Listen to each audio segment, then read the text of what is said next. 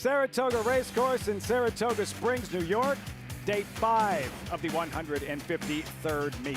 The heavy overnight rain has resulted in a few changes. Stop for now, but the show continues. And besides, this is what matters today. The inaugural New York Thoroughbred Aftercare Day, as we pay tribute to the men and women dedicated to creating better lives for retired thoroughbreds. Like that guy, remember Zebo? Retired New York bred suburban winner, now a stable pony. He'll lead the field for today's featured event, where this filly is slightly favored to beat the boys. Ready AP, 9-5 morning line favorite in the Rick Violette. This race on this day, fitting as we honor and remember a true horseman. Spent a lot of time in that office, did Rick Violette, the New York Thoroughbred Racing Association, as our show is brought to you in part by America's Best Racing. For the love of the race, visit AmericasBestRacing.net today. This is Saratoga Live, just outside the Paddock. I'm Lafitte Pinkai. You remember when you were a kid on a Monday morning, irritated because it was Monday morning, like 5 days of school ahead of you? So whatever that was, this is the polar opposite. All kinds of excitement for the first full week of racing here at Saratoga. So much going on, including the Rick Violette. It's a fun race named after a great man. There's the field. New York bred sprinting 3/4 of a mile. It's early. Race number 4, scratch number 2, Barisi. The filly facing the boys is favorite number 5, Ready AP, 9-5. Morning line favorite, as I welcome in my co-host, New York Racing Association analyst, Andy Serling. Andy, I understand you spent some time on the golf course yesterday. Wingfoot, was it? Yeah, first of all, I want to be clear. I'm irritated every morning, so I want to get that out of the way right away. Yeah, actually, speaking of Aftercare, Anthony Stabile, who some of you may know, is my partner on Talking Horses, the pre-race show here, and I are going to have a miniature golf match for charity for the Thoroughbred Retirement Foundation, actually. And Kirk Wyckoff of Three Diamonds, he volunteered to put up $5,000. And Louis Lazzanero owns the restaurant Nove in town, owns horses, all-around good guy. He's putting up $5,000 as well. And the loser, Louis, will be Anthony's partner on the losing team. And Kirk will be my partner, the winning team. And the losing team will be bringing $5,000 to Thoroughbred Retirement Foundation. It's all for a great cause, as we said. So much going on here. The steeplechase race has been canceled. We have the 9 flat races. New York Thoroughbred Aftercare Day. The main event is the Rick Violette. Andy, for someone newer to the sport, not as familiar with Rick Violette, who was he and why so revered? In a lot of ways, you could say that Rick was everything good about racing. Rick cared as much about racing as anybody you could meet, and he fought for the horses and the people in racing throughout his life. I mean, Rick and I actually met having an argument here at Saratoga 20 years ago and got to be good friends. Rick was an argumentative guy, but he was a very, very bright guy and an incredibly hardworking guy for the benefit of horse racing. And he was the head of NYTHA for many, many years, very much involved in Aftercare as well. And he was an all-around great guy. He really was. To say that he was one of the good guys would be an understatement. He was really a very special guy and somebody that pretty much everybody in racing had touched at one time or another, and often in a bit of an argument with Rick, but always for a positive goal, always to make things better in racing. And that was really Rick's goal, and something he did throughout his year. He was a very worthy adversary, but a great, great friend of horse racing. And he passed away too young, and he's somebody that many, many of us miss every day. You mentioned NYTHA, New York Thoroughbred Horsemen's Association. Rick Violette having passed away in 2018. Tough love is a phrase you often heard associated with Rick Violette. Case in point, this tweet sent from star jockey Jose Ortiz. He said, "He was so tough on me, but I'm grateful. Made me a lot better and tougher. Rest in peace, Rick." And we'll be very proud to share a Rick Violette feature with you later in the show. Meantime, another look at that Rick Violette field, and these 2-year-olds now reduced to a field of 4. These New York breds. Number 5, the filly, Ready AP, 9-5 morning line favorite. Andy, this is a big reason why. Ready AP's debut, this was July 1st at Belmont. Sluggish start for the 3-5 favorite. She did not break particularly sharply in this race, but she was a very facile winner afterwards. But, you know, there's no question the break compromised her, and she ran very well in this race. She's one of those horses that you don't want to get too overly caught up in speed figures with debut runners. But on speed figures, she is demonstratively slower than her competition.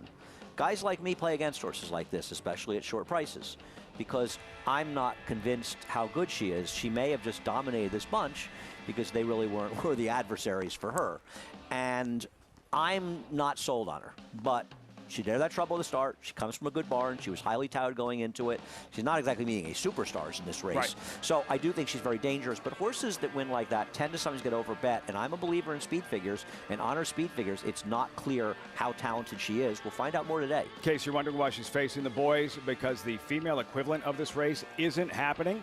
The Stillwater, scheduled for tomorrow, came up light, has been canceled, but trainer Christophe Clement isn't concerned, telling Dave Grenning of the Daily Racing Forum, I think 2-year-old fillies have an edge this time of year. I love her post. Clement adding how much it would mean to win the race named after Rick Violette, Andy. And yeah, sure, it's disappointing that the Stillwater's been canceled, but on the other hand, a chance to see Ready AP take on the boys in what makes for a better race today. No question about it. I mean, you almost wonder, is it possible there's some other trainers who had a couple of the other fillies that were thinking running that race and think, I wish they'd taken a shot in this field. We'll see how things play out. And Christophe, obviously, he's a trainer. He understands these things.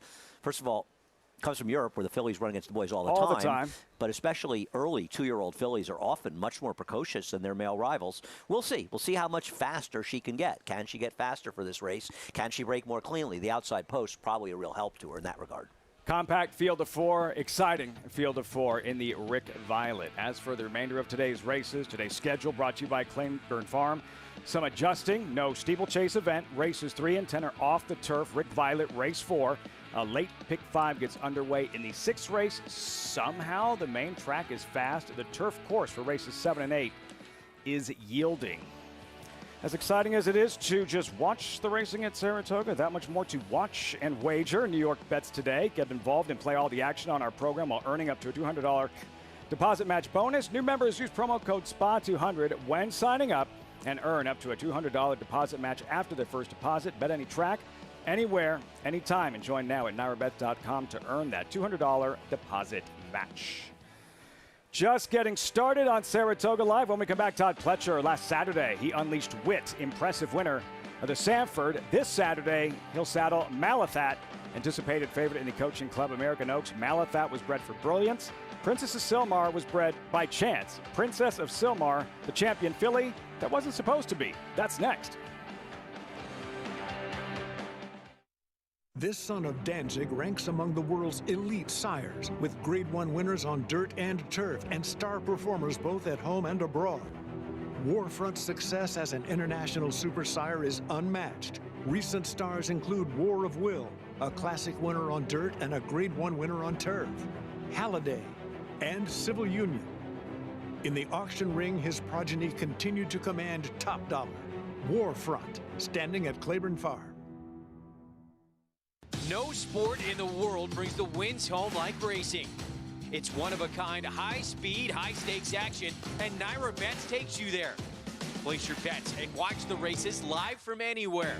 With NYRABets, make easy, secure deposits and promotions every day to earn reward points or cash. Download the NYRABets app or visit NYRABets.com.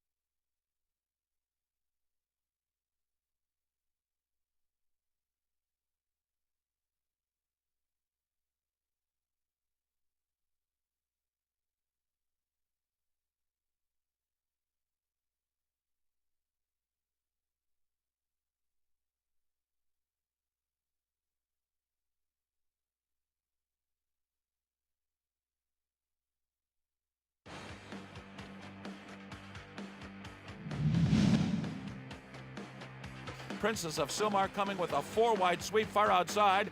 My Happy Face is second as they come to the final furlong. Cure the Moon and Marathon Lady on limited budget, not doing well at all today. They're in the final furlong, and it is Princess of Sylmar.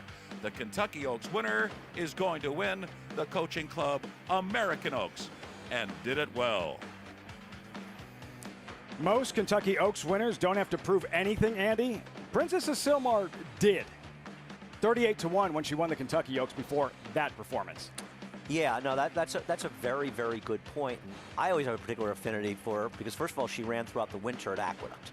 So I always loved horses like her. It's tricky horses that were winter horses that went on to be significant horses. And she had an amazing, amazing year putting together 4 grade ones, actually. She beat Royal Delta, the older horse, back in the Beldame, which was a grade 1 at the time. And also, her owner, Ed Stanko, and his whole family were such terrific people, still terrific people, but so popular around here as well. And her wins in the Coach Club American Oaks and the Alabama were such great celebrations of so much that's great about racing and racing in Saratoga as well. And she was a real sort of rags to riches type horse, and a really terrific filly. I mean, really, really terrific filly. She didn't win the Real Championships because Beholder, winning the Breeders' Cup later in the year, got it. And both of them were incredible fillies. I don't deny. That was one, though, I really wish they could have shared it. Because Beholder was a very deserving winner, but so was Princess of Sylmar. As was Princess of Sylmar. And how she came to be the stuff of Hollywood scripts, Princess of Sylmar, when you consider the type of filly that usually runs in the Grade 1 Coaching Club American Oaks and the Alabama, historically what it takes to win races at that level. It's a combination of elements, but it all goes back to the pedigree, right? Breeding. And for the breeders specifically, figuring out who mom and dad should be is usually the result of some very, very specific planning. And then once in a while, fate does intervene. Princess of Sylmar. We call the house that Princess built. Every day we walk in, it all comes back every single day. Storm Dixie's first race was here at Saratoga, and that was the only race she ever won. 1 for 10. We got her appraised for about $20,000. I said, Todd, I think we're going to breed her. We have nothing to lose. We're not breeders. We're not commercial breeders. What else are we going to do? The markets are low. And so we decided to breed her. We found the ideal candidate for her was to go to Grand Slam. I'm in the office back in New Jersey, and I get a call, 8 o'clock in the morning. Ed, we have a problem. Grand Slam got kicked the night before, has no interest in your mare. None. I go, well, what do I do? They said, well, we've got this young one, Majestic Warrior. Don't worry, he'll be good. I said, but he's a freshman sire. There's no numbers. I said, how long do I have to decide? I got to call my partners. You got about 10 minutes. I said, well, why don't we just do it? She's born on Sylmar Farm. And then it came time to name her. We couldn't come up with a name. Why don't we name her Princess Sylmar? So Ronnie Houghton says to Betsy Houghton, how can you name her that? My God, what if she's not good? She went up to Todd in June of 2012 as a 2-year-old. I said, Todd, she's a PA bred, let's teach her to win. That's what they said in the Seabiscuit movie. What did I know? The first horse I ever bred, let's teach her to win. There's 70 yards to go, and Princess of Sylmar has won it handily. We brought her up to New York, and we went in an allowance race in December. She won by 7 lengths. And before I got out of the parking lot, I started getting the offers. It was unbelievable. Then we went on, we won the Busanda, and she won that by another 5 lengths. The offer for her at the time was $500,000. I just didn't even think about it. And then Todd called back the next day and said, now they want to offer you $600,000 for her. And I said, Todd, it sounds like a pretty good deal. And Todd said, if she can stay healthy and she goes on to win a big race, and I think she can, will you be able to live with that the rest of your life? And I said, forget it, we're never going to sell her. Close hatches beat us in a gazelle. Princess came in, I think lost by about 3 lengths. I said, well, I don't think we should look at Kentucky Oaks. Todd said, no, we'll ship her. You know, a horse like this, that's what you do. You go to Kentucky, we'll ship her, and we'll see what we think. So now we're down in the paddock, it's race time. She's 38-1, and I go, Todd, do we really belong here? Todd goes, Ed, there's going to be speed. She comes from behind. We'll be okay. Princess of Sylmar and Mike Smith with a huge upset chance on the far outside. They're coming to the finish, and Princess of Sylmar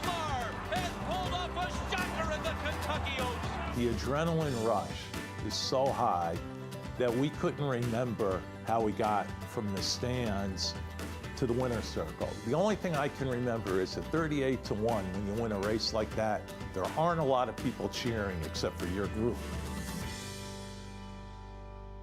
Our target race was always the Alabama.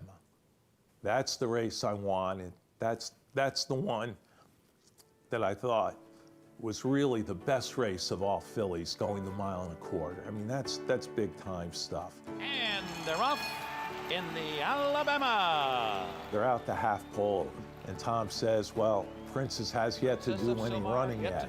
And then coming around the turn, Tom Durkin goes, you know, here she goes, picked them off, 1, 2, 3. And the place exploded. They're coming down to the line. Princess of Sylmar ran like a champion this afternoon. It was incredible. I tell people, you get a glimpse of perfection. You know, my whole dream since I was 8 was to saddle a horse at Saratoga, and then to go on and do this. It makes you humble. I remember my son Randy saying, Dad, she's #1. She's #1 in the world. My God, how'd that happen? His voice cracks. It makes your voice crack. Eddie Stanko, his purple, King of Prussia stable colors. Andy, there are racing fans today somewhere because of that story. No question about it. I mean, this is a story that says anybody could have a horse like this, because she doesn't have this, you know, $1 million pedigree. She didn't cost a huge amount at the sales. It's a homebred for them. It's really an incredible story. And it says to anybody that gets involved in the game, you too could have a horse that wins races like the Kentucky Oaks, the Alabama. The Alabama is one of the oldest and most historic races in the country, and in the world, actually. And for that filly to have done it says it's possible. It's not easy, but it's possible. And I think the excitement generated by that horse and the connections as well, Ed Stanko and his family, was remarkable. It was a, you know, we tell stories in racings, and sometimes I kind of roll my eyes. Not at that story. That story was a genuinely great story and an easy story to tell. Good people and a good horse. The house that Princess of Sylmar built, says Ed Stanko. As for a trainer, Todd Pletcher, the damage that he's done over the years in the Grade 1 coaching club, American Oaks, racked up an 8th Sanford win last week. Looking to do the same in the coaching club. American Oaks, 7 wins from 2001 to 2015. Princess of Sylmar, Stop Charging Maria, both swept the coaching club, American Oaks and Alabama. So could this filly be next? Malathot, and no fairy tale storybook ending here. So why watch? Because she's an awesome undefeated Kentucky Oaks winner, Andy. That's why. Absolutely agree. She is one of these horses that just in the Demoiselle and in the Ashland, she was beaten. Mm-hmm. She was no way she was getting by the horses and finishing second there. And she just kept finding more and grinding it out and beating good horses and doing it. And Search Results, who came back to win the Grade 1 Acorns, a very good horse. I'm very close to connections of Search Results, and I was with them at the Kentucky Oaks. And obviously it was a very tough beat. But, you know, once we sat down to dinner not that long after, you realized, we lost to a better horse. You know, it's not like she had a good trip. Didn't break. Malathot did not break, and John Velasquez immediately got her into the race, and the credit to Malathot is that she's a horse that easily took him into the race as well. If he had not reacted quickly like he did, and she hadn't been able to get in that position, she would never have won this race, and Search Results would have won. Malathot ran the better race, not by a lot, but by enough. She's a terrific horse. She's undefeated. She's going to be an overwhelming favorite in the CCA Oaks, and I'm a guy who likes to bet my money in races, but I also love this game, and it's always great to see horses like Malathot. Looking forward to that race a great deal. We thought we might see her do the rags to riches combination from the Belmont Stakes, from the Oaks to the Belmont Stakes. We didn't see it. Rick Nichols, general manager of Shadwell, said she was a little light after the Kentucky Oaks. She has that big frame and wanted to give her some time to fill out. So as of right now, the plan is Coaching Club American Oaks, the Alabama, and eventually the Breeders' Cup. But as Andy said, as heavy of a favorite as she might be, this is horse racing, and it's the Grade 1 Coaching Club American Oaks. Really good fillies are going to show up, including this one. Beautifully bred Stone Street filly, Clariere, Andy, needs to break better than she did in the Mother Goose if she's going to have a shot at Malathon. I don't disagree. Now, it's not an issue she's had in prior races, so I don't think it's something you have to be overly concerned. You have to be concerned with every horse and hope they break in races. I mean, the break is always the most important part. And when you think how this race was controlled in the front end at a very slow pace, she ran extremely well in here. And she's obviously got to make up a lot of ground on Malathon. Malathon easily beat her in the Kentucky Oaks. But she didn't run badly in this race, and maybe she could take a step forward for Steve Asmussen. But she'll have to really take a step forward for it to happen. And the Coaching Club American Oaks is one of those races with just another one of those races with incredible history. It actually was the only classic race, I believe, besides the 3 Triple Crown races, for whatever that is. And it was a 1.5 miles for many, many years at Belmont Park. And it's also the last race that Ruffian ever won. Oh, the great, immortal Ruffian. Shadwell, another Shadwell filly defeating Clariere on that afternoon. Clariere, beautifully bred by 2-time Horse of the Year Curlin, out of multiple Grade 1 winner cavorting. Hasn't won since the Rachel Alexandra. She'll have another shot at Malathon in Saturday's Grade 1 Coaching Club American Oaks. Week 2 stakes schedule. It's stellar, as expected. Rick Violette today. First Grade 1 steeplechase event of the season scheduled for tomorrow. Fingers crossed. A.P. Smithwick Memorial. Chad Brown running 4 in Friday's Lake George. The Caress on the undercard of the Coaching Club American Oaks. And the Chuvie on Sunday. How good was Latruska in last year's edition? And awesome. The Chuvie was one of the all-time greatest horses, a 2-time winner of the Diana, as a matter of fact. And that Lake George on Friday, there's 4 Chad Browns. This is not 4 Chad Browns and nobody else. It's actually a sensational race. We'll preview a little bit later on the Lake George, creeping closer to post time for the second race, first flat race of the afternoon, with the steeplechase event canceled earlier this afternoon. When we come back, last summer's riding champ came out guns blazing. Opening week, Irad Ortiz, 8 wins so far, won the first race of the meet. Now trying to win the first race of week 2 aboard Democratic Values. That's next. Great to have you with us on Saratoga Live. The ultimate accolade for a racehorse is to be named Horse of the Year. To be enshrined to the Hall of Fame is to achieve immortality. As a stallion, genetic immortality is defined in 2 words: breed shaper, plain and simple. 2-time Horse of the Year and Hall of Fame inductee, Curlin, is just that. Breed shaper, Curlin, the classic sire. It's America's original sport, and no one covers it better than americasbestracing.net. From the sport to the lifestyle, the best races, horses, and destination venues, cocktails, gambling, fashion, and more. americasbestracing.net is a sport for you.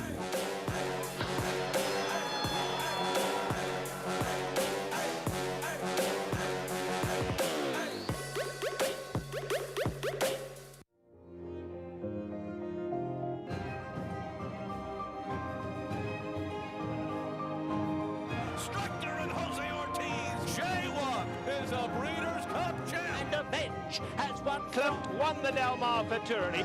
Too close to goal! It is Practical Joke in the preservation. And here she comes. Holiday with a front.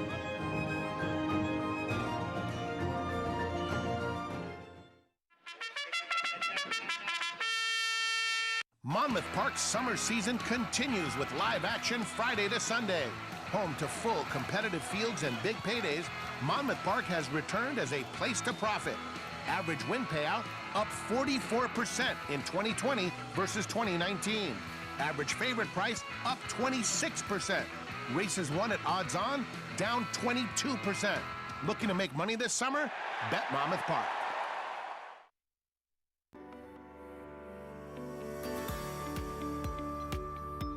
Welcome to McMahon Thoroughbreds. I'm Joe McMahon. This is my wife, Ann. We're the proprietors of the McMahon Thoroughbred Farm. We've been here for 50 years. This farm here was 88 acres back then. It's now over 800 acres. McMahon Thoroughbreds is the birthplace of Funnyside, the winner of the 2003 Kentucky Derby, and Preakness. This area has become popular for horse farms because of its proximity to the Saratoga racetrack and the sales, to the extent that now we have 4 major horse farms right within a few miles of here. There's Mill Creek Farm, there's Rick Burke's Irish Hill Farm, there's Quest Royal North, as well as McMahon Thoroughbreds. Probably more importantly than those large farms, there's lots of mom and pop farms with 1 or 2 mares in the backyard.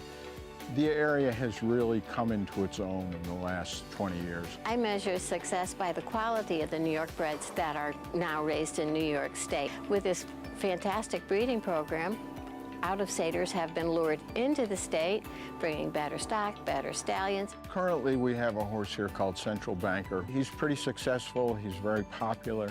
We're getting a much better product to race in New York.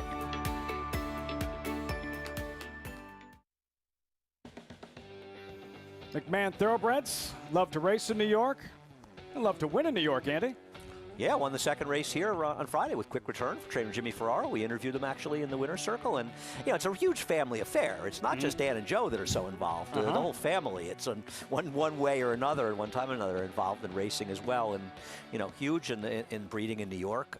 Central Banker, you know, he's a top sire, incredible sire, son of Spicetown.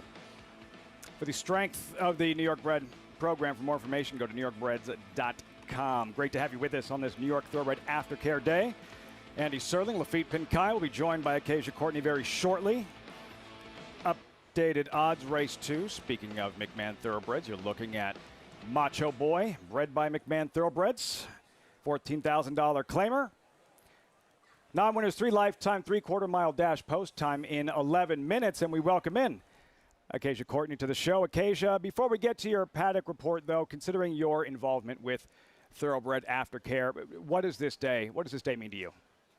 Oh, thanks, Lafitte. It's such a special day, and I'm so proud that we do get a chance to highlight Aftercare and those ex-race horses who have been able to transition into new careers. They are just such willing and adaptable animals, having worked hands-on with so many, going to become dressage horses or show horses. My mom and I run an organization called Racing for Home, which does rehabilitate, rehome, and retrain ex-race horses. And these animals have really given me the world, and I love being able to see them going into new careers. It's a labor of love for sure. So today I take my hat off and salute all of those fighting a good fight and looking after these horses who give us so much here on the racetrack. But looking at this race coming up, we'll talk about the 2 logical ones, starting with the number 4 for Rudy Rodriguez, and that is Democratic Values. He's a horse that I've always preferred going a little bit shorter, as he's never really grown taller, grown up too much. Now he is a 4-year-old. He's kind of a stouter, smaller type, and so I think that the turn back in distance, as well as the return to the main track, should suit him well. More than anything, the drop in class should really suit him well. The only main concern I've had is that he's been very quiet here in the paddock, quiet coming in and while being saddled up. For a turn back and sprint, I do like to see a little bit more energy, but he will certainly have that stamina, having gone longer distances in the last couple. Different situation with the 6 Copa, who turns back in distance and is very sharp today. While I've never seen him in person, I have actually covered a couple of his races for Churchill Downs, probably sitting next to Andy Serling doing that. And I've noticed in his races and from some of those notes that I've had that he's the type that can be a little bit erratic in his races and maybe pre-race as well. So they add blinkers on today, a pretty big cup on him. And I'm hoping that those will add a little bit more focus, especially to channel that energy that he has today. I think he's a major player in this spot. Second off the claim for Robertino Diodoro. Lafitte? At 2-1, Acacia. See about that. Focused. How can Copa channel that energy getting ready? A serious contender for this second race at Saratoga. That's the scene I think, Andy, I missed most last year. Every time we'd see the horses leaving the paddock going onto the front side, they go through that gauntlet here. You're accustomed to seeing the fans 5, 6, 7 deep, and that was the constant reminder of what felt different most visually, seeing that shot and not seeing the fans last year. And great to have him back, and that energy we're feeling even on a Wednesday. No, we were just talking about how Saratoga has sort of always been the August place to be, when the crowds always expand as soon as we hit August. And here it is, just the second week and a Wednesday, and normally it could be kind of quiet a day like today, though it's a very nice day. It's jam-packed here. Weather was a question. poured all night. It was like scattered all. Really good crowd here for day 5 of the 2021 Saratoga meet. Post parade for the second. You're looking at Larceny. Ricardo Santana won 4 races opening week. This would be a first for a trainer not named Steve Asmussen. Expand on this after the post parade, but he's my top choice in this race. He gets back to the dirt, which is his preferred surface, and I think he has a chance against a couple of suspect short prices. Macho Boy, Diana winning jockey Manny Franco aboard. Manny Franco has to send this one in the lead. It's a much tougher spot than he met last time when he got his second career win. Number 3, Frosted Indian. Eric Cancel, 1 for 19 opening week. There he is. Cleaner start would help today. Yeah, he should be sitting behind Macho Boy and Copa in the early stage in this race. He would have to improve as he drops down, making his second start for trainer Linda Rice. Favored, Democratic Values, only he wants a $475,000 purchase. Not all first-rounders pan out. It happens. His fast race 3 back would win this, but he did it on a gold rail at Aqueduct. In his next 2 races, one, though, on the turf, were subpar, but he is still the horse to beat. That's Copa. Only 1 race since he was claimed, since Robertino Diodoro, who owned and trained the first winner of the meet. He's got a couple races that would beat these, and his other races would not. Second off the claim, drops down significantly of a very poor performance. 9-5, co-favorite. There's Mission Wrap It Up, the New York bred, winless in 7 starts this year. Showed some promise for Chad Brown, but since being claimed away, his form has dissipated. He hasn't run that badly for Bruce Brown on the turf. We'll see if he can step forward and run some of those good races, which would be good enough to give him a chance. We'll see in moments away from this second race, Saratoga, moments away from the start of the Saratoga Showdown, where you can play against your friends, some that aren't your friends, fellow fans, with the Showdown. Free to enter handicapping contests following the New York racing. On our program, you place your picks now and watch your name climb the leaderboard to earn real prizes. Visit NYRA.com/showdown to get started.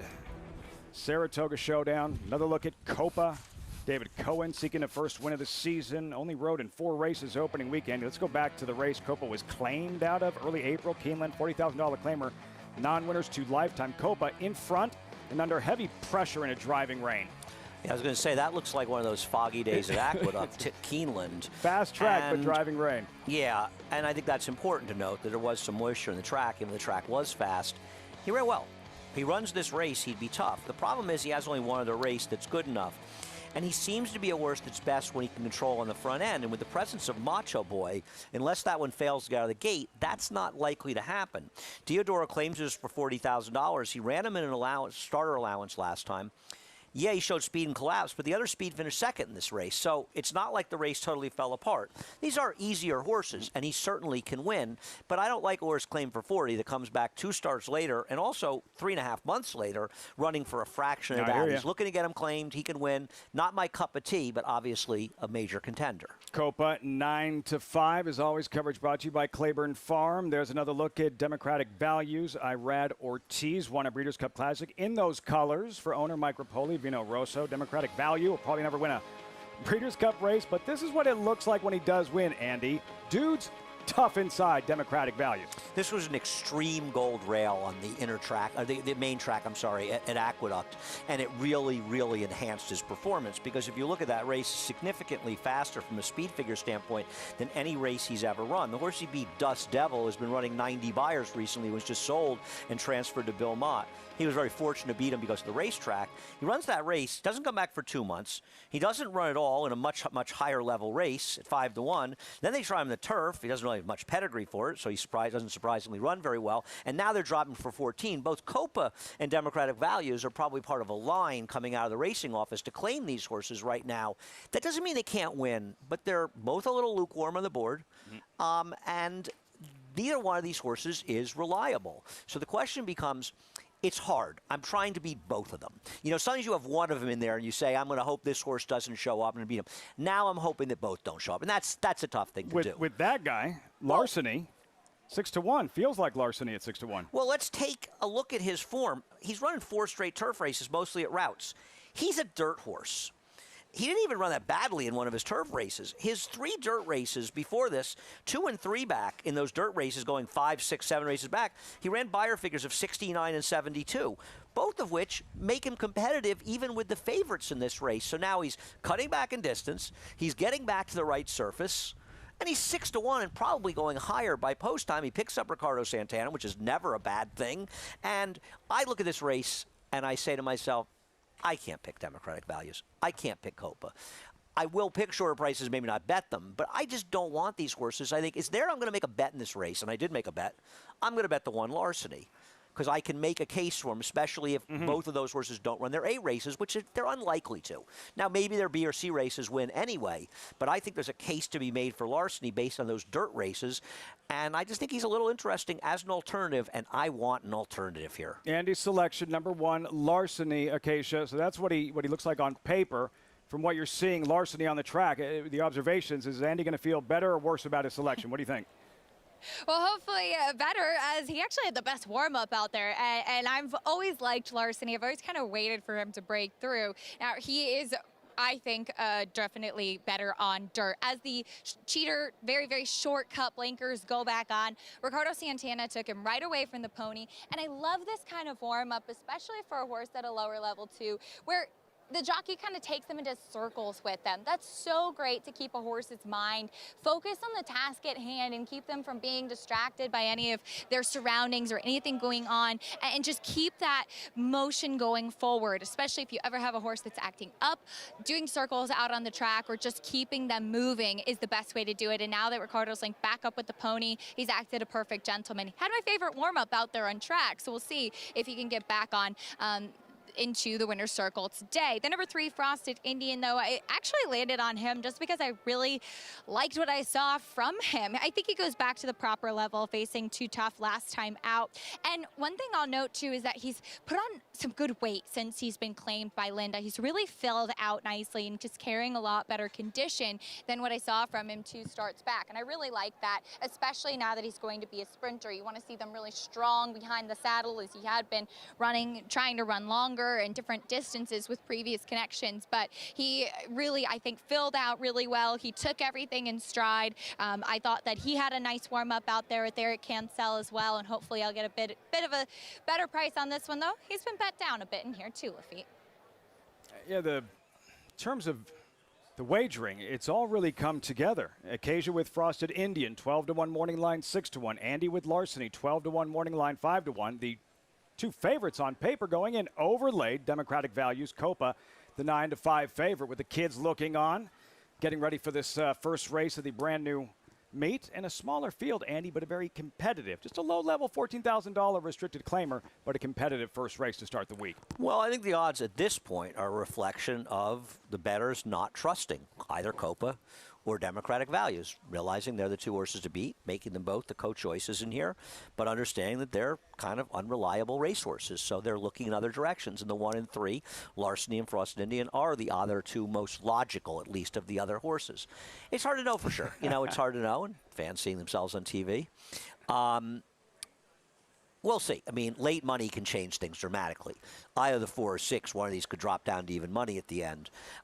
We see that quite often with the late flashes. So that'll change things dramatically. Whether or not it matters in the racetrack remains to be seen. Gearing up for this first race of the week, race number 2, that steeplechase event with all the rain last night canceled. Look forward to the Grade 1 AP Smithwick tomorrow right here at Saratoga. And this $14,000 claimer. First leg of this early pick 5, pool up over $470,000. Andy, somebody just turned on the TV. They're watching the Saratoga racing. They hear us discussing the pick 5. Why is this one of the better wagers in racing? Every spot you get disperses the takeout even more. It's a low takeout bet in this particular case, so that makes it even more favorable to the players. I've never watched a race. What did that mean? And it means that we take money out of every bet that's made here at the racetrack. And in the pick 5, we take 15% out. And that's a very low takeout relative to other takeouts. And so you're not picking winners at the racetrack. You're trying to be smarter than the other people at the track. The lower the takeout, the less smart you necessarily have to be. You still need to do some pretty smart things to win at the racetrack, but that's why it's so satisfying to win at the track. That's why Mr. Serling has been at Saratoga. This opening day was your 46th? Yeah, this is 1975 was my first opening day. I didn't go to opening day in 74. I walked in here, I looked around and said, oh, you put your money up and they give you more money back? This works. This will work. We'll see how it all pans out in this opener. Race 2, actually. Acacia going with number 3, Frosted Giant. Andy with Larceny. It is post time. Race 2, Saratoga, the voice of New York racing. John Embrial standing by.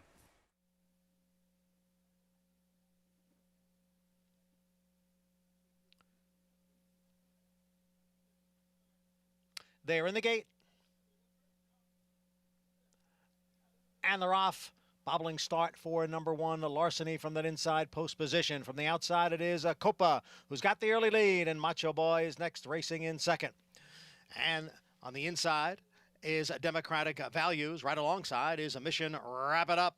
Then it's a break of 3 back to Frosted Indian, and Larceny is the trailer in 6th. Copa takes the field into the far turn, leads here by a little more than 2 after an opening quarter mile in 22 and 2/5 seconds. Copa on top. Macho Boy is in pursuit in second. And on the inside is Mission Wrap It Up in third. Democratic Values is dropping back, past there on the outside by Frosted Indian. Larceny continues to trail. It is Copa now with a 3-length lead as they hit the top of the stretch. Then it's Mission Wrap It Up. Frosted Indians on the outside, followed by Macho Boy, Democratic Values, and Larceny. Copa ran the half in 45 and 2/5 seconds, and Copa has built a 6-length lead. Frosted Indian has moved into second. And then on the outside, it is Democratic Values. But it will be Copa to get things started on a Wednesday at Saratoga. Just too much Copa. Sire won the 2015 Woodward here. Liam's Map. Robertino Diodoro saddled and owned the winner of race 1 opening day. First win of the meet for jockey David Cohen. Copa in the second at the Spa.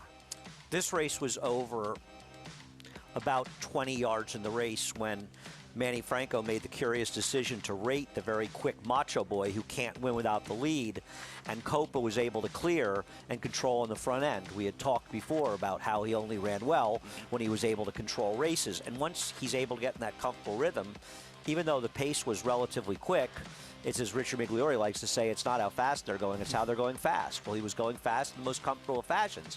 So you knew the race was over when that happened. My horse Larceny might have been second if he hadn't fallen on his face coming out of the gate, but that's horse racing, and that happens sometimes. Nobody else was competitive in here. Copa was basically gifted the race when the 2 didn't go, and he made the most of it.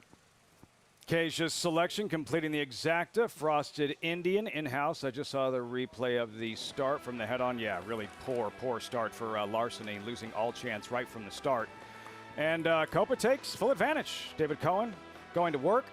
Copa responds. 3rd lifetime win. He's a big fan of his stallion, of his sire, Liam's Map. Ah, Liam's Big Map. fan. Well, Liam's Map is one of those horses that's in that discussion of great losing efforts in big races. Not to diminish Honor Code, who was a tremendous horse, and his win in the Whitney was one of the most thrilling wins I've ever seen, but Liam's Maps, and we'll see the start, they had on the start for the number 1, Larceny, and you go down like that, it just takes him out of their rhythm. He wasn't winning. He could have maybe finished second, but he was never winning this race anyway. But Liam's Maps effort in that Whitney, when he cut out those incredibly fast fractions, and Mike Smith, that's one thing I love about Mike Smith. He does not get in the way of his horses. If he's riding a speed, he lets them go fast. And believe it or not, horses can actually go fast on the front end and still finish. It's something that they're very rarely allowed to do anymore because everybody grabs out of the gate. But Liam's Map put in an old-fashioned, just brilliant performance, and while he lost the Whitney, he ran heroically, and it was one of those incredibly memorable big races at Saratoga. Breeders' Cup Dirt Mile winner, Liam's Map. Nobody saying Copa is Liam's Map, but a sharp performance on this afternoon. 6-3, 4-1 results when we come back. Also, much more on this important day of recognition. New York Thoroughbred Aftercare Day. The point, every retired thoroughbred deserves a home, can serve a purpose. As an industry, this is our responsibility and the theme and focal point of this day 5 of racing at Saratoga.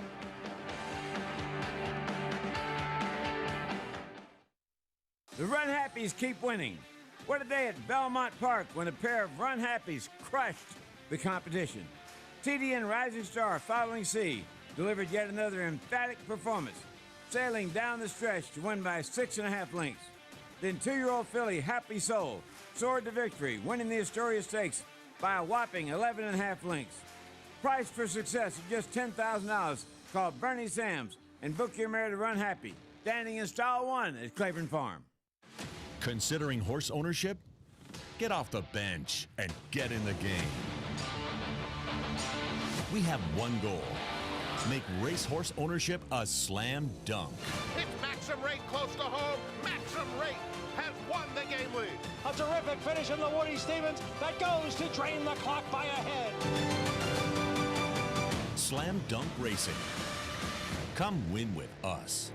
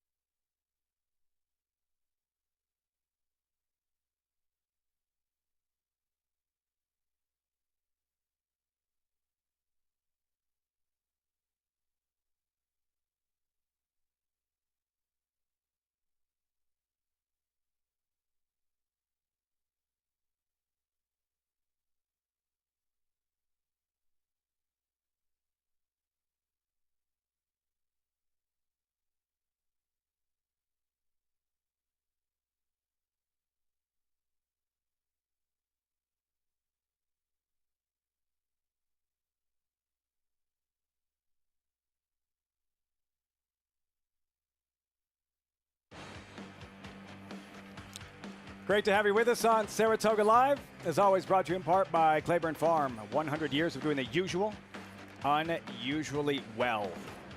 Andy's going to have better luck the rest of the day. Larceny, who he liked on the inside, stumbles. Leaving the gate, hurts his chances. Copa breaks much better. David Cohen hits the accelerator.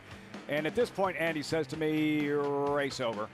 Turning for home, Copa, loaded, re-brakes, goes about his business. Yeah, you listen, and to be fair, he may well have just been the best horse in the race. Sure. Anyway. Clearly Democratic values. He didn't run at all. He was a completely ineffective third year, never really a factor in the race, as John and Brielle noted during the call. But when you let a horse that may be the best horse in the race get in his comfort zone like that, and it's, as Richie says, and I don't want to keep reiterating it, it's not how fast you're going, it's how you're going fast, and that's a classic example of that. He's just cruising along as happy as he can be on the front end on a track that's pretty glib after the rain we got. That's a pretty quick time. Andy and I learned during the break, we share something in common. Liam's map love. We could have like a 3-hour documentary just discussing the conversation and career of Liam's map, and the point being that what that Breeders' Cup Classic could have been in 2015 had Beholder been there, had California Chrome been there, had Liam's map been there facing American Pharoah. But we digress because of what this day is all about. We spend a lot of time talking about the history of the sport, horses that we fell in love with, horses that made fans of all of us. And the fact is, many of those, sure, they go on to lengthy breeding careers, Andy, but many of them don't. And that's what today is all about, honoring the organizations dedicated to the cause of thoroughbred aftercare. Yeah, I mean, it's the horses, right? I mean, it's the hard work of a lot of people in the backstretch in racing that work with the horses. But without the horses, you and I might actually have to work for a living. And terrifying. Think of how much enjoyment. Think of the big crowd here in Saratoga, the crowds every day, crowds at Del Mar, crowds all around the country. How much pleasure we get because of the horses. And you have to take care of those that take such good care of you. And celebrating the organizations, the men and women dedicated to thoroughbred aftercare. For more on the cause, for more on today's activities, we check in with Acacia Courtney with more on this New York Thoroughbred Aftercare Day. Acacia standing by in the paddock.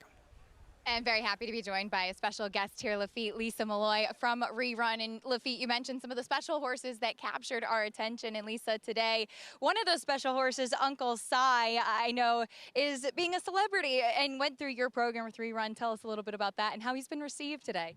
Uncle Si is just a legend in his own right. We brought him out here today to do a meet and greet, and there was a line of people. He never had a break. He took it all in his stride.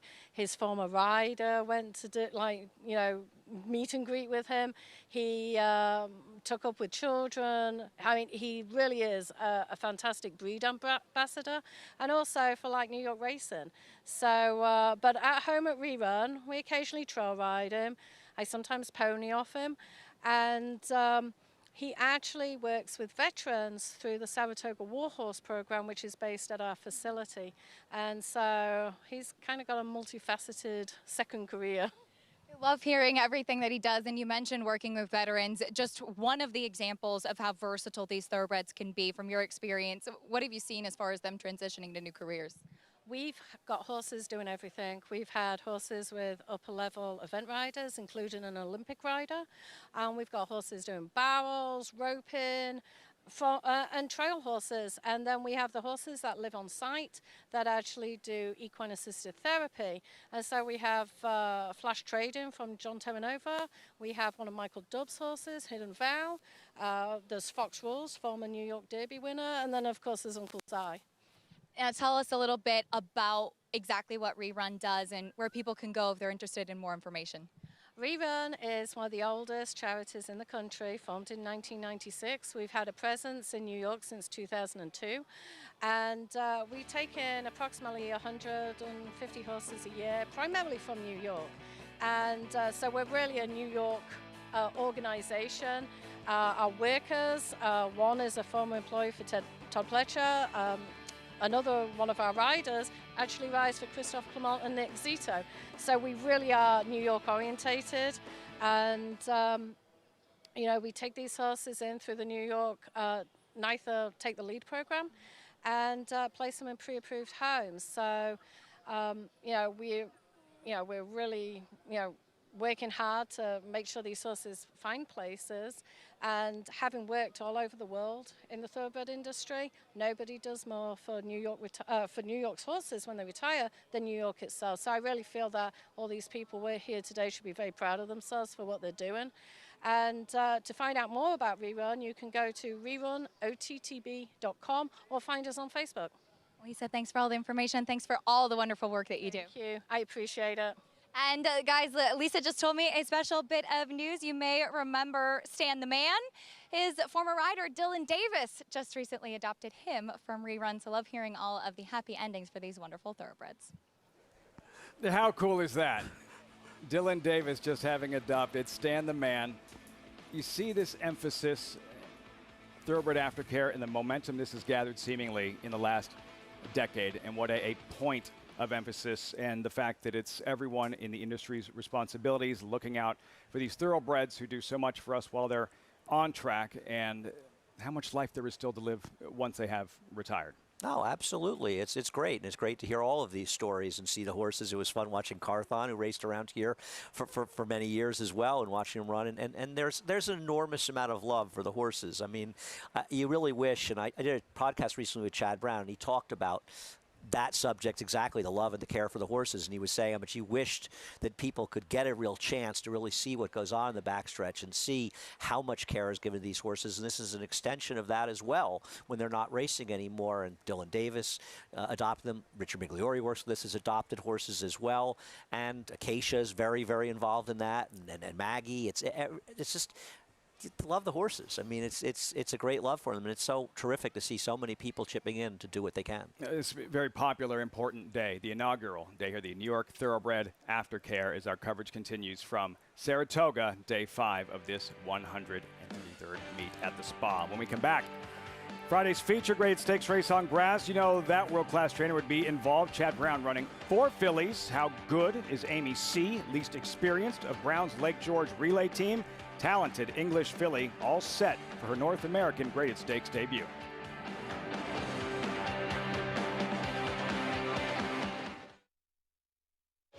What constitutes a great sire? Results.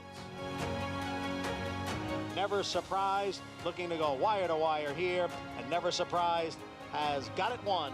Versatility. 'Tis the law. He's left the others behind. 'tis the law. A foundation for the future. Olympic runner for the lead. Venezuelan hug. Wait! Venezuelan hug! Venezuelan hug shook free.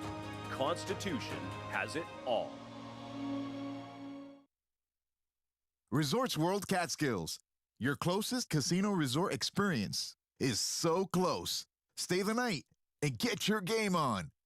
Play live table games or thousands of slots. Resorts World Catskills.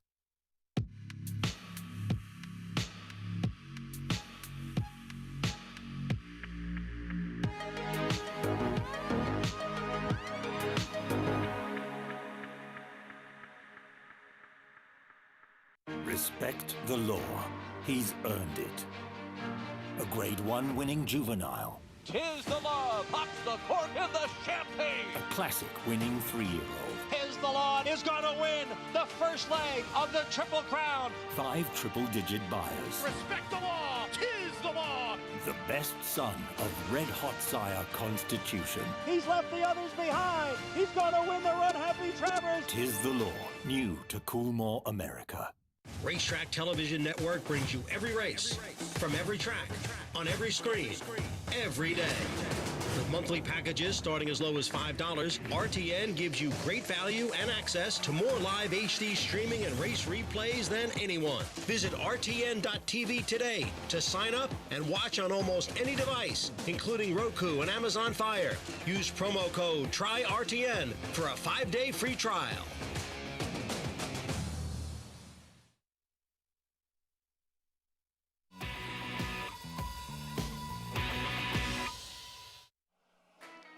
And they're off at Saratoga. And they all came away to a good beginning with the favorite Golden Pal grabbing the early lead. Golden Pal leads by 2. Golden Pal was impressive here at Saratoga last year, and he's very impressive again today. And now from the rail, there goes Pretty Birdie. Pretty Birdie has the lead and quickly opens up here. Pretty Birdie's in front by 3 lengths. And it is Pretty Birdie in front here, 2.5 lengths. It is Pretty Birdie, jockey Louis Saez, wearing the colors of the Mary Lou Whitney stables. Rinaldi and Value Proposition, those two go out for the lead. It is still Rinaldi, the leader here. It's Rinaldi by 3/4 of a length. It is Rinaldi looking for a front-running score in the Forbidden Apple, and he's got it. Witt is down on the inside in 5th. On the move in 4th, then Cavode in 5th. Witt is down on the inside in 6th. It is Trust Our Journey, but here is Witt now on the outside, and Witt has taken over the lead here. It is Witt the leader, headline report in 2nd, and it will be Witt to win the 106th running of the Sanford Stakes, and they're off in the Grade 1 Diana Stakes. La Signate broke well from the inside, but there is Summer Romance now moving up to take the lead. And it is Summer Romance setting the pace here, tracked by Longshot Vigilante's way on the outside. Harvey's Little Girl on the far outside in 4th. Then comes Altica as the field comes into the stretch. Harvey's Little Girl on the outside is Altica. Here's stablemate Altica driving up on the outside. Altica has taken over. Summer Romance is 2nd. It is Altica and Manny Franco. Manny, we saw you last year winning the Grade 1 Travers. No fans here. Now you got fans. You're beaming ear to ear. And I'm glad we got the fans back because that's the energy, you know. You like to win here when you saw all the crowd in the stand. You just want to win, hungry. From Golden Pal's blinding speed, the Whitney colors in the Schuylerville Winner's Circle, Althika, Witt on Saturday. The fans return, Andy, and they were not disappointed. No, I mean, you get Mary Lou Whitney winning the historic Schuylerville on opening day, along with a Breeders' Cup winner coming back to win, and Rinaldi winning a popular win for James Bond and his family. Witt, a very exciting 2-year-old. Althika in a rematch, essentially, of the Just a Game, and seeing Manny Franco get the win. And then we rained off for the Coronation Cup, but it was still a fun day here on Sunday. It was just a great start to a Saratoga meeting that's going to be absolutely phenomenal throughout. And a couple of brief showers, but I was looking at the radar, expected to be minor showers, nothing of any consequence. Raining a little bit right now here in Saratoga Springs. So opening week to remember with the fans back. This week, the first flat graded stakes race of the week on Friday, the Lake George for 3-year-old fillies, 26 running. Field looks like that. 3-year-old fillies running a mile on the inner turf course. We'll get to Brown's 16-legged army in a moment. Let's start with number 7 and 9, Toby's Heart, Navratilova, Andy. Last seen in the final race of the Churchill meet, stirring addition to the Tepid. And Toby's Heart was brilliant as a sprinter last year. She broke slowly in this race, and that's particularly important to note because Navratilova was able to just loaf along on the front end, wire the field. Now Navratilova's got a deal with Jouster in here for Todd Pletcher. Toby's Heart got the exact wrong trip for a turf race. You see in those pink silks. She was 3 wide the entire running of the race, at least, if not wider at different points.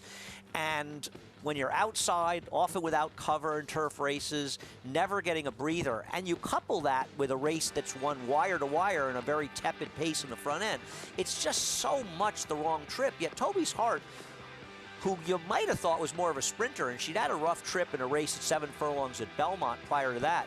I was very, very impressed with this effort. Now, I was surprised to see David Aragona, the great morning line maker here, has her at 10-1, and I respect David's opinion, but I think she's a lot better than a 10-1 shot, and if you're going against the Chad Brown machine, she, to me, is the likeliest winner.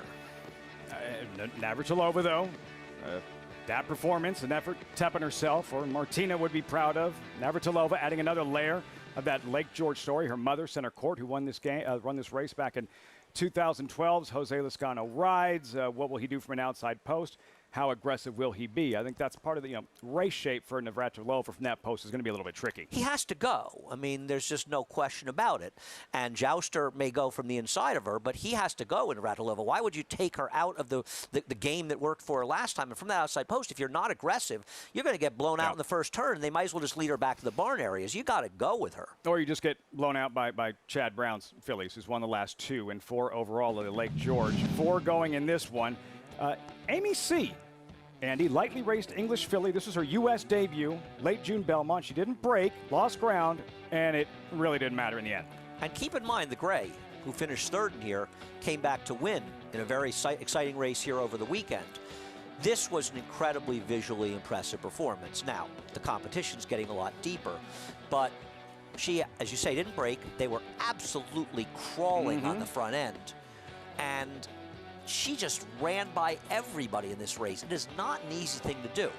Now, she's got to run at least that well, if not better, in her second start coming from Europe, and that's always a question. She was very, very good, and she's one of the players in this race. Yeah, powerhouse ownership.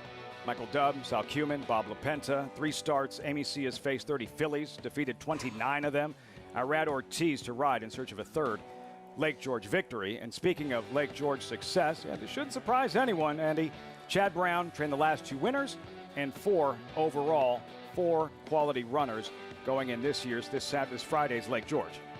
Oh, okay. Must have been the Lake Placid last year. I thought he won this race last year with Selflessly. A lot of lakes up at Saratoga. Have to look that up. Regal Glory was part of a 3-horse field, all trained by Chad Brown. Miss McDougal was a very, very nice runner, owned by the Warrens, I believe, to own St. Liam. It all comes back to St. Liam. How do you think the handicappers handle the Brown fillies? Who do you think takes most money? Who do you think might get ignored to a certain extent, relatively speaking? I think the one on the outside, Manow will probably, right? And she was a very unlucky loser to the horse that drew the 2 post in this race. In her last race, she got blind switched in the stretch. Outside post, tougher spot. Technical analysis is the interesting one. A European bought in Tattersalls for Clarvich Stables as well. And she had run very, very well with a good trip in her return race after breaking her maiden at Aqueduct. And she had a ridiculous trip in the Wonder Again, the prep race for the Belmont Oaks. She's a better horse, and she might be better to mile. Can she work out a trip in here? I think she's the most likely the Chad Brown runners in the race, but it's close. Amy C, very dangerous. Really, all of them are live. 26 running of the Lake George Race 9 on Friday. We'll have it for you right here on Saratoga Live. As for Chad Brown, well, he's represented in this upcoming 3rd race at the Spa. Coalition Building pictured, currently 6-5, $75,000 maiden claimer. Off the turf on the main track, there is the field updated odds. Andy, you said this race is kind of impossible. Well, there's absolutely no dirt for him to go on of any kind, really. I mean, Coalition Building's never been in the dirt. Peace Be the Journey's never been in the dirt. The 4 is a first-time starter. The 7 has been in the dirt just as woefully slow in general. And by the 8 and 9 haven't been on the dirt. So it's very, very hard to handicap. Probably the one that has a good pedigree maybe is Evie Jetson. The outside is a half-to horse that could handle the dirt. I mean, Coalition Building can win, but is a terrible favorite, all things considered, because you have no way if she'll handle it. I guess with Peace Be the Journey, just hoping she's the controlling speed. Controlling speed. We'll see how the race unfolds. Peace Be the Journey, number 5, 4-1. But as Andy mentioned, Coalition Building favored 6-5. Acacia, what are you seeing in the paddock? Well, she will try the dirt for the first time, as Andy mentioned, and I'd always thought she has kind of that smaller, feminine type and a little bit of a lighter frame, which typically does lend itself to handling the turf a little bit better. She's super, super fit, beautifully turned out, great in her coat, as you would always expect from a Chad Brown trainee. She also has that kind of flatter, pancake-like hoof, which, again, you would look for on the turf. Now, the dam was 0 for 2 trying the dirt. She has only ever run against maiden special weight companies. She is the first full. The big question is if she can handle it. She certainly does have the ability. She's done nothing wrong here in the preliminaries. I do wonder at a short price, though, trying something for the first time. One who has run on the dirt before, though not well, is number 2, Wow. She does have the pedigree on the bottom side to suggest that she should like the dirt. She is the half-sister to multiple graded stakes place Manny Wah, who ran in last year's Breeders' Cup Dirt Mile, has won sprinting and both going a distance of ground on the main track, and he's a dirt horse. She looks like she could go either way, to be honest. One thing that I do like is that she's very, very well muscled. She was a little bit tricky when they were tacking her up as they saddled her outside of the saddling stalls, as Mark Hennick's team typically does. She was a little bit quirky during that, but she really calmed down nicely once they got the tack on, and it was kind of like, okay, I know it's game time now. The number 8 in here for Wesley Ward is a main track only, Blue Lily, though she's by American Pharoah, who has been a good turf influence, and yet she's out of a mare who's a good dirt sprinter, and both of the siblings did win on both surfaces. She looks like she can handle the mile in an 8, though. She is a beautiful, leggy type of filly. She's really put together in a lovely way, and I find it interesting that she was entered main track only to run on the dirt. She looks like she can handle the dirt without any problem. She was a rare kind of Wesley Ward firster that didn't wear blinkers and didn't show any speed. So I'm wondering if that will lend itself to her liking going a distance of ground on the main track, as she is accompanied by Wesley's pony, Strike the Tiger, his very first winner at Royal Ascot, who will often accompany his runners in the afternoon. And she's been a perfect lady throughout all the preliminaries here. Lafitte? Being ponied by Strike the Tiger. How cool is that? Blue Lily for Wesley Ward. The leg up, jockey Dylan Davis, as Acacia mentioned earlier, adopting Stan the Man. Yeah. And one of these great stories on New York Thoroughbred. Yeah, that's a great story. Stan the Man, for those not familiar, was a very, very good stakes performer for John Terranova, who's running as recently as, I think, the Belmont meeting actually ran a really nice horse, and that's very cool.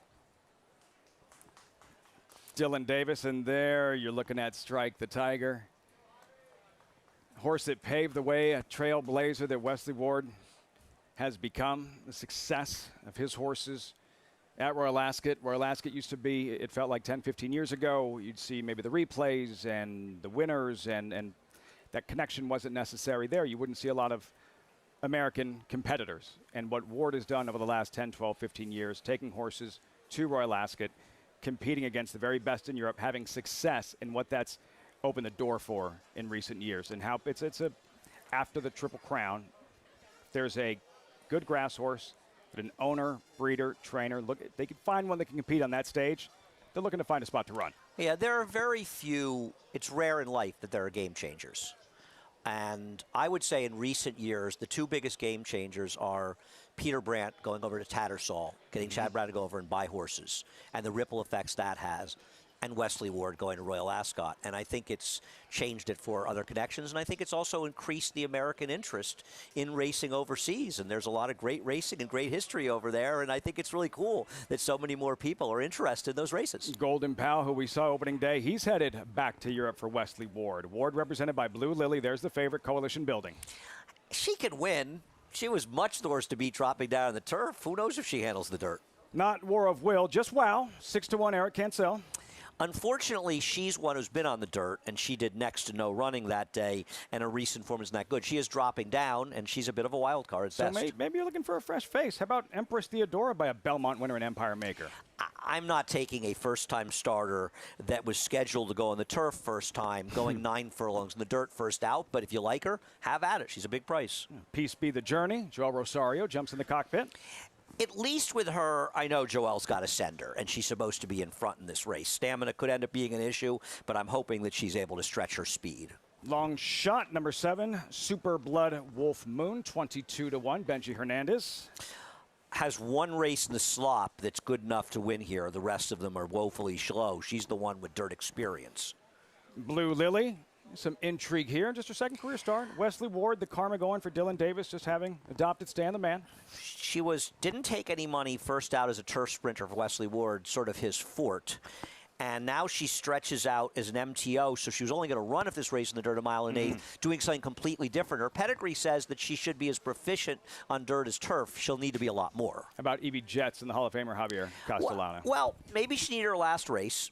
She made a wide move, didn't get the best of trips, was sort of dragged out of the race, made a big wide move and flattened out. So maybe she needed that race. And she is a half to a horse that was solid enough in some of his dirt races, so perhaps she'll handle it. I worry about the 9 furlongs for her, but I think she's a player. Let's see about the distance for Evie Jets and the favorite, Coalition Building. Stopped raining, sun's back out. Great to have you with us on this 5th day from Saratoga. Live coverage continuing on Saratoga Live. Stay tuned. Deep in the heart of horse country, from these Kentucky hills has sprung a legacy rivaled by few. From the all-time greats of yesterday to the breed-shaping bloodlines of today, our roots hold strong with the promise of tomorrow. For over a century, our passion has guided us to where we stand and everything we stand for. Claiborne Farm, the tradition continues. No sport in the world brings the wins home like racing. It's one-of-a-kind, high-speed, high-stakes action, and Naira Bets takes you there. Place your bets and watch the races live from anywhere. With Naira Bets, make easy, secure deposits and promotions every day to earn reward points or cash. Download the Naira Bets app or visit NairaBets.com.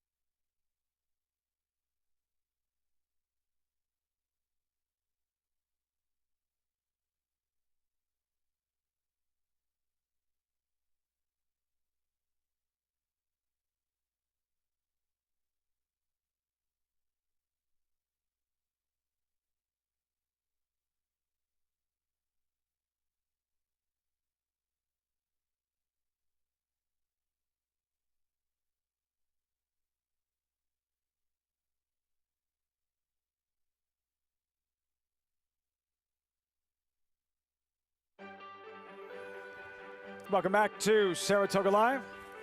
Gorgeous day. As always, brought to you in part by America's Best Racing. For the love of the race, visit americasbestracing.net today. Zeroing in on post time for race 3 off the turf of the main track. Distance now, 1 1/8, $75,000 maiden claimers, and a live look there at Coalition Building. 3-2, 2 minutes out, Andy. I find it impossible to take 3-2 on anybody in this race now. And even these odds, you know, it's Chad Brown. She would have been an overwhelming favorite on the turf, and justifiably so.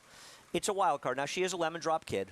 So, and the dams are war past dams, so the pedigree suggests it's not a strictly turf pedigree, and I think that's why Chad Brown was encouraged to leave her in. And the other thing is, she's running in a maiden claiming race. She's not going to win any stake races. She's realistically spotted, and the reality is that if you're going to run a horse and it's 3-2 off the turf, you've got to run these horses. You know, if you got 3-2 shots, you need to run them. These guys never win races anyways.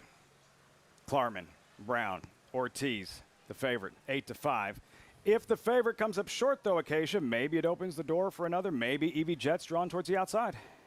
Yeah, it certainly could be. And I agree with Andy that her last race gave the appearance of looking like she needed that one. Physically, she is the type that just tends to carry a little bit more condition. But I do think that having that last start under her belt off the layoff should suit her. I certainly don't mind the distance for her. I didn't like her going shorter in the past. I think that she is one that wants to go a little bit more of a distance of ground. And she got sharper when she got out there on the track and had a pretty good warm-up under Javier Castellano. The number 4, Empress Theodora, is a first-time starter, and I guess in a place like this, you kind of wonder, is it ripe for a firster? I'm thinking, though, this is just a starting point for this filly by Empire Maker, as on the bottom side, there is some dirt pedigree. Watching her sales breeze last year as a 2-year-old at the Fasig-Tipton sale, she went 10-3 and looked to me like, A, she was very big, and B, she had a turfy type of action to her. She's a massive filly. I think that distance should be no problem, but she probably will need a race and perhaps getting a chance to switch back on the turf. And I also just wanted to clarify, I made a mistake. Lafitte back in the paddock, Blue Lily was not accompanied by Strike the Tiger, though he typically will accompany Wesley Ward's runners in the afternoon. That is a new pony who is the project of Wesley's assistant and also former rider David Flores, who is training that horse to be a pony in the afternoons. Yeah, but how cool is that for that pony to be mistaken for Strike the Tiger? I'm it's like being mistaken for Brad Pitt or Tom Brady. I'm trying to get over Acacia making a mistake. I've been working with her here for years now. I think that's the first one. So she's a few thousand behind me. You and me both, my friend. This race named for the Aiken Thoroughbred Rescue. Founded by John Hettinger in 2006, the Aiken Thoroughbred Rescue mission dedicated to the care of retired thoroughbred racehorses and the continuation and transitioning thoroughbreds to second careers, as we salute everyone at Aiken Thoroughbred Rescue on this inaugural Thoroughbred Aftercare Day. John Embrial with the remainder of the loading call post time race 3, Saratoga.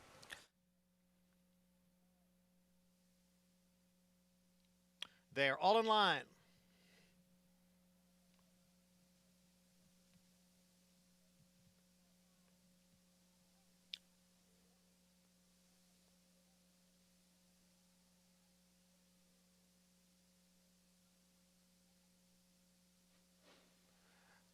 And they're off. Empress Theodora, Blue Lily, far outside Evie Jets. Those three right together going into the clubhouse turn. And it is Blue Lily who has come away with the lead. Empress Theodora is next in second with Evie Jets now back running in third. Then comes Superblood Wolf Moon. On her inside is Peace Be the Journey. Then it is the favorite, Coalition Building, who is next to last here. And Wow is the trailer in seventh. The opening quarter went in 23 and 4/5 seconds. It is Blue Lily on top as the field now races up the backstretch. Blue Lily has the lead here by a length. Empress Theodora is next in second. Peace Be the Journey down on the inside runs in third. And then it's Evie Jets in fourth. On the outside, Superblood Wolf Moon. Then a break of 2.5 to the favorite Coalition Building, and almost 4 more back to Wow. The half in 49 seconds. And Blue Lily continues to lead here. First-time starter Empress Theodora is racing in second, followed by Peace Be the Journey next in third. And then it is Evie Jets. Coalition Building has moved within 4.5 lengths of the lead as the field races midway around the far turn. It's Blue Lily. Empress Theodora now getting closer on the outside. Evie Jets is in third. Down at the rail is Peace Be the Journey. Coalition Building has now dropped back. pass there by Wow, who begins to pick it up as the field comes into the stretch. And racing erratically there was Empress Theodora. Blue Lily is the leader with 1/8 of a mile to the finish. It's Blue Lily in front by 2. Empress Theodora runs in second. Evie Jets is on the outside in third. And Wow is fourth. It is still Blue Lily trying to hold off Empress Theodora. And Blue Lily has done it in front-running fashion. Empress Theodora second. Evie Jets was third. Adopt a racehorse, win a race. That's the way it works. Dylan Davis adopted Stan the Man. Jumps in the cockpit with Blue Lily. Guides her home in this third race at Saratoga. Andy, what went down at the top of the stretch? Yeah, actually the first-time starter ran very well in here. The 4 Empress Theodora took a left turn heading into the stretch, and she mildly straightened herself out to, I believe, finish second, actually, a very solid second here.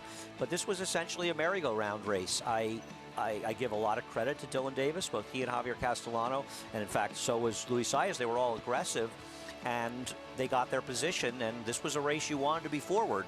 I just assumed that Peace Be the Journey would be the speed. I think any sane person would have. She was right off the pace in a sprint in her first start and was clearly faster early than anybody in this race, at least on paper.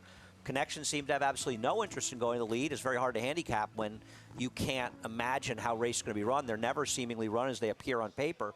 But I give credit to all the riders that ran 1, 2, 3 because they were all aggressive, and I think this is a race you wanted to be forward. 8-4-9-2. Acacia, watch this right there. You see Saez went to the right hand. The first-time starter, Empress Theodora, shying from the crop, and fortunately nobody directly inside of Empress Theodora at that point.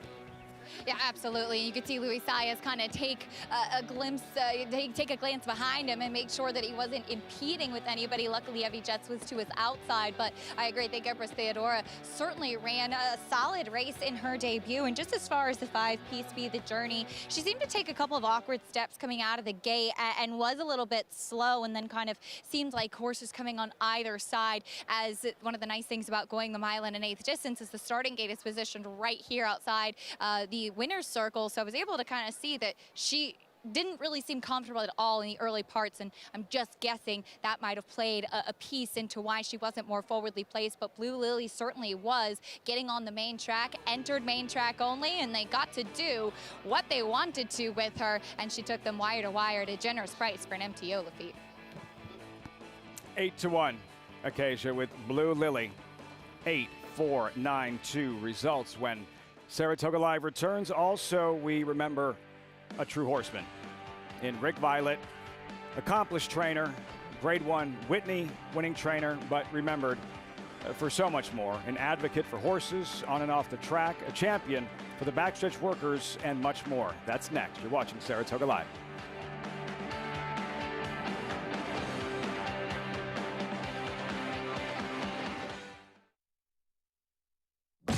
Before a moment of victory, there are the hours before post time, months of training, and years of work. Before triumph comes trust. Before success, belief. Before we became a world-class stallion farm, we had world-class shareholders who understand that it can take years to create a moment, but that some moments last forever. This summer, Fasig-Tipton celebrates the 100th renewal of the Saratoga Sale, the world's most prestigious auction of selected yearlings in a single catalog. A sale that has produced 100 years of breed shapers, eclipse champions, classic winners, and international stars. Join us for the sale of a century, the 100th Fasig-Tipton Saratoga Sale, August 9th and 10th in Saratoga Springs, New York. Where will you be?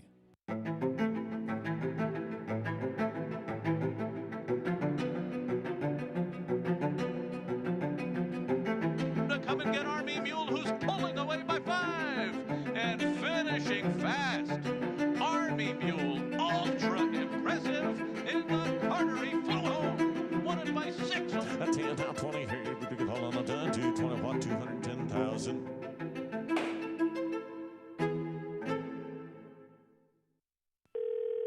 Hello, you've reached the offices of West Point Thoroughbreds. Please leave your name and your number, and we'll get back to you as soon as we can.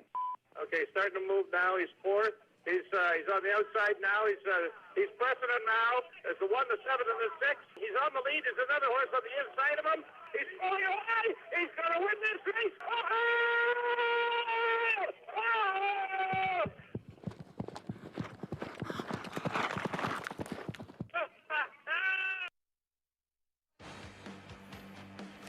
Welcome back to Saratoga Live. It's always brought to you in part by Run Happy. 2015 champion sprinter, Breeders' Cup Sprint winner, always raced medication-free. Race 3 Wednesday program in the books. And towards the outside, Blue Lily. Good aggressive ride. Dylan Davis took it to him. You see the first time starter there. Shy towards the inside. Empress Theodora. A little dicey there. Blue Lily, though, clear, re-breaks, and goes on to a sharp victory. It was a classic merry-go-round race. These are the ones that got the aggressive rides, and the aggressive rides were awarded here. A terrific ride by Dylan. I'm sure Richard Migliori, our friend, was very proud of that ride by Dylan, and he did the right thing, and he got the money. See what Dylan thinks after that winning ride. Blue Lily standing by it live with Acacia.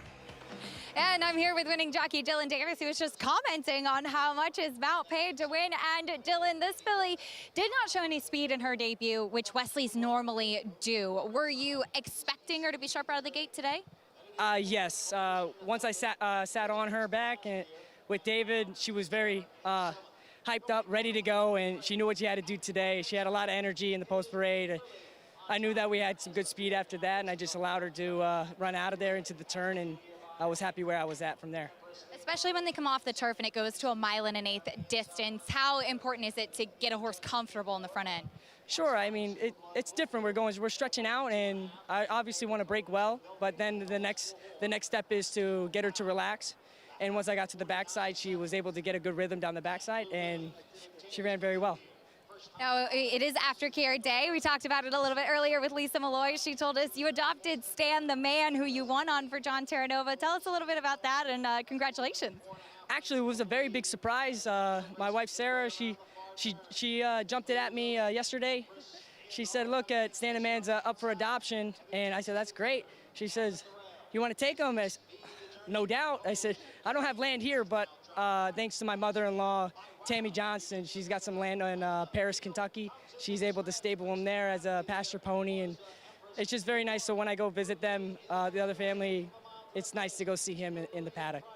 So cool to see, giving back to a horse that brought you success. Looking forward to seeing Stan the Man in his new career, and congratulations on the win here, Dylan. Thank you, thank you. All right. As you said, Lafitte, that karma paying off. Dylan Davis and his wife, Sarah, adopting Stan the Man yesterday, gets in the winner's circle at Saratoga today. Feel good win. That karma exists. 1860 for your would-be $2 investment. Blue Lily, Andy, over Empress Theodora. Evie Jets 849. The aggression made all the difference in races like this off the turf. Or that, I mean, it's just always a benefit to be forward in these races, and the people who were aggressive out of the gate were the horses, the riders and horses that did the best. Turn the page. Up next, Wednesday feature, the Rick Violette. New York bred 2-year-olds, 3/4 mile sprint, $100,000 purse. Ready AP, the filly taking on the boys, odds on 3-5 with 21 minutes to post. Rick Violette, of course, he enjoyed a tremendous career as a trainer. But aside from that, there's so much more to the story. The contributions that he made to the industry, and for Violette, the horses he cared for, the causes he fought for, and the people he inspired.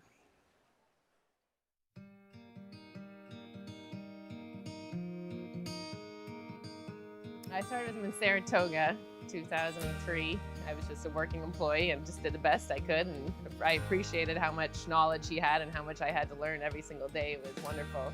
I spent 6 years on the 9th aboard with him, and so we talked about a lot of issues all the time, and he was married to our industry. It was just amazing the amount of hours. I didn't know how he did both, train horses and to run NYTHA, but he was great at both.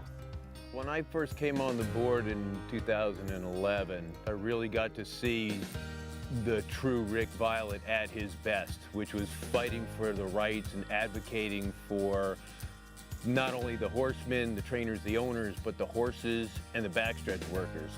He knew what they were all going through because he'd been through it all. He was a rider, he was a trainer, he was a groom, he was the head of a huge organization.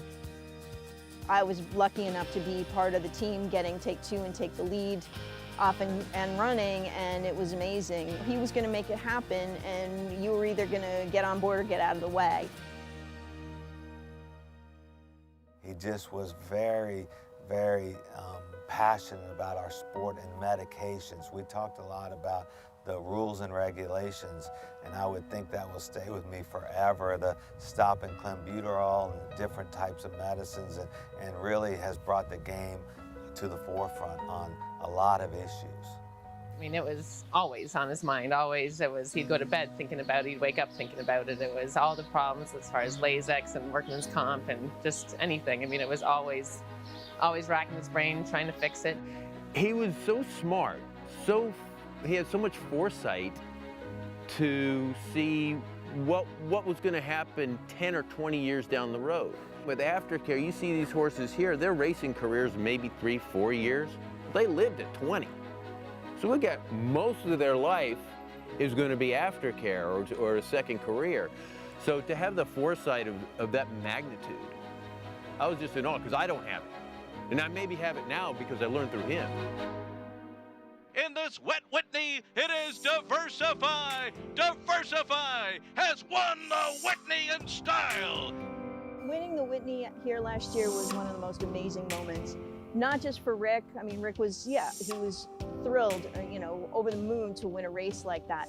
But to win the Whitney for Mr. Evans, for Mr. Evans' daughter, with, his team of Melissa and Fausto and everybody that worked, like that was what was really special to him. I mean, you couldn't have drawn up Whitney Day any more perfectly. It was magic. It couldn't have been any better. I mean, it was like a fairy tale to be with the rainbow and everything. And it was all that hard work and dedication, and it finally paid off. And all the hardship that he went through with his health and everything, but he was never felt sorry for himself or never wanted anybody to feel sorry for himself. And it just showed that he still had it in him. I mean, to the very end. I mean, he still was able to get horses to the top level and get the job done. It was amazing.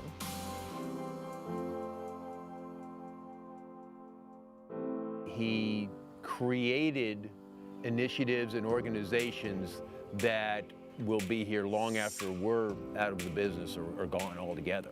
We miss him so much because of everything that he did, and so many people don't know what he was doing all the time, working day and night for everybody, but he always was working.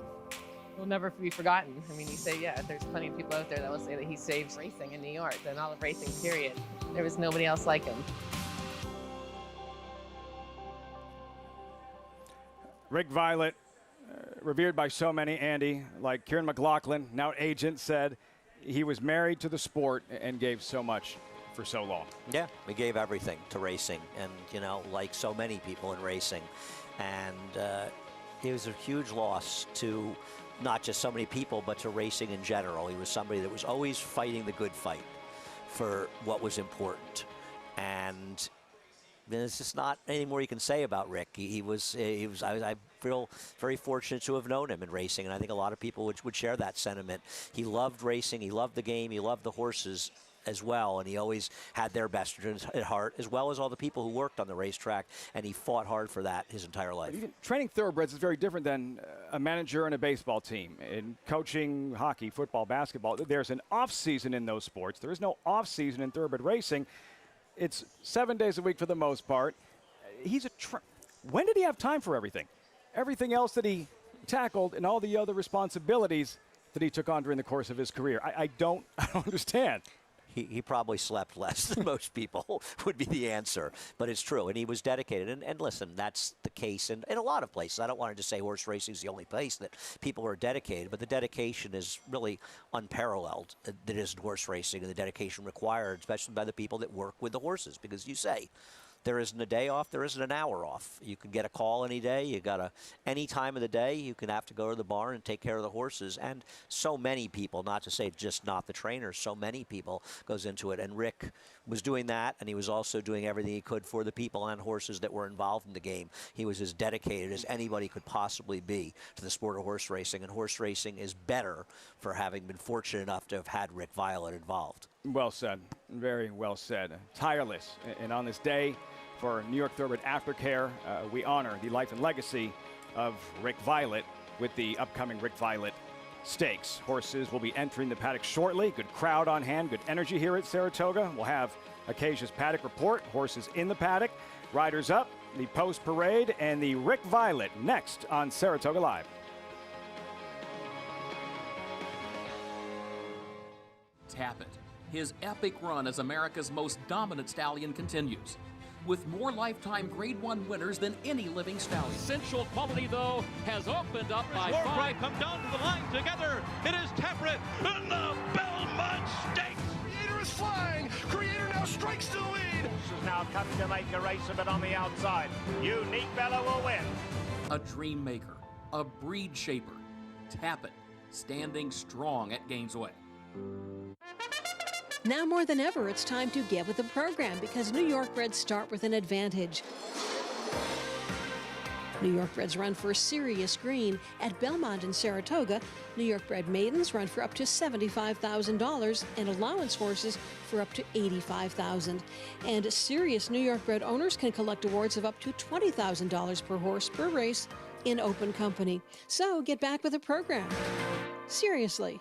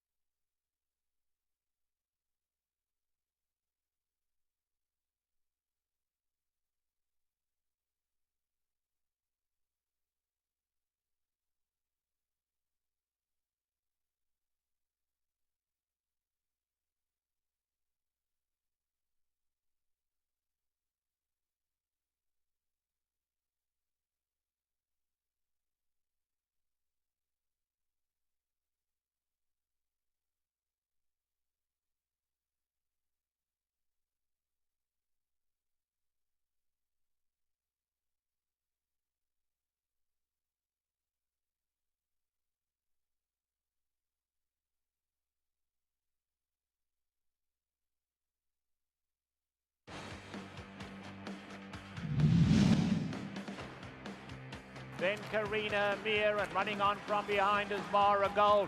Top of the lane, and Unique Bella's in deep water. Unique Bella was cruising 1 second and gone the next. Unique Bella's gone at the top of the lane. They come for home now, and it's Amy's Mesa on the outside. Karina Mir coming with a big run. Bar of Gold with a late run. Bar of Gold on the outside. Amy's Mesa between them. Amy's Mesa. Bar of Gold. Bar of Gold gets up. Amy's Mesa. The days when you could get Irad Ortiz at 66-1 in Grade 1 events. Bar of Gold in the Filly Mare Sprint shocker at Del Mar in 2017. Bar of Gold was one of those incredibly hard-trying horses that just ran well time after time, and those are the kind of horses that sometimes have their day. And in this particular case, and she had quite a few days, but this was the day where she had her best day on the biggest day. A very exciting win for the Bromans, who are as instrumental a part of the New York Bred program as you could possibly find. And the connection, Bar of Gold's son, Coinage, pictured impressive 7-length maiden winner mid-June at Belmont Park. We check in with Acacia for this Rick Violette Paddock Report.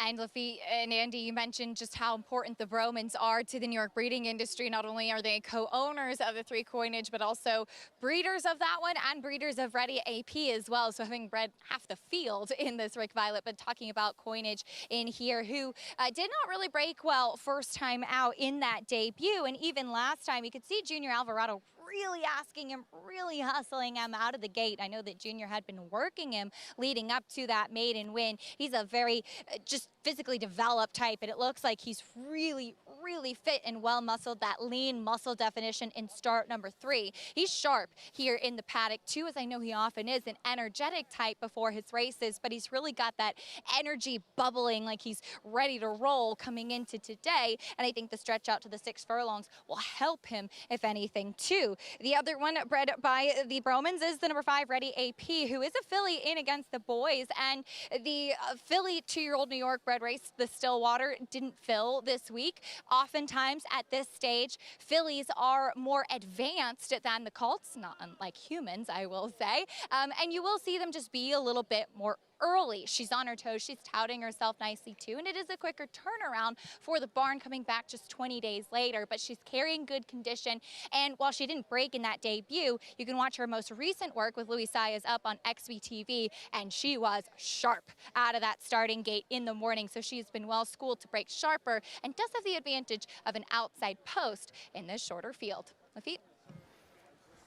Acacia, thanks so much. Ready AP. But there's the star of this show, Andy. Zevo, now a 12-year-old, leading the field for this Rick Violette, Andy. New York bred, 2014 winner of the Grade 2 Suburban Zevo. His owner, Tom Coleman, longtime childhood friend of Joe Applebaum, who heads NYTHA. His daughter wanted a dog. Tom said, we'll buy her a horse. So Joe bought him a broodmare at the sale, and the first foal that she had was sired by True Direction, a stallion that Joe was trying to make. That horse turned out to be Zevo, who was a tremendous performer and a huge winner of the Grade 2 Suburban. It's a great story, and it's a story really not unlike this Princess Sylmar story of a good horse coming from anywhere. And Chad Brown did a tremendous job with Zevo turning him into the horse that he became, because he struggled early in his career, but he really turned it around in a big way. Asked for a dog, got a horse. Yeah. That'll work. That will work. It's a good Zevo, decision. leading the field for this Rick Violette post parade. There's Run Curtis Run, pictured with Jose Ortiz aboard. 1 for 1 for trainer Mike Maker coming back in 19 days. Mike Maker has solid stats coming off horses of 2-year-olds off their maiden wins in dirt sprints. Barisi out, Coinage, expensive New York bred. I scratched into this as my top pick in a race where I could see anybody winning this race. Thought this horse improved from the first, second start and maybe have some more upside. Acacia, like what she saw in the paddock, their surprise boss, still a maiden, defeated a neck by Run Curtis Run 19 days ago. Why not? Why is this horse 8-1 and the one 3-1? I bet the horse last time, unfortunately, came up a little short, but ran a winning race. And the filly, West Point colors, Louis Saez, Ready AP, facing the boys because tomorrow's Stillwater didn't fill, but trainer Christophe Clement does not seem concerned for reasons Acacia mentioned. Now, her bad start did hamper a bit in her first start, so it was a better performance than it may look on paper. She won easily because of the competition she faced. She ran a very slow race. I think whatever speed figures you use, you could time that race with a sundial. Now, she may improve in here. There's no question. Horses will take steps forward, but everyone in here could improve. And she may win this race. But why she's 4-5 in this field where she's potentially the slowest horse in the race, I don't understand. We're going to find out in 7 minutes till this Rick Violette. Just 4 of them. A filly, the 3 boys, 2 of them bred by the Bromans. Right back to Acacia.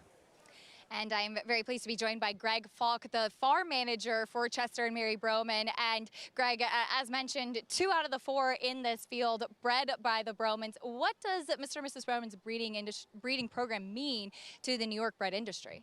It means a lot. He brings a lot of quality to the table, and he himself is a very stand-up individual that has helped the program a lot through the years.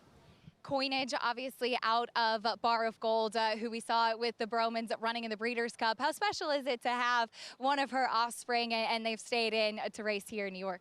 Very special. That mare is one of the families that he's really attached to. It's kind of a personal for him that way. So it's pretty neat that he kept a piece of that horse, and we're hoping for big things from him today and on the future.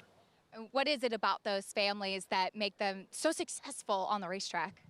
I think the quality, they're really good families, bottom side, and they're very well bred, and they just have a lot of class about them. Well, looking forward to seeing the Bromans in action today. Breeders of 2 of them in here. Greg, thank you. You're welcome. Thank you.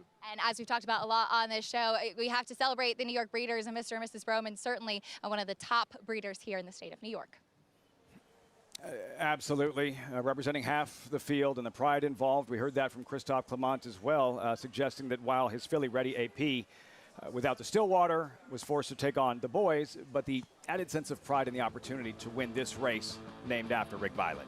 Yeah, no, I think everybody feels that way. I mean, Rick worked tirelessly for all the horsemen and all the people who lay with the horses, so I'm thrilled we're able to run a race for him. And this is Coinage? Coinage. This is the debut where it actually lost to Barisi, the horse, number 2, who didn't come in, didn't run.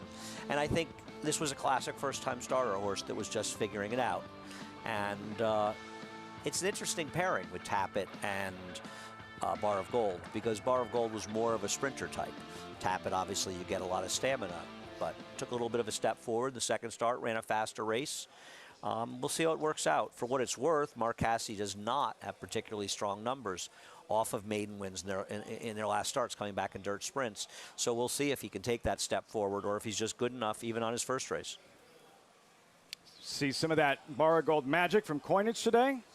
Find out in about 4 minutes here. Mark Casse with Coinage, currently 2-1. Fans awaiting this Wednesday feature, the Rick Violette Stakes. These New York bred 2-year-olds, and Ready AP, who is favored at 4-5. Sandy mentioned the conversation between the speed figures coming up a little bit light, but what we saw with our eyeballs, the proverbial eyeball test, Andy, Ready AP, who didn't break sharp, spotting the field several lengths, and in the end, won very impressively for West Point Thoroughbreds and Company. Right. The eye test. I lost him at eye test. People who use eye tests go broke even faster than people that use speed figures, because the notion that time only matters in jail is by people who don't make money ever at the racetrack. Time matters. Now listen, she didn't break. She got squeezed to start, took herself a bit out of the race, and was a comfortable winner in this race. I am not denying that she ran well in there. There's no time. But to me, the time matters as much as it's not the only factor, but it's the most important factor. At the end of the day, you have to be fast enough to win. This was a slow race. Just because she won by a lot doesn't mean it was a good performance. It's more about who was behind her. But were you surprised when you saw the speed figure? No, not at all. No. In fact, I tweeted that it would probably be in the mid-50s because it was a very, very slow race. My sundial broke when I was timing it, but I was able to use another one. Horses will improve immeasurably from a first start to a second start. Getting the outside post, the break wasn't necessarily even her own fault.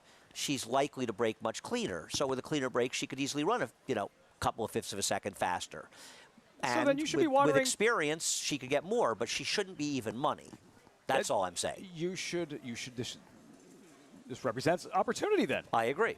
For example, run Curtis Run at 5-2, drawn inside with Jose Ortiz. If she is overbet, even in a smaller field, these other colts, these numbers are inflated. There is value to be in money to be made in this Rick Violette if, in fact, the speed figure hawks believe that Ready AP here, based on that debut, based on that speed figure, is being overbet. I don't think there's any rational argument that she isn't being overbet. I don't think she's a coin flip to win this race. I think she's, at best, sort of on par with everybody else to win this race. Like I said, I'm not going to be surprised when she does win this race.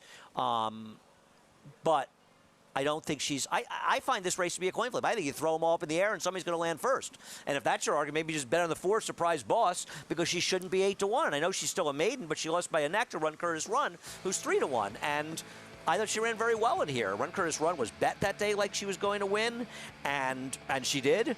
Or he did, excuse me, and didn't beat break Surprise very Boss. sharp. Yeah, no, I don't... I look at this race, and honestly, I liked Barisi. I really like that horse. She scratched, or he scratched, so therefore I end up picking the race 3-5. I probably would have handicapped it differently. I probably would have put the 5 not in my top 2 picks because I knew the 5 was likely to be way too short a price. Once again, I'm not making some speech that the 5 can't win, Ready AP. I think that she's a dramatic underlay, and I'd like to know the argument that she's not. Less experienced horses, Acacia, young 2-year-olds. We pay more attention to their body language and what they're doing pre-race on track. What are you noticing from Run Curtis Run? Well, first time out, he got to run in a race that was taken off the turf, though pedigree would suggest he would be more of a turf horse. He's by Summerfront out of a grade 3 place mare. Both of her wins were on the turf. 2 out of her 4 foals were winners, both of them on the turf, minor winners at that. And he has that big kind of flat pancake-like hoof, which would suggest turf. However, at this stage, this is the opportunity to run in this New York bred stake. He won on the dirt. He had a lovely warm-up out there. He's a big, heavy, solid type of horse. So I would imagine that he'd naturally improve too after having a start. Thought that Surprise Boss ran significantly better in his second start, showing a lot more speed and dueling the whole way around with Run Curtis Run. He's a really good-looking individual that I think will appreciate more distance down the line too. Also, fun pedigree note, he's the brother to a horse named Loving Vindication, who's the dam of Grade 1 winner Hard Not to Love and Wonder Gadut, among others. So the pedigree is there for Surprise Boss, who's a big price, to be a good one down the line too, Lafitte. Surprise Boss, 9-1. Another look at Coinage, 8-5. On this New York Thoroughbred Aftercare Day, it's time for the feature. The Rick Violette, where the filly is favored. Ready AP. Post time, John Embrial standing by.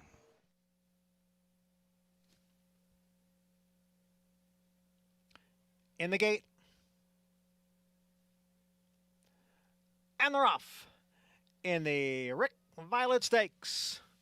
And from the inside post, it is Run Curtis Run who has the early lead. Run Curtis Run in front by a little more than a length. In between horses, Surprise Boss. On the outside is the filly, Ready AP. And down at the rail is Coinage, who is hard held at this point. Run Curtis Run, the leader here by a length.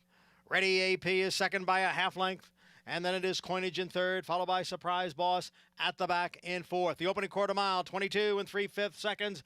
And these New York bred 2-year-olds go around the far turn with Run Curtis Run. Challenged now on the outside by Ready AP. Run Curtis Run still in front. The lead is a neck. Ready AP's on the outside in second. Coinage towards the rail in third. And Surprise Boss as they come off the turn and enter the stretch. And it is still Run Curtis Run who has the lead here. Run Curtis Run gets away to lead by 3. Then Ready AP, followed by Coinage and Surprise Boss. Run Curtis Run in front with a 16th to the finish. Run Curtis Run was full of run today. On to victory in a front-running score in the Rick Violette. Ready AP held on for a second over Coinage. Run Curtis Run runs them off their feet. And the Rick Violette for Mike Maker, Jose Ortiz in the Wednesday feature at the Spa. We're starting to see a theme here. 3 races, 3 wire-to-wire winners for whatever that's worth. And Run Curtis Run just ran them off their feet. Excellent ride by Jose Ortiz, who's having a fabulous meet so far, coming out of the gate aggressively, setting the tone. Ready AP, no excuse, stalking outside that modest pace. And when she had to run faster than she did in her debut, she wasn't capable of it because they normally aren't. She ran fine to finish second here. Coinage ran okay to finish third, but the reality was Run Curtis Run at 3-1, much the best. Another black eye for eyeball test handicappers, Andy? Yeah, this notion that time, speed figures and time doesn't matter. It's an antiquated notion that, unfortunately for those of us that bet speed figures, no longer has an effect in the tote board. At 3-1, Acacia, an emotional win for Jose Ortiz. As we touched on at top of the show, that tweet that he sent out expressing his respect and love for Rick Violette, and Jose Ortiz winning the Rick Violette, and a point to the sky from star jockey Jose Ortiz, crossing the wire with Run Curtis Run, Acacia. It's so special and so moving, and I know that his sentiments are shared by many. And not that any jockey wouldn't want this, but you could see just how meaningful it was to him going across the wire. And he hustled Run Curtis Run out of the starting gate. He broke fine, but he really, really asked him to get to the front early on. And I think that made all the difference, putting this horse in the right place, getting him to the lead, and being able to get comfortable right at the beginning. Jose Ortiz made all the difference with getting Run Curtis Run to the winner's circle today, Lafitte. For Michael Dubb, Michael Caruso, Acacia, Run Curtis Run. Jose Ortiz sent out that tweet, said, Rick was so tough on me, but I'm grateful. Made me better and tougher. Rest in peace, Rick. Jose Ortiz, the winning rider in the Rick Violette Stakes with Run Curtis Run. Reaction results when our coverage from Saratoga continues.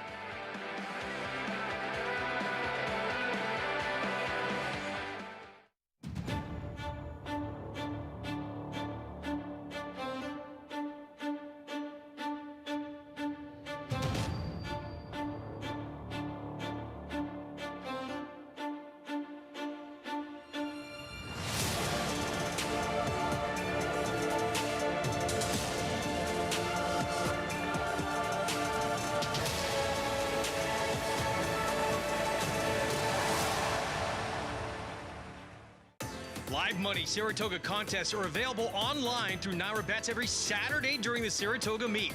A $300 buy-in adds $200 to your contest account, while the $100 goes to the prize pool. Follow along with the races on Saratoga Live while keeping track of your leaderboard standings on NyraBets. After the contest, your bankroll and prize winnings are shifted back into your NyraBets account to start betting or withdraw. Register to play today at nyrabet.com/contests. Following Sea and Happy Soul faced winners for the first time to kick off Belmont Stakes Week. Following Sea was in cruise control throughout and galloped home 6.5 lengths in front, scoring an amazing 100 Beyer speed figure. Happy Soul, who recorded the highest Beyer speed figure for a 2-year-old filly when breaking her maiden in May, came back and strolled by 11.5 lengths in the Astoria. Seeing is believing. 2 Run Happies, 2 freakish romps at Belmont Park by a combined 18 lengths. Run Happy, standing in stall 1 at Claiborne Farm. Racetrack Television Network brings you every race, from every track, on every screen, every day. With monthly packages starting as low as $5, RTN gives you great value and access to more live HD streaming and race replays than anyone. Visit RTN.tv today to sign up and watch on almost any device, including Roku and Amazon Fire. Use promo code TRYRTN for a 5-day free trial.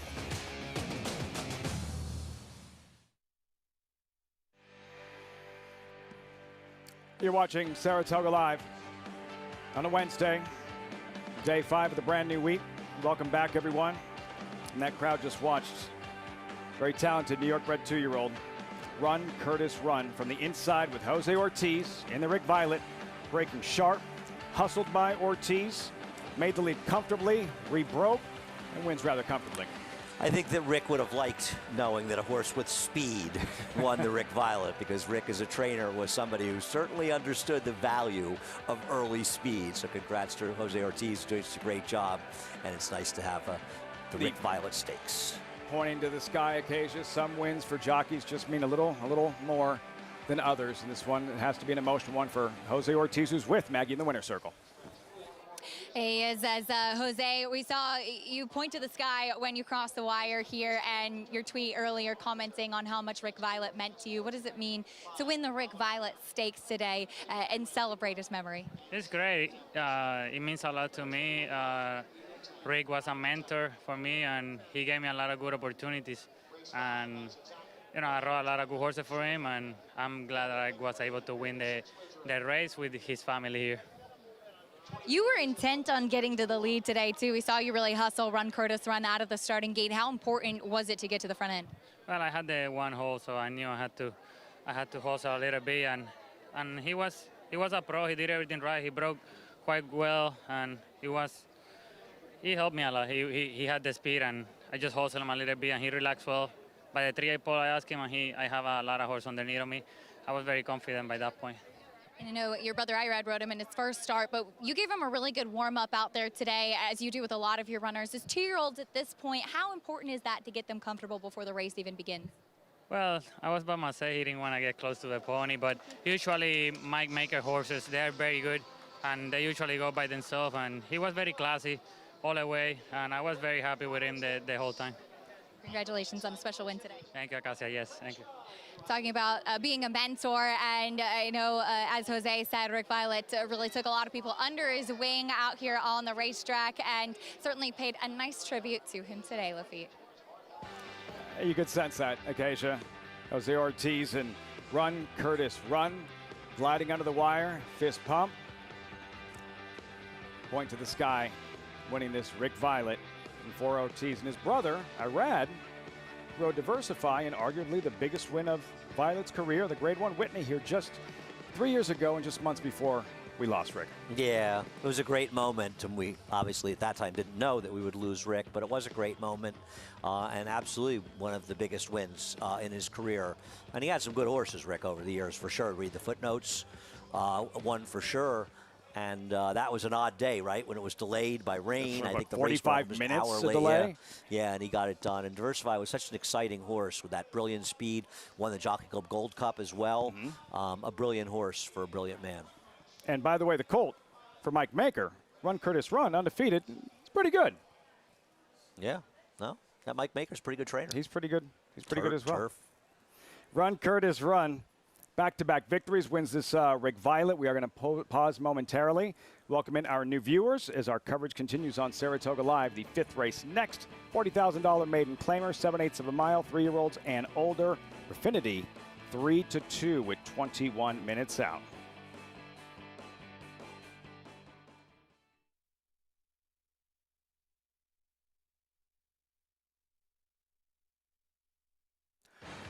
One of the oldest active sporting venues in North America.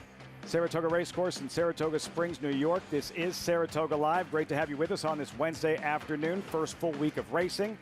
The meet, New York Racing Association analyst Andy Serling. I'm Lafitte Pinkai. We just saw the featured Rick Violette, but still 6 races left on the Wednesday program here. Andy, just 1 turf race left. There was one of them taken off the turf, but 2 turf races. But you've noticed maybe a tendency where speed has been really good in the early stages of the Wednesday program. Yeah, we've seen 3 horses, and logical, at least 2 of them, but not heavy favorites so far that were aggressive on the front end. And it's not just that they did well. Horses seem to be having trouble passing in today's 3rd race. They ran 1, 2, 3 pretty much around the racetrack, and it seems like speed's been good, and horses are not really making up ground. Day races may get a little more competitive, and perhaps that'll change. But as of now, I think you probably want to at least be looking for horses, as you often want to in dirt racing, where they lean to speed anyway, but it may be a little bit of an advantage right now. Seeing is believing. Some of the highlights from earlier in the program. We go back to the 3rd race on the program, $75,000 maiden claiming event here. This was off the turf on the main track, and Blue Lily with an aggressive ride here, Andy, from Dylan Davis.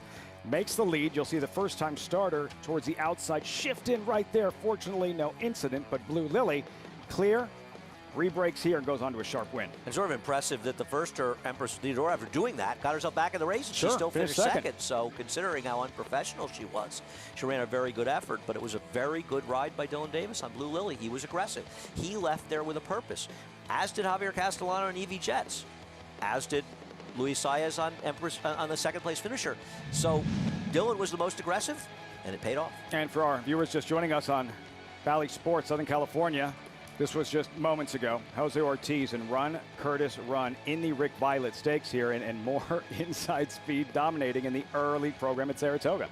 Well, I think the other thing that Jose also understood was he's got the rail, and if he's not aggressive coming out of there, you risk getting sort of shuffled and stayed back, a little bit like Coinage did behind horses. So in riding out of the gate, getting his momentum going forward, he had to do that, otherwise he's going to be in a bad spot. And it wasn't a super aggressive rider. She didn't have the speed today. The number 4, as those 2 had battled last time, but in this case, able to get the job done. Today's winners. So how much of an adjustment are you making on your handicap at this stage? Are you still sort of observing? Well, I think you have to, I guess you got to be careful. If you really like a horse, especially short price. For instance, in this race coming up, the heavy 3-5 favorite is not a speed type horse, and that's number 7, Refinity. She'll probably be sitting second to Madame Rose, the 6. Adam Rose has had 14 chances without a win, so probably Refinity won't be negatively affected by that flow. Looking at the other dirt races, probably moves up a horse like Next Tuesday in race number 6, who had significant speed in her debut, might help her chances, and she's a major contender to begin with. Looking through a little bit more, race number 9, maybe it helps a horse like American Dubai upset favorites like Forza Dioro and Highest Honor, so perhaps you want to look a little bit at that. Something to monitor moving forward for the dirt races here and the remainder of the program. Speaking of which, we welcome in Greg Wolf over on the front side with the preview of some of the highlights as Saratoga Live continues in the second half of the Wednesday program. Greg. Yeah, thank you, Lafitte. Andy, I'm right with you. American Dubai, really interesting lone speed in that 9th race. Sort of serves as the feature on this Wednesday card. We're going to take a close look at this race coming up. 2-turn mile and an 1/8 in this spot. Chad Brown, of course, will send out former Curlin Stakes winner in this spot. Highest honors. A lot of seconds so far for Chad Brown, but he's going to get on a roll sooner than later. Could it be today? We will find out. Highest honors coming off that victory at Belmont. And then Forza Dioro for Belmont. We haven't seen him as a 4-year-old. The last time we saw him, he won the Grade 3 Discovery at this mile and an 8 distance. That was at Aqueduct, but will he be able to win off the bench? And then you have Westwell Power. He's drawn on the inside for Kelly Breen. Joel Rosario looked real good in the slop at Keeneland. That was at a mile and a 16th. Good group. Compact but competitive in that 9th. The feature later today. We'll have that in the late pick 5 coming up. Guys, back to you. Greg, thanks so much. Look forward to the coverage on the remainder of the afternoon on Saratoga Live. with horses in the paddock for this upcoming 5th race in about 16 minutes. Updated odds for this $40,000 maiden claimer, 7/8. And the current favorite, Raffinity, odds on 4-5 with star jockey Irad Ortiz in the saddle. And when we come back, it's more on this New York Thoroughbred Aftercare Day and celebrating the organizations, the men and women dedicated to finding new homes and a better life for retired thoroughbreds. Take two, take the lead. That's next on Saratoga Live.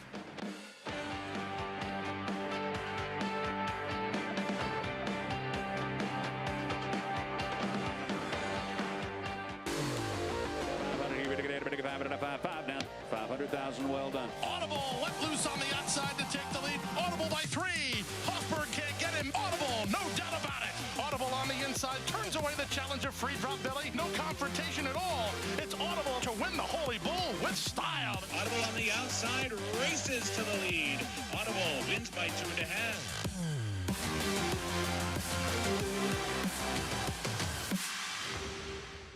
He won the Derby. He won the Breeders' Cup Classic.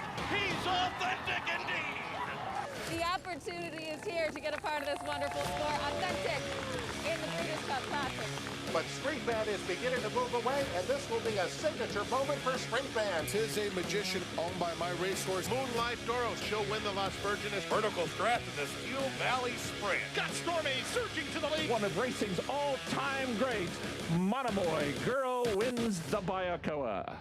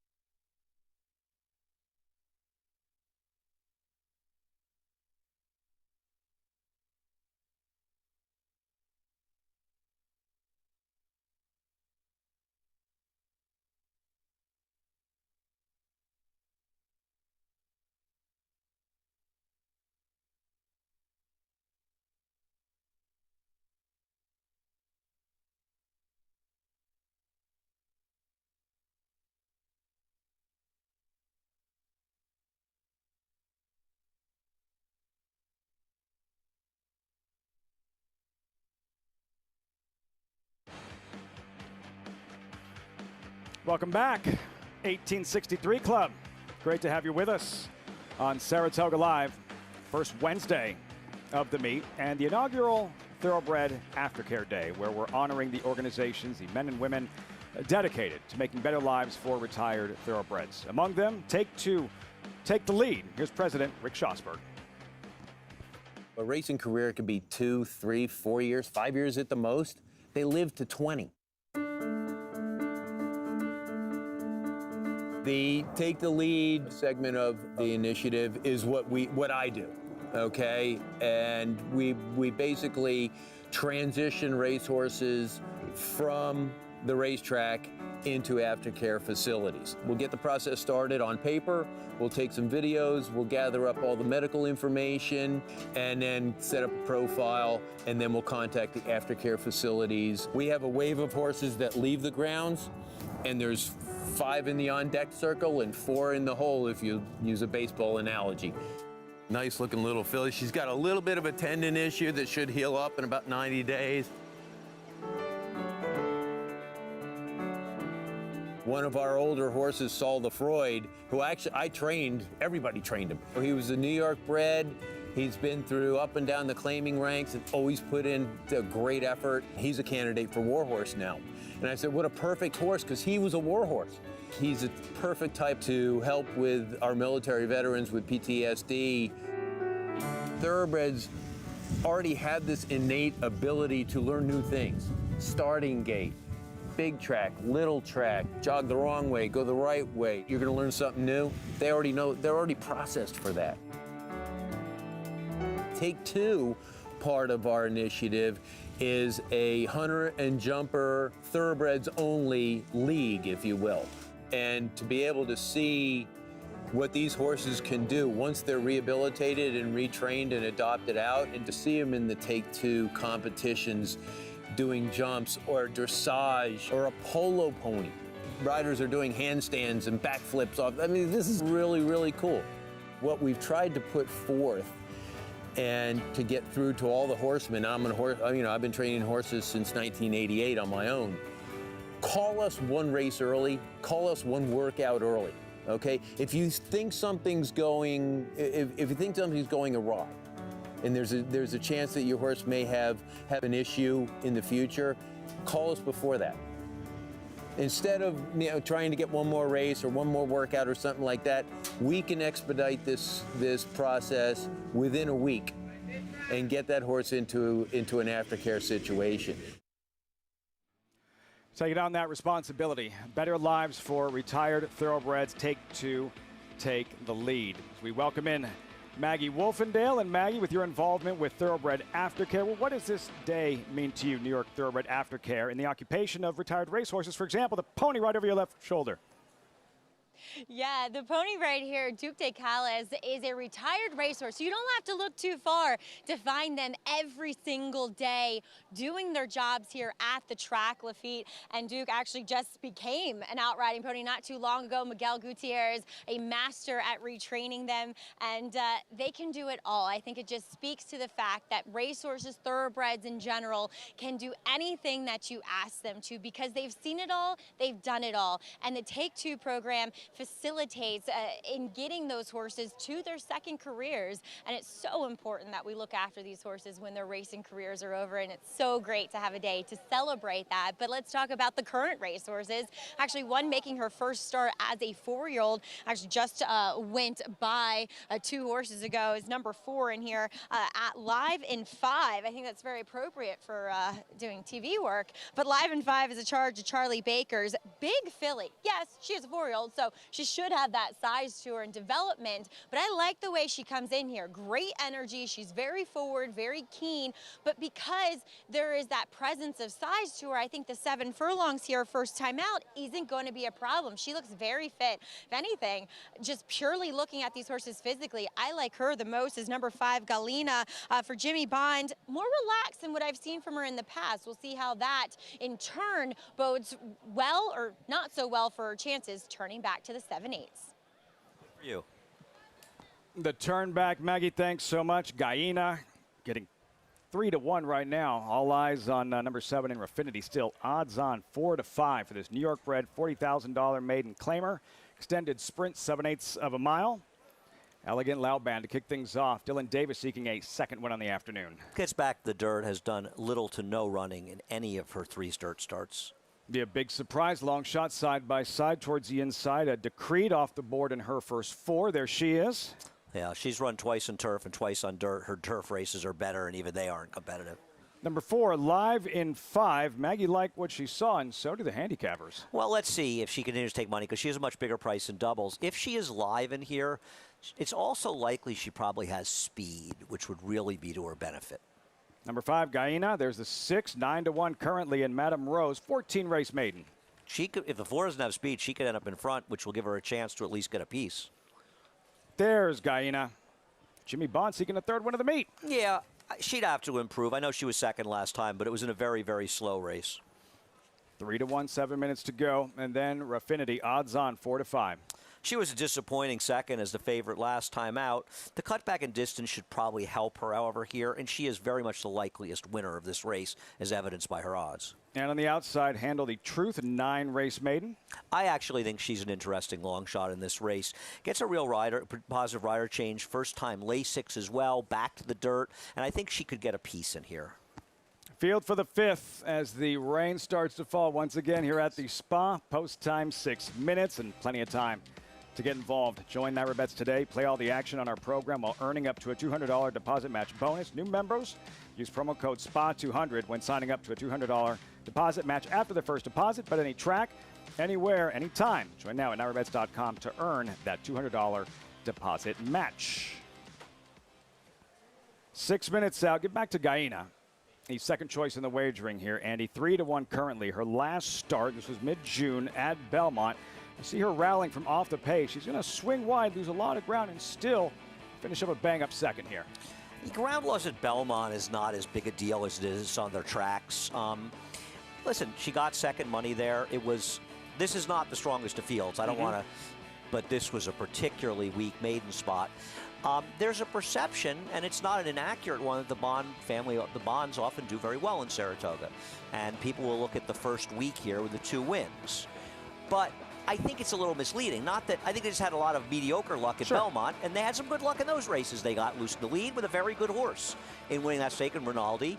And when the other filly won in the turf, there was a Todd Pletcher horse in there that completely blew the break and probably would have won otherwise. So I don't think the barn has got suddenly hot. I just think they haven't had some of the bad luck they had at Belmont, and that's the way it works in racing. I'd rather bet the trainer with the good luck, though. No, so but that doesn't mean it's going to happen because she's going to. The 7 needs to completely fail to show up for the 5 Galena to win this race. That may happen, but that has to happen because Galena's not in the same solar system from a speed figure standpoint. And I think that her taking money opens this race up. So for me, I think the 8 is the interesting horse. So what I'm going to do is I'm going to play exactas with the 8, with a little bit with the 4, and mostly with the 7, and mostly second. And then I'm going to come back with some tries, 4-7 with 4-7 with 8, and more 7-4, 8. But that's my play in here. I'm going to try to get the 8 horse into the number. 4-5, Raffinity. Getting back to Guyana.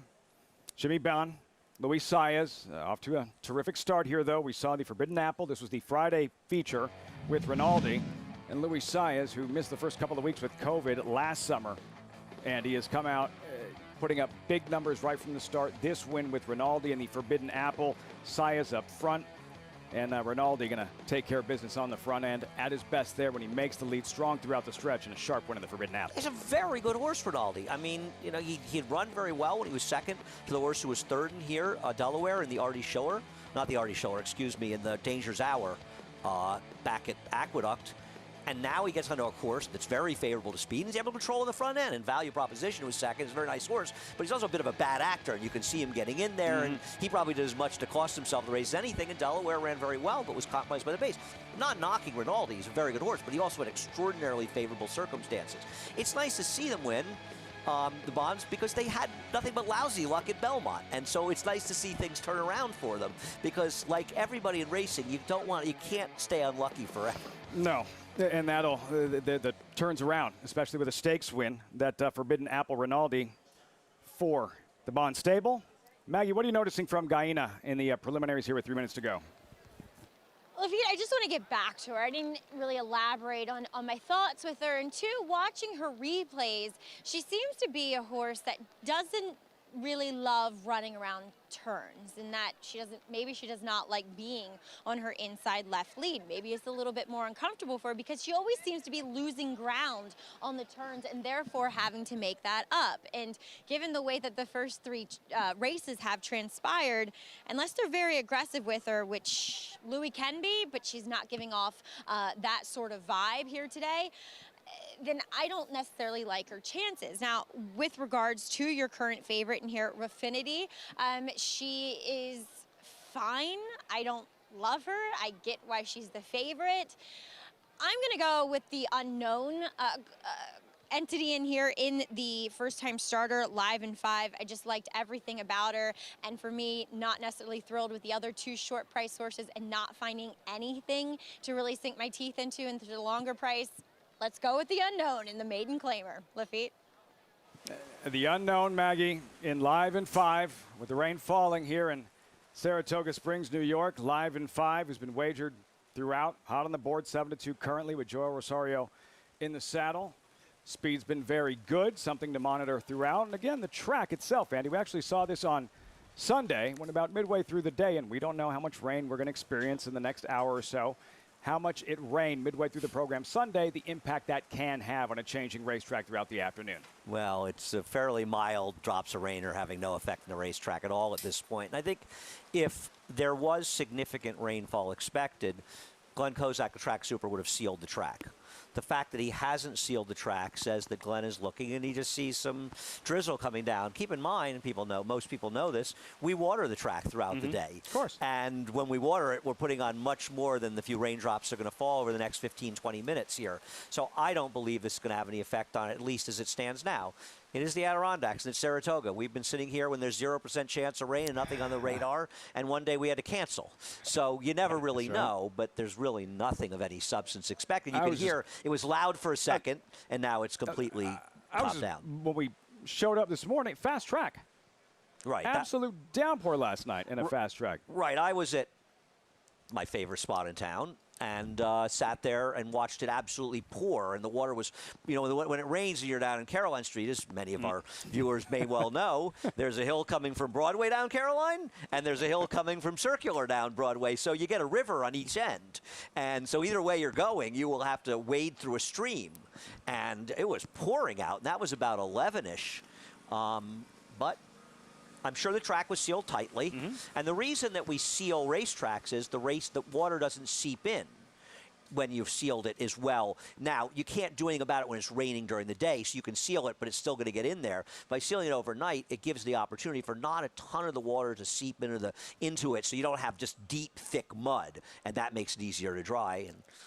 And for some of our viewers perhaps just joining us, as you mentioned, speed's been very good in the first few races. How much differently do you feel about this race right now as a handicapper than you would have having not seen how good speed was in the first three races? Well, my feeling is, considering the 4 Live and 5 continues to get bet. Now, this horse was a clear third choice in the doubles. Heavy favorite in the 7. Clear-cut second choice in the 5, but the money continues to come in. That suggests that horse is live for Charlie Baker's a dangerous trainer. In all likelihood, assuming she breaks, and the break is important, especially with firsters, the 4 Live and 5, considering she's live on the board, she probably has speed. So I think that's going to very possibly help that one's chances. The 7 Raffinity is not slow. If the 4 doesn't have speed, the 6 Madame Rose is supposed to be in front. But Raffinity is probably going to be sitting second to her, so I don't think she's going to be badly compromised. Raffinity is getting a little tiresome, but in a speed figure standpoint, she so overlays the field that she's a very, very likely winner of this race. We'll see how it plays out. I think if you're interested in taking a shot against Raffinity, I think the way the 4 is getting bet here, I would take that into account. 3-1, Live and 5. Joel Rosario for Charlie Baker. Raffinity, Irad Ortiz, one of the best riders on the planet, but you do pay for it. 3-5 here for Rob Atras. I haven't seen him getting as overbet at Saratoga as he has been at Belmont. Maybe that'll change a bit when he inevitably ends up. He wins 8 races out of 13. Winning like 5 and 4 or something 2 straight days, and he takes his usual lead. Not that it's that easy to do, but it'll change. I don't, if his brother Jose was riding this horse, I think he'd be 3 or 4 to 5. Yep. I don't really think this is one where that's the defining factor for why he's 3 to 5. 3 to 5 in the morning line, 3 to 5 post time. Raffinity, can she graduate in her 6th career start? The 3 second-place finishes leading into this one. Raffinity, as they step forward, this $40,000 maiden claimer, New York Breds, and he started the pick 6 on the first Wednesday of the program. John Embrial, the voice of New York racing, with the load and call post time, race 5 from the Spa. Waiting for Raffinity and Handle the Truth.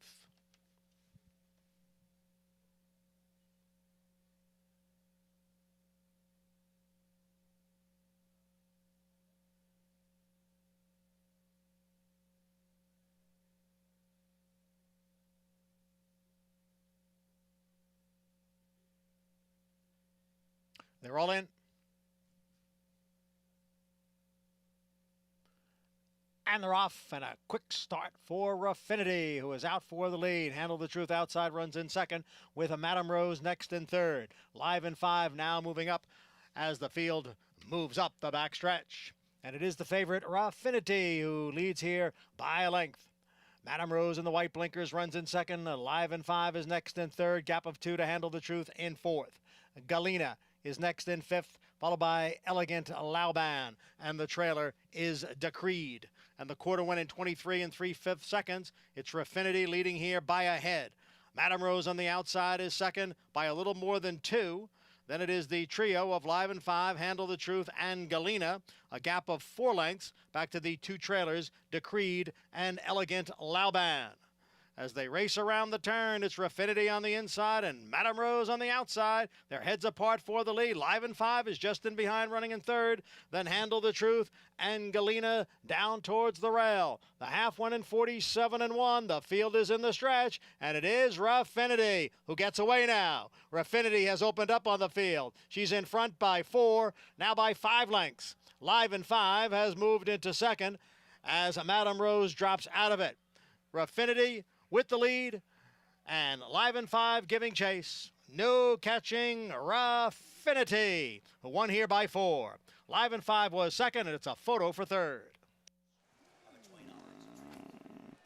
Raffinity, Arad Ortiz, odds on, graduates in her 6th career start in the 5th at Saratoga in the first leg of the pick 6. And Irad Ortiz understood how the track was playing, and he came firing out of the gate with Raffinity. Not a lot of speed, Live at 5. Joel Rosario tried to motivate, but a little bit. Not a ton of speed coming out. She tucked in. She finished second, and my 8 got beaten by a nose for third for me to crush the try. So I'm a tad bitter as we leave. Dirty nose, Andy. Dirty nose. Nothing, Maggie, however, would keep Raffinity out of the winner's circle on this afternoon, making it look all too easy, building that big lead in the stretch. Yeah, Irad Ortiz doing what he does best. But I want to see the start of this race again. It almost seemed as though they sprung the latch, and it seemed as though the inside runners weren't quite as ready. And we saw the outside horses kind of break more alertly. So therefore, it put Joel Rosario and Live at 5 in an unfavorable position. She just kind of broke a little flat-footed, and he had to rush her up, and then he got caught down the inside, had to check slightly. It was just over from the start, I think, given the way that this track has been playing today. So congratulations, though, Raffinity. She finally breaks through yet again as a heavy favorite. 3-5 in the end, Maggie, and another winner, flashing speed, but in this case, Andy, just clearly the best horse in the race. She was the best horse in the race.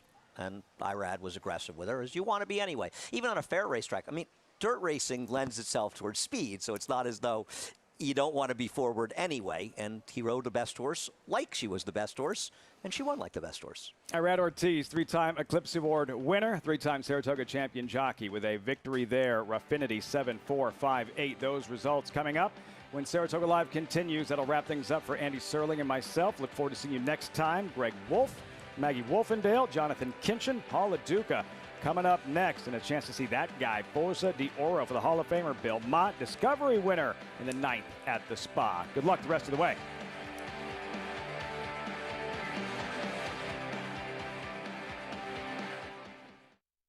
Respect the law. He's earned it. A Grade 1 winning juvenile. 'Tis the law, pops the cork in the champagne. A classic winning 3-year-old. Tis the law is gonna win the first leg of the Triple Crown. 5 triple-digit buyers. Respect the law, 'tis the law. The best son of Red Hot Sire Constitution. He's left the others behind. He's gonna win the Run Happy Travers. 'Tis the law, new to Coolmore, America. For 3 generations, the Bond Racing Stable has held to a simple philosophy. If you take care of the horses, they will take care of you. That guiding principle drives every aspect of operations at the family's Songhill Farm and Racing Stables. From breeding to breaking, racing and retiring, our commitment to our horses is reflected in everything we do. Now you can join our Grade 1 winning team with racing partnerships starting as low as $3,000. Bond Racing Stables, 3 generations of thoroughbred excellence.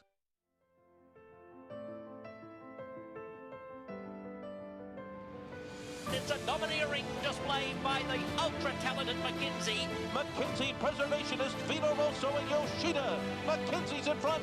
McKinsey, they've done it. McKinsey has it by 2. It's McKinsey in a dominant performance. Pure class in the Malibu.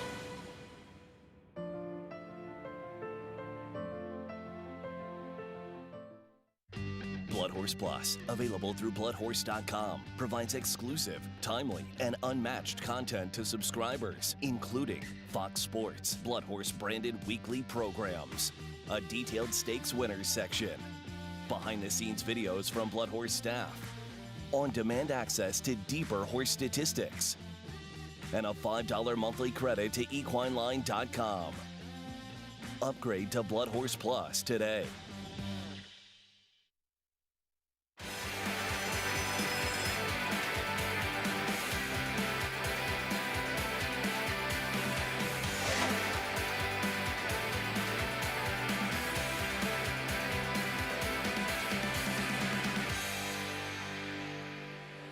Welcome to Wednesday in Saratoga as we continue with live coverage of the premier meet in the country. Hall of Fame trainer Bill Mott, he's off to a great start this summer at Saratoga. He has to like what he's seen so far with Forza de Oro. He'll make his 4-year-old debut coming up today off back-to-back wins, including a stakes victory at Aqueduct in the Discovery at today's distance. Chad Brown, he's likely to break out any day now after 6 runner-up finishes from his first 16 starters. Could today be the day? He'll send out former Curlin Stakes winner Highest Honors, who looked impressive in a win at Belmont in his last start.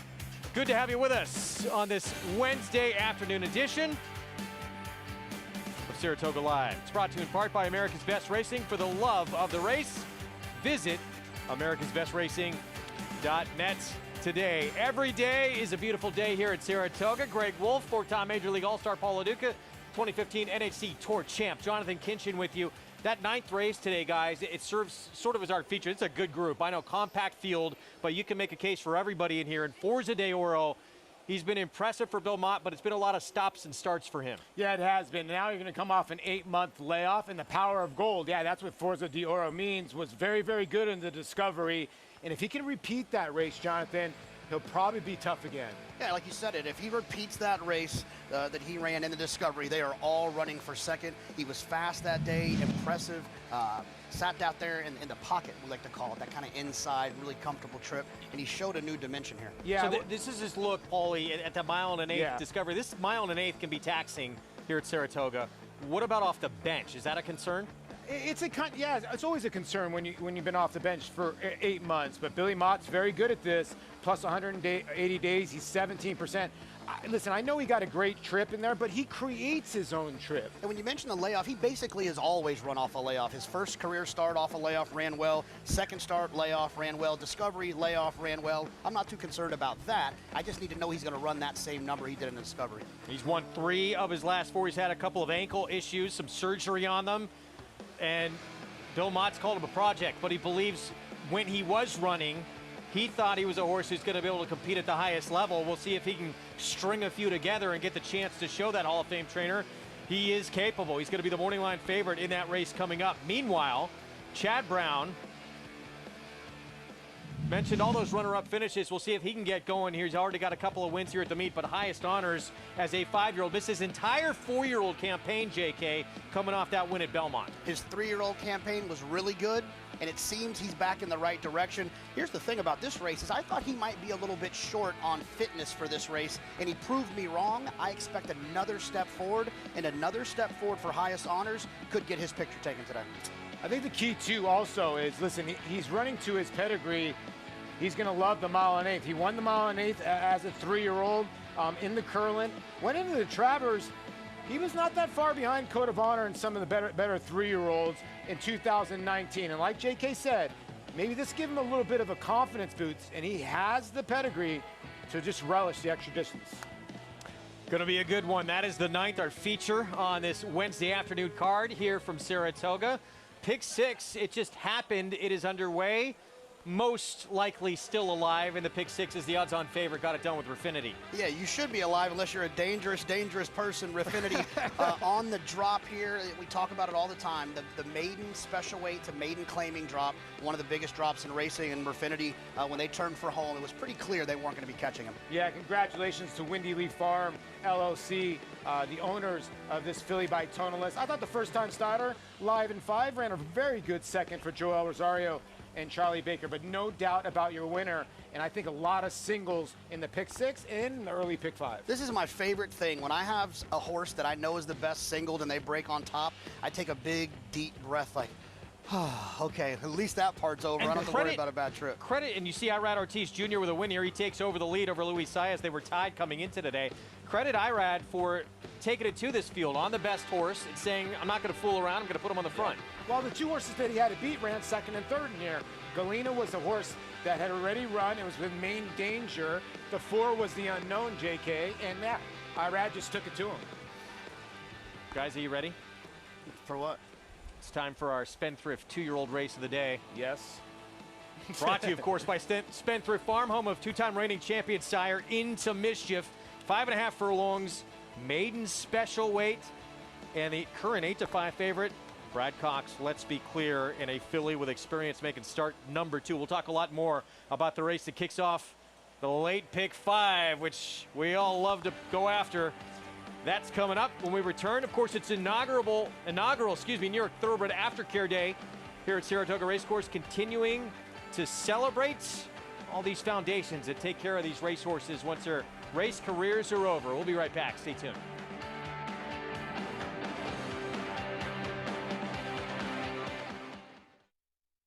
No sport in the world brings the wins home like racing. It's one-of-a-kind, high-speed, high-stakes action, and Naira Bets takes you there. Place your bets and watch the races live from anywhere. With Naira Bets, make easy, secure deposits and promotions every day to earn reward points or cash. Download the Naira Bets app or visit nairabets.com.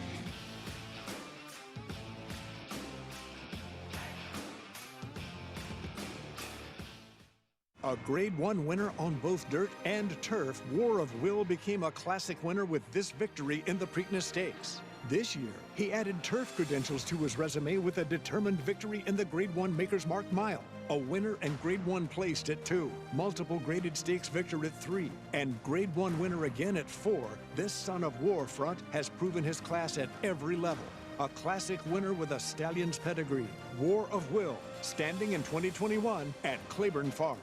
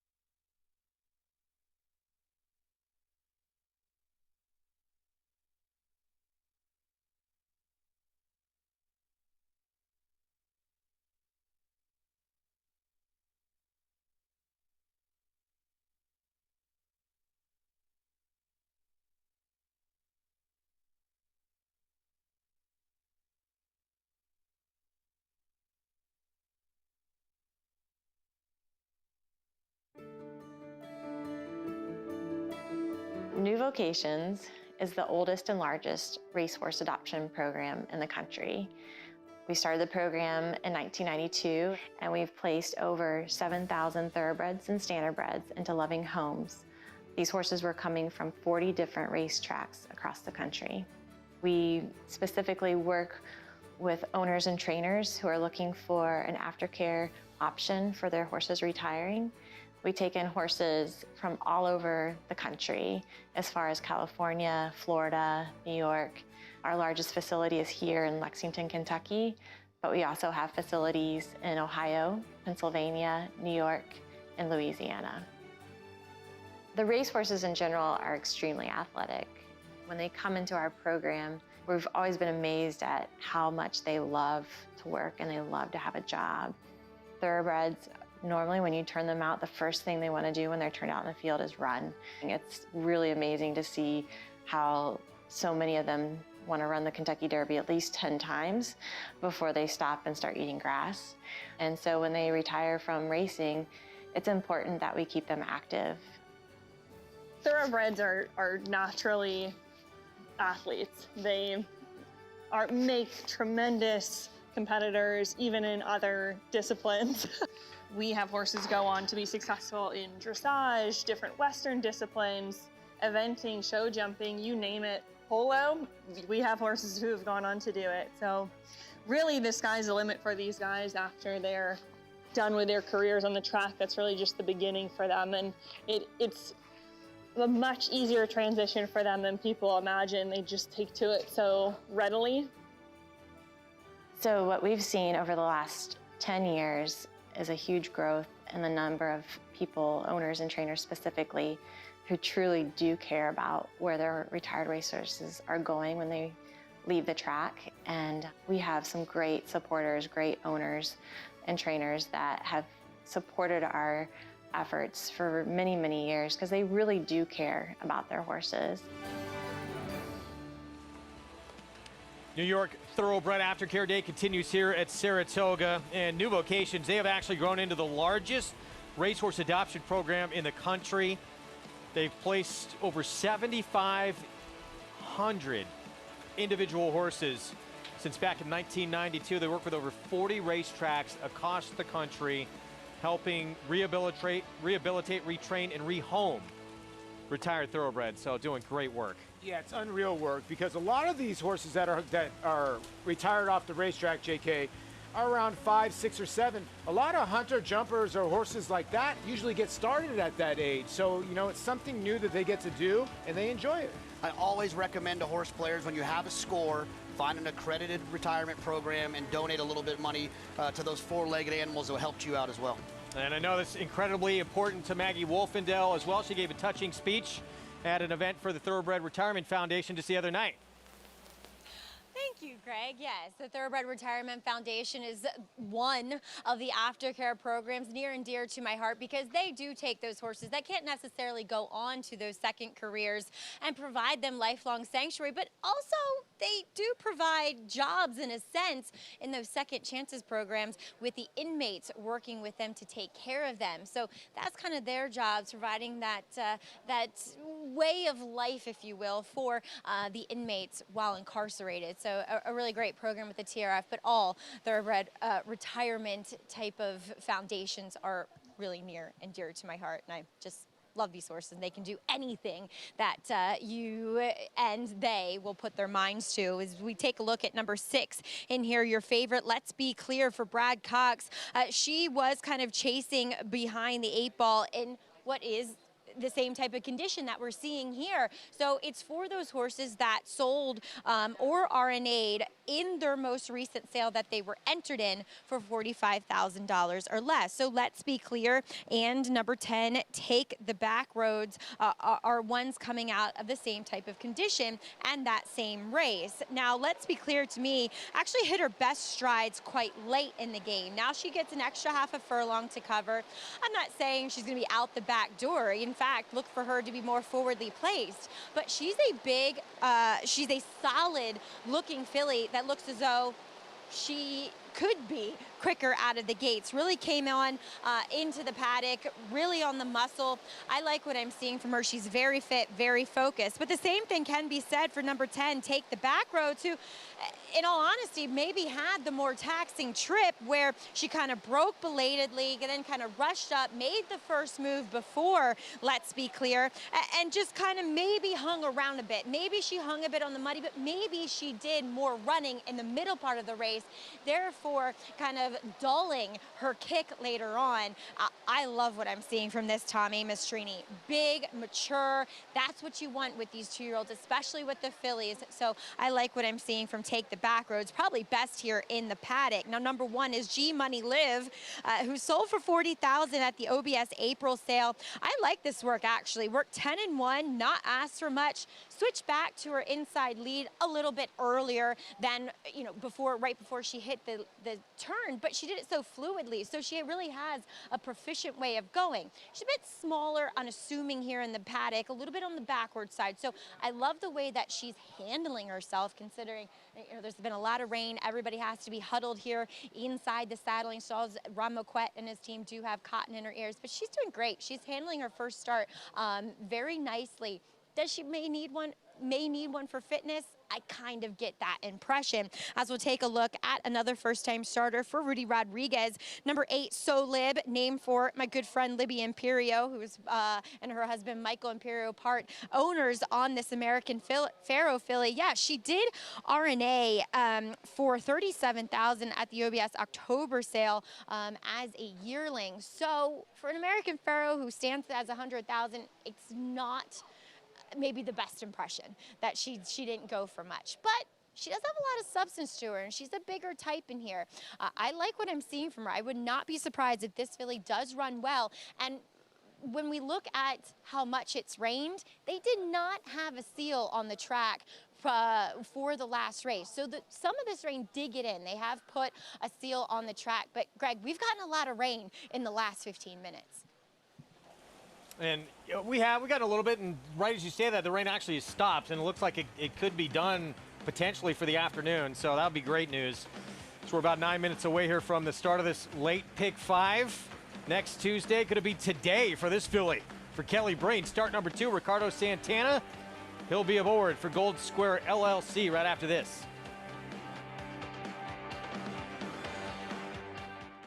The ultimate accolade for a racehorse is to be named Horse of the Year.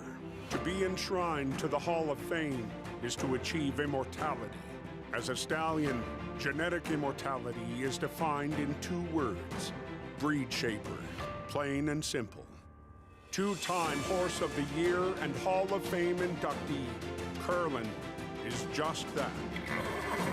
Breed shaper, Curlin, the classic sire.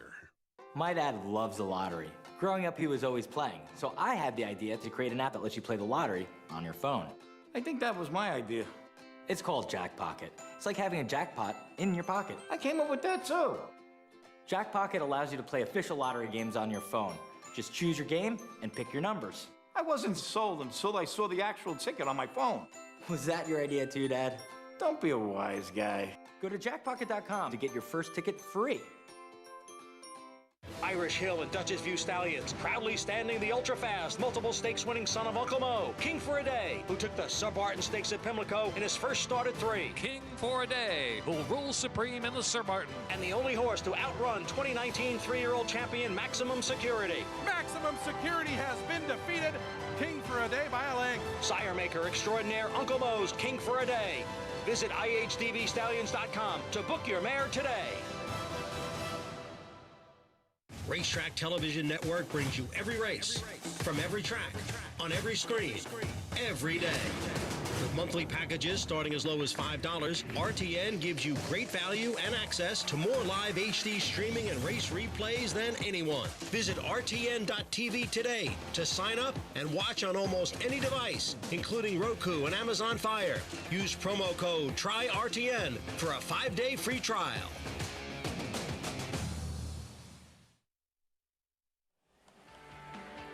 We're back on Saratoga Live. It's time for the 2-year-old race of the day, brought to you by Spendthrift Farm, home of 2-time reigning champion sire Into Mischief. Not only the 2-year-old race of the day, it's a race that kicks off the late pick 5. And yeah, the rain has stopped, the sun is out.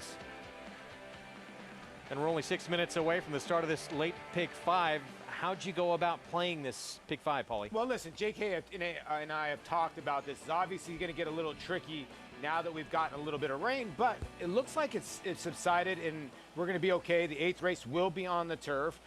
So there's my ticket. 2, 6, 9, and 10 in here.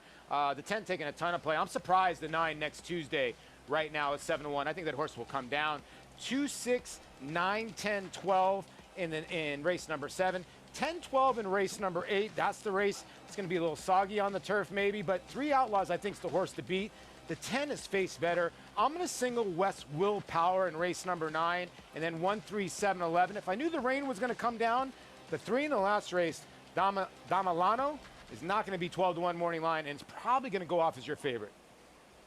JK. Yeah, you know, this is a tricky situation like Paul mentioned. If, in fact, it deemed that the turf course isn't good to go, don't worry too much. You'll just get an all button there. You're not going to get stuck with some horse you don't like. You'll get the all button if it changes after the sequence starts. I'm going to use 2, 5, 6, 9 to get started here. I love the 9 in here next Tuesday. Worked with November Rain, who won here last week. I'm going to spread in the second leg. One horse I want to make sure I mention is the 5, Amistad. I think that horse is extremely live in here. On to the third leg.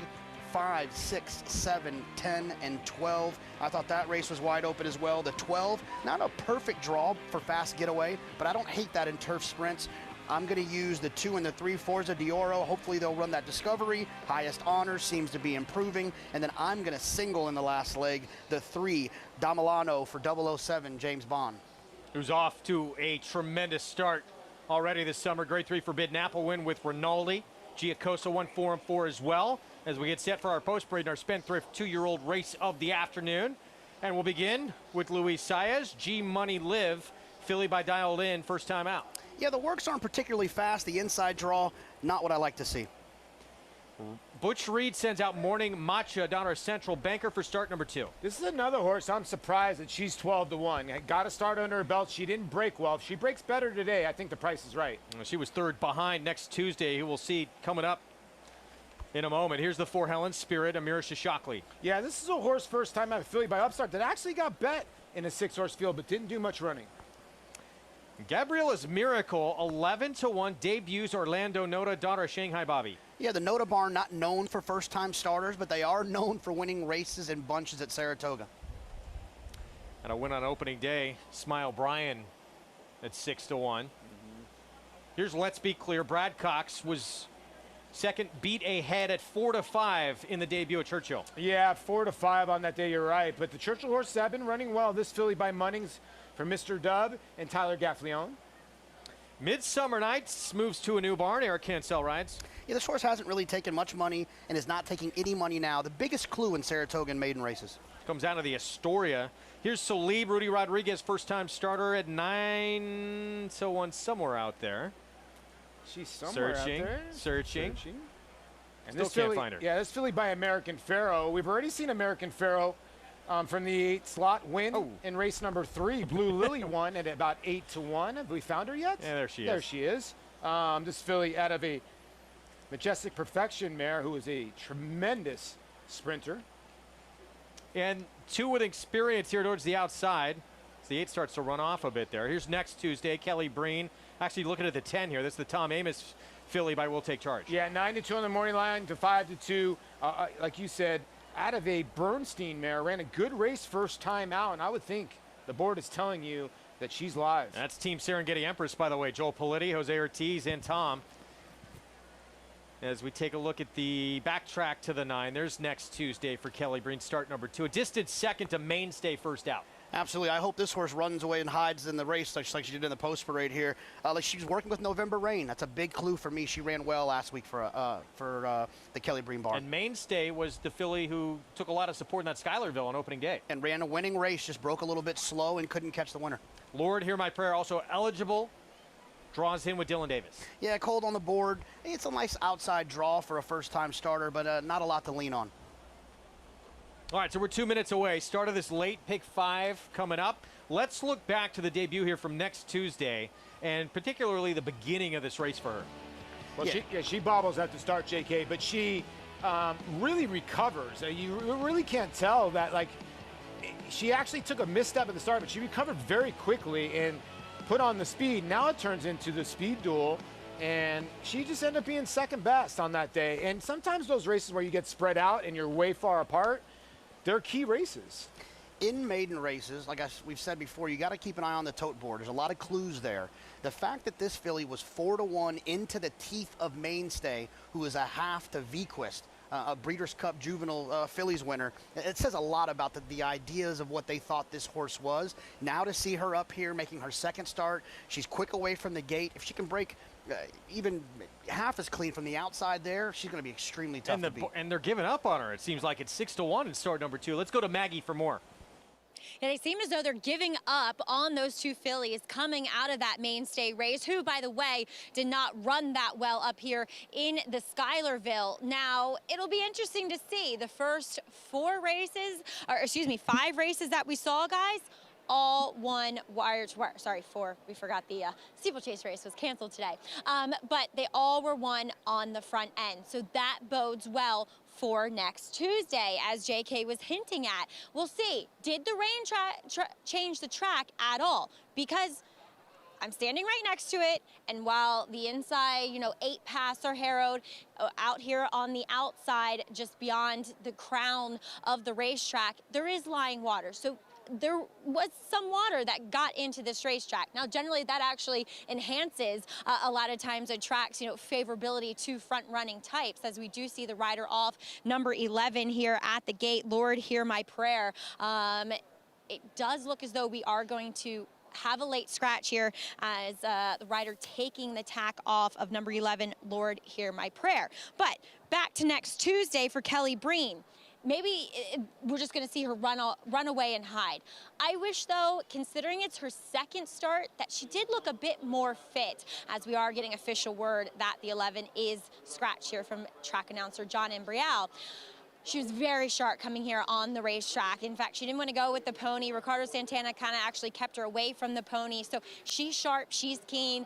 Like I said, just wish she looked a bit more tucked up. But number 2, Morning Matcha, she hit her best strides late. She was very green early on, and it's even still green down the lane at Monmouth that day, while getting kind of into stride later in the game. She looks like a filly that's going to relish the more ground she gets to cover. Very tall, long, and scopy, but comes in here looking very fit. And it is kind of a head scratcher, Greg, why these two horses aren't taking any more money, given the experience angle, given the race they come out of. All right, Maggie, thank you. There's that pool you see for the pick 5. Late scratch of that big long shot outside as we take a look at our selections. Jonathan, talk to us about what we expect to see here at the beginning of this race. Yeah, so the 9 next Tuesday, we saw that replay. She was fast away from the gate. The interesting part about this race is the main competition, the 3 horses that are the main competition, the 2, Morning Matcha, the 6, Let's Be Clear, and the 10, Take the Back Roads, all 3 of them in their first career starts broke slow. They're going to have to get that fixed, or they're going to spot too many links to the 9 next Tuesday, and she could be long gone. Paulie going with an 11-1 shot, who was in that next Tuesday race. Ran pretty good first time out. It was a sloppy track. And by the way, the track's been upgraded, downgraded, I should say. Started fast, we're listed at good now, Paul. Yeah, and listen, I like this filly. She got dead left in her debut, and you don't really like to play these type of horses back because she might get left again. But I thought there was some speed in here. Robert Reed has shipped some horses in here that have had some intent. And I think this filly by Central Banker fits here, definitely. The other interesting part about the 2, Morning Matcha, is that she was the stablemate of Mainstay in that race. So she was entered into that race. The connections must have thought, they either said 2 things. 1, let's give her a race. We know we have another monster in here. Or they thought maybe she can hang with Mainstay. One of the 2, and obviously those are on different sides of the spectrum. Meanwhile, the favorite right now in this race, Tom Amos, is Take the Back Roads, the 10, 9-2 morning line. 2-1, top choice on the board. And if Tom should win this race, he moves into a 3-way tie for second at the meet. Guy can train. Nothing wrong with that. Those silks, again, we saw for Joel Paletti when with Serengeti Empress with that rider in the irons, Jose Ortiz, when she won at 13-1 on Kentucky Oaks Day. So they have another impressive and budding star here in this 2-year-old filly by Will Take Charge. Start of the late pick 5 here on this Wednesday. From Saratoga, let's send it upstairs. John Embrial with the call.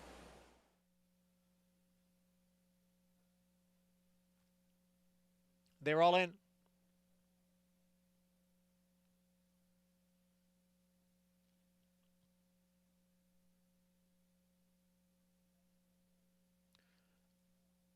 And they're off. Next Tuesday, Take the Back Roads. Gabriella's Miracle is there, but it is Take the Back Roads who has the lead. And next Tuesday is joined now on the inside by Gabriella's Miracle and Let's Be Clear. And then it is next Tuesday on the outside in fourth. At the Rail, Helen Spirit is next in fifth. Then comes Solib on the outside in sixth, followed by Midsummer Nights in seventh. G Money Live and Morning Matcha is the trailer in ninth. The quarter over the good track in 22 and 3/5 seconds. Take the Back Roads takes the field to the top of the stretch. And in pursuit is Let's Be Clear in second. Gabriella's Miracle down at the Rail next in third. The field is in the stretch with Take the Back Roads trying to hold off Let's Be Clear, who is moving up on the outside. Take the Back Roads and Let's Be Clear. Morning Matcha putting in a late run into third. Now is 16th to the finish. Let's Be Clear on the outside is in front, and Let's Be Clear will get her maiden victory. Turned out to be close for second between the late closing Morning Matcha and Take the Back Roads.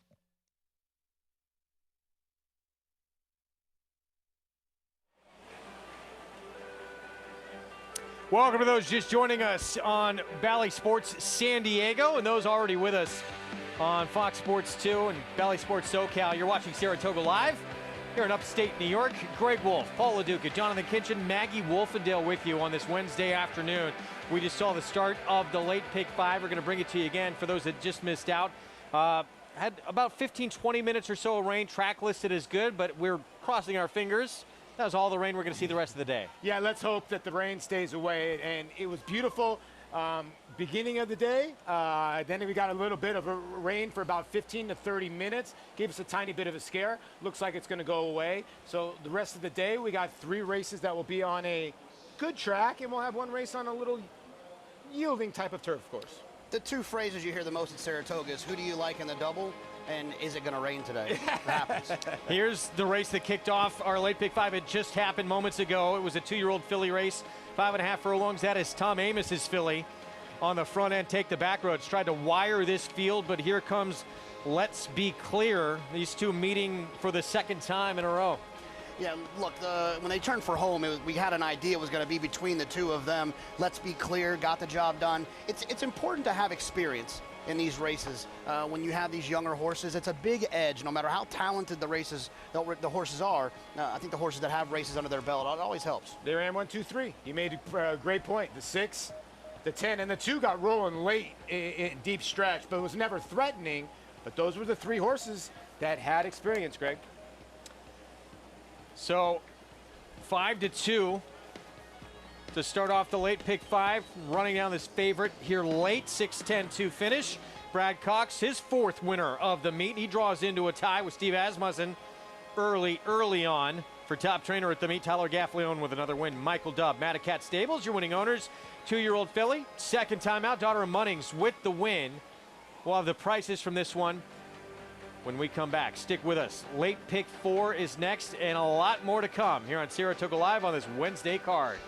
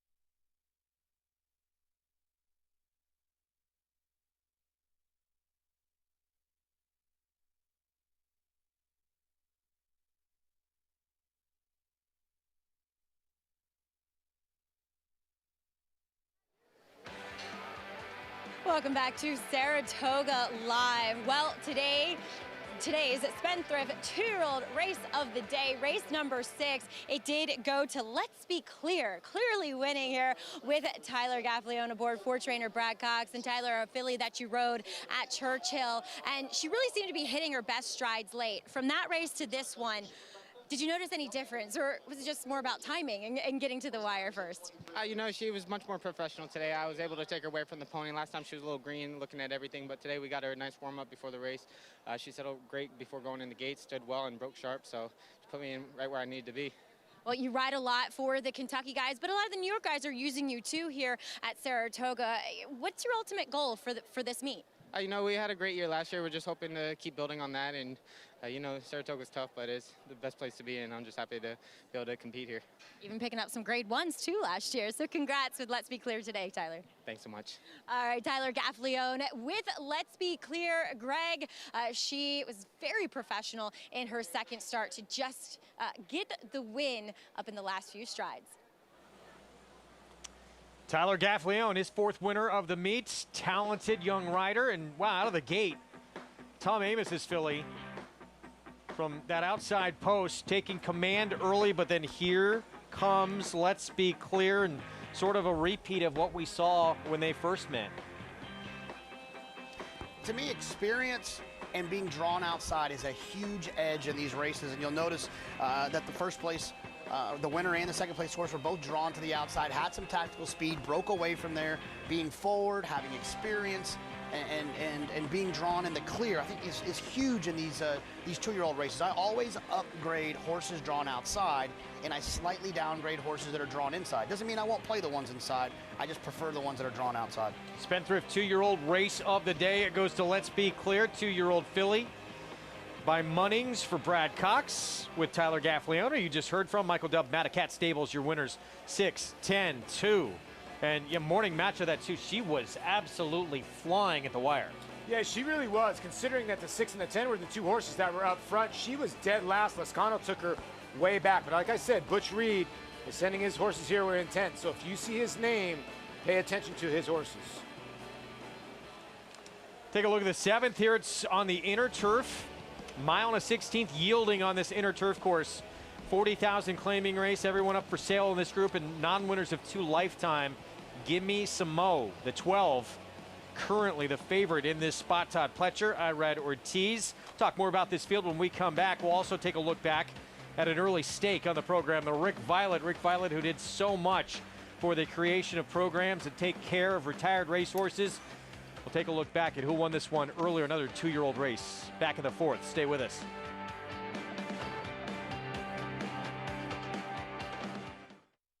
Tapit.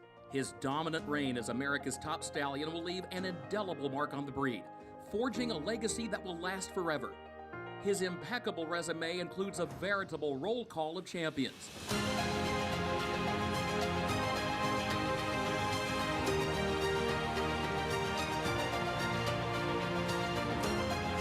The only top 5 sire 10 of the past 11 years. Tapit, standing strong at Gainesway. Resorts World Catskills, your closest casino resort experience, is so close. Stay the night and get your game on. Play live table games or thousands of slots. Resorts World Catskills.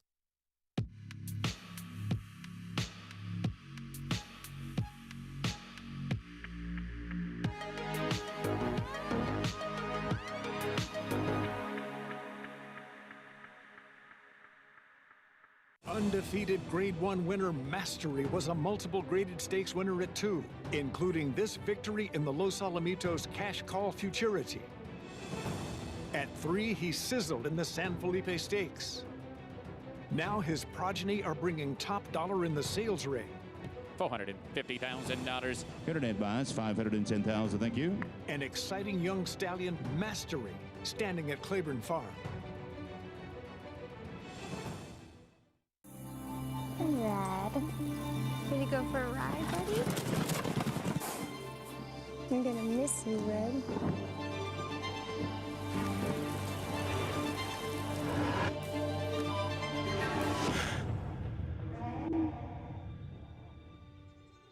Greece Jockey Club Research Foundation provides the best equine research to treat the horses we love. I missed you, old boy.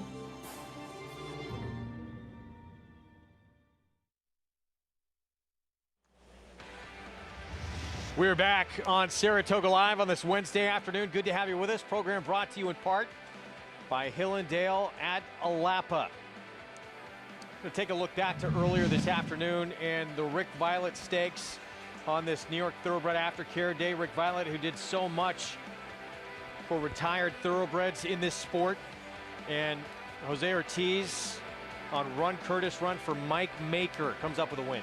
Yeah, this is a filly or a colt actually.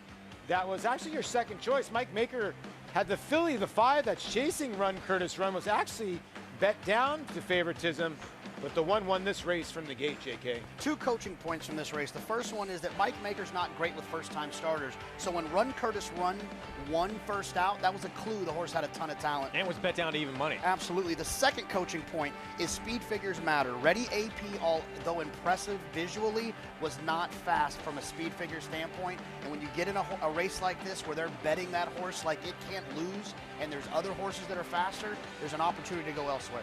And Jose Ortiz, he sent out a very nice tweet earlier on today. He talked about the late Rick Violette, saying he was so tough on me, but how grateful he was, made me a better rider, a tougher rider, and for him to win this race, nice moment in an early feature on the court, on the card. The man who succeeded, of course, Rick Violette, Rick Schosberg, taking over the Take the Lead, Take 2 program, standing by right now with Maggie Wolfendale. It's always a joined by Rick Schosberg. I swear being a trainer is the hardest job on the backstretch, but he seems to take on 5 extra jobs as well. But Rick, with NYTHA and partnering with NYRA to put on this whole New York Aftercare Day, what ideas went into this day, and what are we offering here on track? Well, our board about 3 or 4 months ago, once we explained to the new board members our numbers for Take the Lead, and we're reaching a benchmark of 800 horses, and everybody got together and said, hey, look, we got to get this good news out there. And what about if we do, an Aftercare Day at Saratoga, and that it just kind of snowballed from there. And we got all the different organizations, NYTHA and NYRA and the breeders, and and all the organizations in the region, the TAA accredited organizations in the region, to get on board. And what better day to do it on Rick Violette Stakes Day? I mean, he was really at the forefront of aftercare, not only in New York, but across the industry and across jurisdictional lines, being one of the founding members and board members of the TAA back in 2010. And it really went on without a hitch. We did some demonstrations this morning around noon. Some horses shipped in from New Vocations and from ReRun, and we set up some jumps out there on the race course. And NYRA was wonderful, getting that set up for us, and having the outriders and the paramedics and everybody in place for when we did our demonstrations. And the timing went well, and the horses were fantastic, and we had Uncle Si back here giving autographs, and there were lines out the door and everything like that. It was really good, but the idea is to really get the word out there that we're really taking care of these horses after their careers are over. And to put it into perspective, their racing careers are about 20 to 25% of their lifespan. So we're responsible for a good 75, 80% of their life afterwards, and the industry is. And the industry feeds into aftercare at every angle. And the funding is paramount. The people that are involved, the TAA accredited facilities and organizations across the country, of which there's 83 organizations, about 175 different facilities. And the TAA is really the overseer of aftercare throughout the industry. And our organization uses the TAA accredited facilities in the region, not only in New York. Hopefully we keep these horses in New York, but we use facilities in Kentucky and Pennsylvania and Ohio as well. But the safety net that the TAA offers lets us know that we can trace the horses through them. with all the microchipping that we've been doing, that was part of the Aftercare bill that we just passed through the Senate and the House up here in New York, and it's on the governor's desk. The anti-slaughter bill and Aftercare bill that we helped write the language for that. And all the organizations really pitched in, and it's a wonderful day. It's just basically getting the word out that once these horses' careers are over, they have purposeful and safe second careers in Aftercare. Well, Rick, thank you so much for your time and all you do to support the programs such as Take Two and Take the Lead and the horses after they're done running. Well, you're welcome. It's a real team effort. I mean, everybody's got to pitch in. It's about networking. It's about cooperation. But really, it's an inarguable initiative. You know, it's a pension plan for horses, period. How can you argue that? And Rick Violette really was the architect of it here in New York, and I was lucky to get on board when it was in its infancy, and he handed the ball to me, and then he started working on workman's compensation. Well, thank goodness that he did hand the ball to you, Rick, because Rick and his team have done so much work with Take the Lead and really acting as the liaison between these TAA accredited organizations to find these horses forever homes. Greg.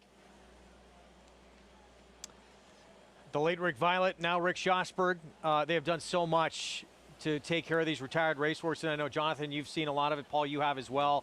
How much good these horses can do in their careers after racing and helping people in different scenarios. They love their jobs. They love their jobs after the racetrack as well as being on the racetrack. A lot of them are lead ponies. One of the most famous lead ponies is Lava Man, who made over $3 million, $4 million in California. We've seen a lot of other horses that were great stars on the racetrack become lead ponies, also become great hunter jumpers or jumpers as well, not hunter jumpers, but jumpers and doing dressage, a lot of that other stuff. And like I said, I think a lot of people don't realize horses can live to the mid-20s. Yeah, and like you talked about, we talked about the TRF and some of the places they have where these animals are not only given a second opportunity to just be horses, they also get to help these inmates kind of rehabilitate their lives. There's something about an 1,100-pound animal that you have to, take care of that kind of teaches you about responsibility and kind of reset that mind a little bit. And so I love those programs. It's really cool to see these horses that gave us so much joy on the racetrack come back and do it in other ways. Yeah, that Thoroughbred Retirement Foundation, they of course had that very touching tribute at Clare Court, putting a marker there for the Great Quick Call, and had a chance to meet one of the inmates who was reformed got to work actually with the Great Quick Call. That's crazy. And said it changed his life. We have the 7th coming up next, mile to 16th over the inner turf here. Nom winners at 2 lifetime, and this is your favorite, Todd Pletcher, Irad Ortiz Jr., and a son of Uncle Mo, who's 5-2 on the board. This horse makes sense. Tactical. You get Irad, you get Todd Pletcher. You're drawn towards the outside with a tactical horse that should be able to work out a good trip. But in turf racing, with a horse that just kind of looks like the best horse, I need to do a little bit better than 5-2. Yeah, he's an interesting sort because the colt here by Uncle Mo has shown that he can go gate to wire. He broke his maiden going gate to wire at Gulfstream Park. Since then, his other couple turf races, he's really laid far back and hasn't done much running. Now, we haven't seen him since May drop in for 40. So I don't know if you want to tread lightly. Maybe it's just because Pletcher and Irad's name is on the form here. He takes a ton of attention. 5-2 favor right now. Let's get a Paddock report and check in with Maggie. A horse taking some money here, Greg, is number 2, Fair-Haired Boy, as he'll stretch back out second off of that extended layoff for Saffie Joseph Jr. He was the one that walking into the paddock I was just immediately drawn to, and then I look up and he's drawing money as well. He looked as though, it looked as though the 5/8 race was just a stepping stone, a race to get him fit, to get him tucked up, and it's done just that. I mean, he looks fit. It looks as though, you could bounce a coin off his hindquarters. He's just so tight and strong looking. He is one that I know in those longer turf races back in 2019, he didn't have much speed. But I'm wondering if the 5/8 race gets a little more speed into him, because I'd love to see him more tactically positioned going into this race, especially given the fact it's on the inner turf course. I love everything about him and his presence here, and the fact that he's taking money, I think, speaks volumes. So we'll see. I'd be willing to take a shot with him, Greg. All right, Maggie, thanks. 5-1 on Fair-Haired Boys. We take a look at frontman Mertcan Cantermasi, Joel Rosario, double-digit odds at 11-1. We're going to take a look 2 starts back when he outfinished Just in Time for Wine, missed by a length and a quarter here. Yeah, the thing here is Just in Time for Wine, in my opinion, was getting the better of the trips here. The pace wasn't particularly quick, was out there loose. Not a big opened up kind of quite a bit here, but the ones that I think you want out of this race are the 6 Frontman or the 11 Devilish Mood. They're the ones that were trying to close into that pace that wasn't particularly quick. Yeah, Frontman sort of got put on chase mode. So when you have a horse like this that runs off, it's very, very tricky to try to ride the 2nd and 3rd place horse, because you don't want to really, you want to sort of act like you're the one leading. You're not worried about the horse in front, but you sort of are worried about the horse in front. And I thought this was a good, nice little 2nd place finish, and he's grinding away. He's getting a little tired at the end, but I got to get tired from chasing the 11 early. And a lot of times when you get that loose leader early in a race, the first horse that moves, the one that actually is the one that takes the initiative, always seems the one that just can't get there, gets beat, and did the dirty work, as it were, of being the first one to move into that pace. Well, this meet started off with the man who's going to be aboard this horse right here, Prefect, as the hot story. 3 wins on opening day for Luis Saez, about to get a leg up. 3 wins on Friday as well to take the jockey lead early on, including a couple of stakes victories in the Schuylerville and in the Grade 3 Forbidden Apple and Rinaldi. He'll be aboard Prefect as we take a look at what he accomplished on opening week. He's 1 back of Irad Ortiz Jr. right now. Had a solid week. Pretty Birdie, gate to wire. Rinaldi, gate to wire. He put on display Rinaldi, and then he decided, you know what, I'm going to go up to Finger Lakes. I was actually walking out of the parking lot on Sunday. I go, what are you doing? He goes, I'm driving up to Finger Lakes in the morning. I'm riding a horse for Todd Pletcher, and here it is, American Revolution. Won by 7 1/4 lengths, stretching out for the first time after 2 sprints for Pletcher and Windstar Farm. And I think safe to say he had the most productive weekend of anybody here. Right? I had a pretty productive weekend. What'd you do? Well, I mean, I did some laundry. Okay, it's a tie then, sorry. American Revolution Son of Constitution did go off the favorite in that race. Now Pletcher next Monday is going to have a chance to pull off sort of a belated New York Derby Oaks double. He's going to send out Lourdes Bellamy. Oh, okay. And as I think Louis going to go ride, you think? We will see. Yeah. Louis 1 back. Does he get even here in this race on Prefect? I think Prefect is a player in here now. He's the kind of horse that's been running 1.5 miles, 1 3/8. The cutback in distance has got to be key for him, and he's maybe that will heighten his kick, but he's not won in 2 years. Yeah, the distance is a concern for me. I do think he's live. I just can't lean on him. Coming out of, yes, much longer races, 1.5 mile races at Gulfstream. As you take a look at David Cohen, who he could be dangerous in the race because he's on a speedster. Just in Time for Wine, who's drawn somewhat inside on this inner turf. It always helps. You mentioned being drawn inside. I think being drawn inside helps quite a bit. I just worry Just in Time for Wine's going to have a little bit of pace to have to deal with. Also eligible, draws in, kicks off the post parade. Here's Silver Token, Jose Ortiz for Horatio de Paz. Draws the complete outside, but does possess a little speed, and might have just had that 6 furlong race for a prep for this. Next up, we go to Hilliard, who just broke his maiden at Belmont Mount of 16th. Wolf, you just mentioned being drawn inside on the inner turf. This horse is going to work out a good trip at a nice, attractive price. 18-1. Meanwhile, 9-2. Fair-haired boys off for a long time. September 2019 until June 3rd this year. I can see where the money's coming from. Did not run poorly last time. And then 2019 as a 2-year-old, this horse almost, without trouble, could have won the Laurel Futurity. Holy Emperor, 23-1, Joe Sharp. Yeah, just too slow lately. Once upon a time, this horse used to be knocking on the door. Here's potentially the speediest of the speed in the field, Just in Time for Wine. Yeah, 1 for 20 lifetime is going to be probably in front, like Greg said. Just has trouble sealing the deal. If you've not seen Amistad, one of the great movies, you need to check it out. I like this horse in here. This is my pick. This horse 2 races back, broke slow, ran well enough first off a break, had a trip last time. I think this horse is going to outrun his odds of 8-1. Jake has no idea what I'm talking about. What, the movie Amistad? Have you seen it? Yeah, of course. Okay, yeah, no comment. Frontman, 11-1. Yeah, where does Frontman sit in this race? Coming out of the 7 furlong race, the race before we showed you, the blinkers has helped a little bit, but they only took the blinkers off for one start. Operative.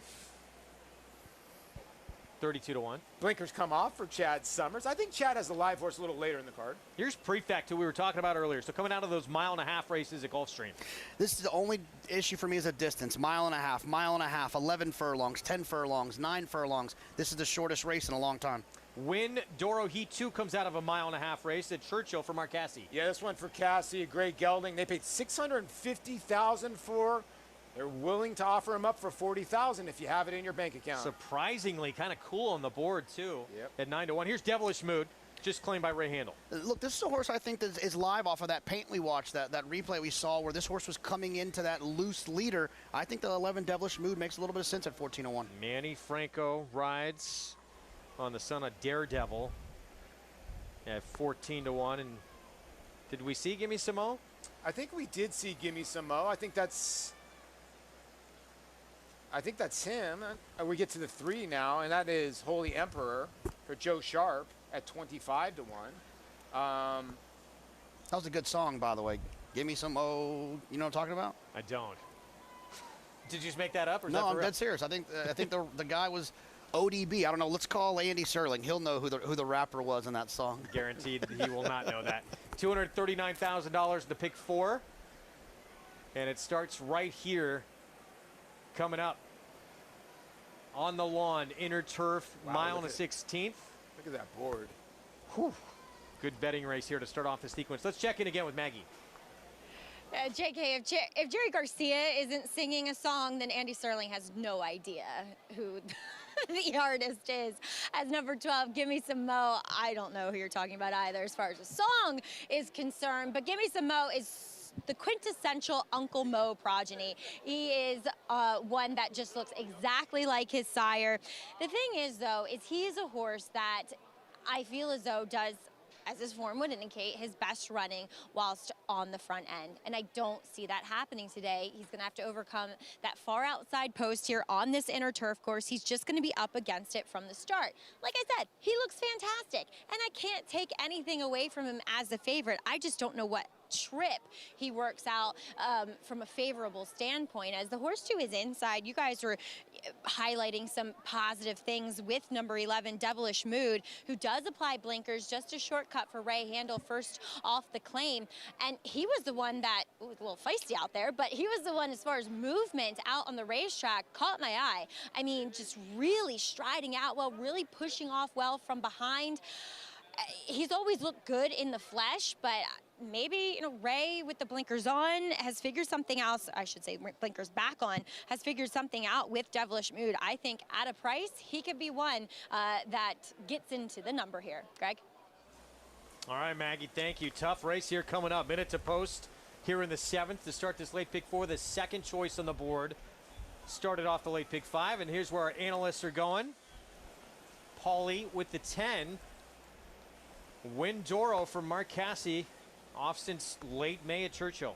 Yeah, I like the one race off the bench, the couple races off the bench, and one of them at Gulfstream Park, and I think tactically can sit. And I think the drop in class, this horse has been facing a lot tougher in here. When you look at like the 12 in here, this horse has been in for a tag. The 10's never been in for a tag. So I'll give that horse the look today. I know, JK, you like the 5 here a little bit, and you're hoping for some pace. You think you're going to be sitting in that right spot? Yeah, I think they'll be running a little bit. Give me some more drawn outside. We also have Maggie's pick, the 2, fair-haired boy down inside, stretching out. They should run a little bit, but the 5 Amistad, this is a horse that, like I said, 2 back, broke slow, first off a layoff, and got going late there. And then if you look at the second start, the pace wasn't particularly fast. This horse was not comfortable throughout the race, then had trouble late. That's the kind of dirty form that I want to try to bet off. And I think that if you look at the odds, 7-1, that's pretty short considering this horse hasn't even been close, except for the 2 races back, but hasn't been close in the last race. And I think that helps a lot. And I did want to talk a little bit about Maggie's pick a little. I typically don't like stretch out horses when they get drawn outside. But when they're drawn inside, they're going to save ground and they're going to get cover, meaning they're going to have another horse in front of them that will help them relax. They'll follow the horses in front of them. If you take a sprinter and you put them in the clear, sometimes they'll try to run off. And I think that this horse for Safi and the horse that Maggie picked, the two fair-haired boy, make a lot of sense down on the inside. And he's the horse, it's just in terms of the betting that's you got to take attention to on the board, because he's bet down to 4-1 from 15-1. He got a big number in that race. He was off forever, and he might be a router anyway. Yeah, he might be. Like I said, when he won for 40, you go back and you look at that Laurel Futurity. If he didn't have any trouble, he might have won that race at 30-1. He was only a length back. He's vying for favoritism right now. That says a lot going into this. We talk about in the maiden races, but it's also in these races as well. The tote board here at Saratoga, it tells you a lot. It's the biggest pools. If you're at some random racetrack on a Wednesday, the pools can be small. There can be a lot of inefficiencies. These big pools are pretty darn efficient. And the other part about it is it's not an 8-horse field. This is a 12-horse field he's taking money into. Long time off. We mentioned he hadn't run since September of 2019. He returned June 3rd of this year. And sprinting off the bench, he expected to be a little rusty, maybe not even what he wants to do. When he broke his maiden, it was going a mile, and then they put him in a stakes race at a mile and a 16th, where he's only beat a length and a half. So a lot of money on Fairhaired Boy, second choice right now at 7-2. The favorite, though, remains the 12. Give me some Moton Pletcher. And Irad Ortiz Jr. looking for number 10. Let's send it upstairs. John Imbrial with the call here to start off this late pick 4. Waiting for Frontman and Silver Token.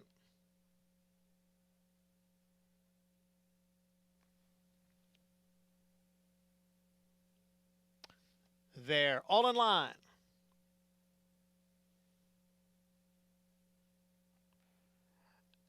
And they're off. Fair-haired boy, along with Holy Emperor, now moving up from the outside. There goes Gimme Samo. Far outside, it's the gray Silver Token. Gimme Samo is the leader. Silver Token just in time for Wine. They are heads apart, second and third, with Prefect next in fourth. And then comes Devilish Mood, who has made his way to the inside from that outside post. He's running in fifth. Fairhead Boy is next in sixth. Operative is in seventh. Frontman's on the outside in eighth, and Hilliard in ninth. Holy Emperor is now back running in 10th, then Windoro in 11th, and Amistad is the trailer in 12th. The opening quarter over the yielding turf, 24 3/5 seconds. And the leader here is Gimme Samo in front here by a length. Silver Token right behind in second, just in time for Wine is third, and then it is a break of 3 lengths.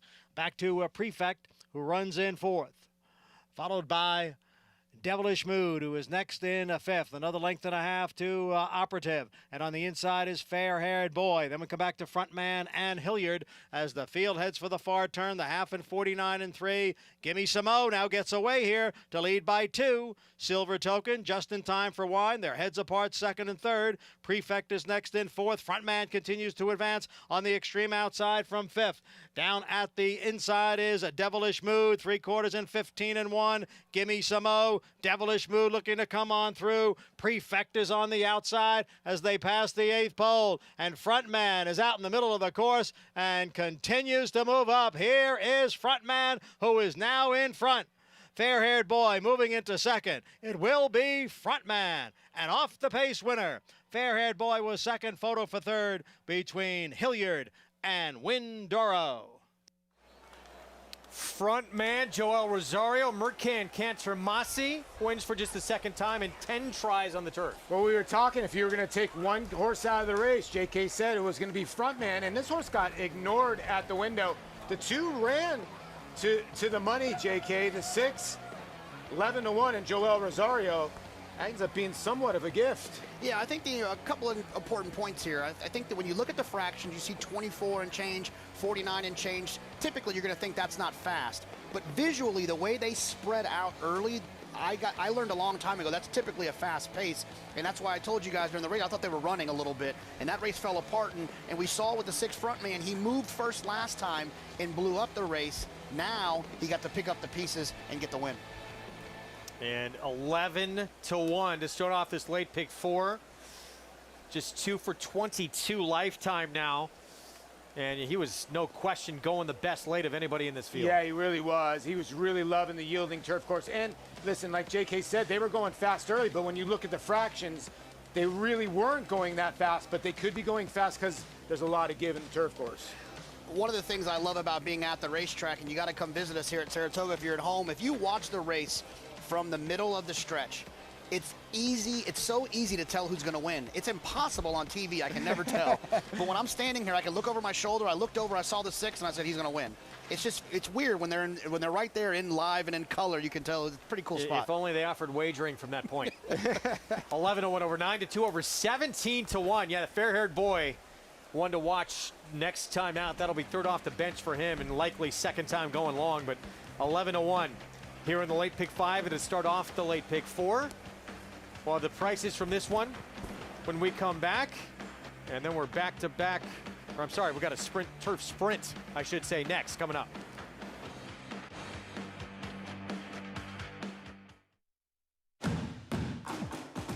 It is Global Campaign holding on to the lead. Global Campaign won the Peter Pan. Global Campaign is not done. He is resilient on the inside, and he wins the Monmouth Cup. Global Campaign by 2, and Global Campaign will win the Grade 1 Woodward.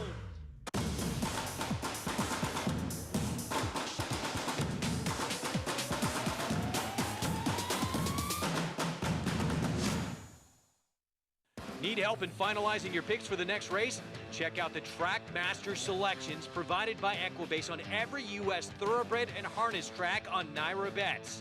Use these selections to get quick expert advice from professionals in the business. Check out the thumbs up graphic next to the pick and a wager pad and scroll down for more details on the horse.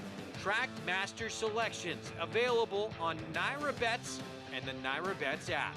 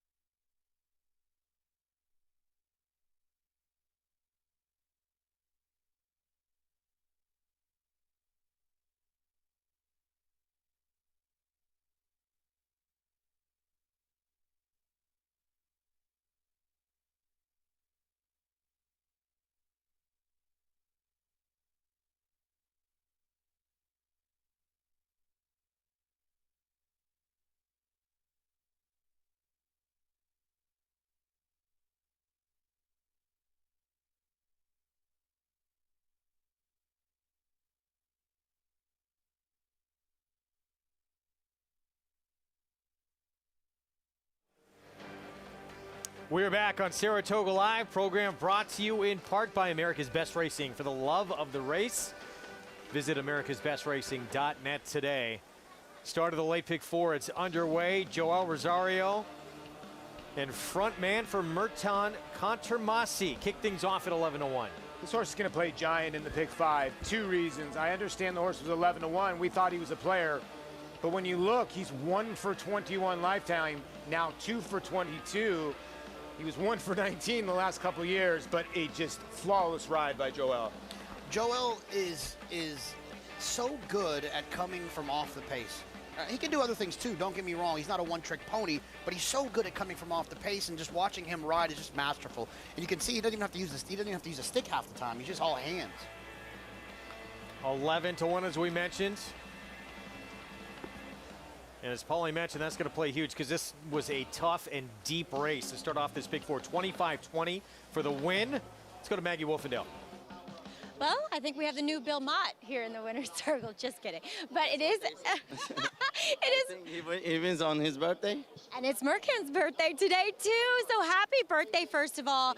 What a birthday present here with Frontman. I think it's lucky third. It's just started, and horse ran great. Joel rode perfect, and I told him it's my birthday. I didn't say anything else, and he knows the horse. Last couple starts, he did really good job, and horse loved the wet turf, and I think he get it done by the way. Is there anything you look for in a horse that you know lends itself well to maybe handling softer turf, like because this horse may be a little bit of a smaller, handier type? Yeah, I think some kind of horses, when the turf is too hard, they ignore to stretch out and give the stride they can. And today, I think he loved it. Like all his muscles were ready for the soft turf today.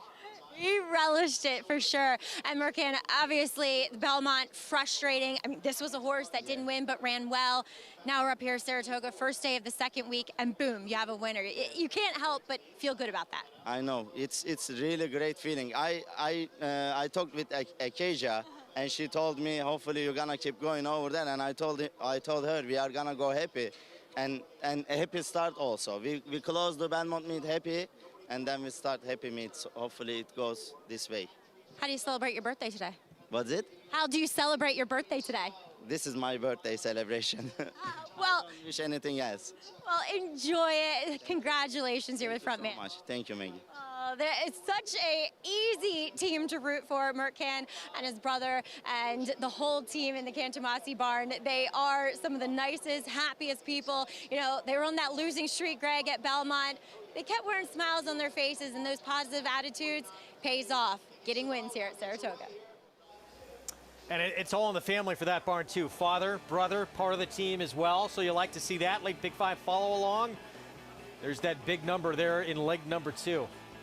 Paul, you got to imagine in your career you had some streaks where you weren't hitting it so well, and then when you get that big one, it just kind of feels like, Yeah, I always used to say, listen, broken back, a little squibber down the line, anything that can get you going. And we knew that Merkin is a great trainer, the whole family. They just ran into some bad luck. It was only a matter of time before they got on a roll. And here's the other part that people forget about. When their horses win, they got to go up in class, so they lose a lot of their conditions, so it's harder to win races, Nice to get off the schneid, get a victory here. This next race, it's the ReRun race. It was founded back in 1996 as we continue New York Thoroughbred Aftercare Day. This race sprinting on the grass, which can be a puzzle all in to itself. 5.5 furlongs on the lawn. We'll talk more about this field in a minute, but as we continue our New York Thoroughbred Aftercare Day, old friends at Cabin Creek, the Bobby Frankel division at Saratoga County's only thoroughbred retirement farm, one of the few that will actually take thoroughbred stallions.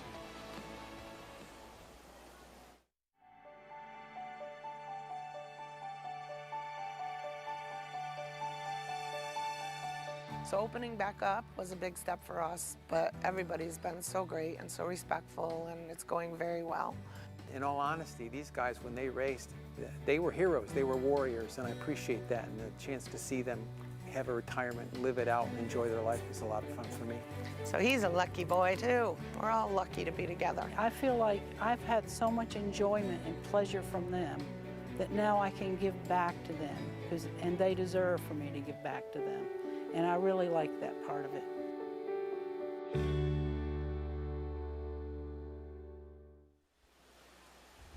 Well, Old Friends does great work. Their purpose, of course, for providing a dignified retirement for all racehorses who were superstars, or whether they ran in maiden claimers and never won, like you saw Zippy Chippy right there, who I think, started 0 for 90-something in his career? Something crazy in that range or so. But yeah, it's an Old Friends. The Bobby Frankel division here and what they have in Kentucky is just amazing what they do. One of my special pictures I ever had was Old Friends in Kentucky.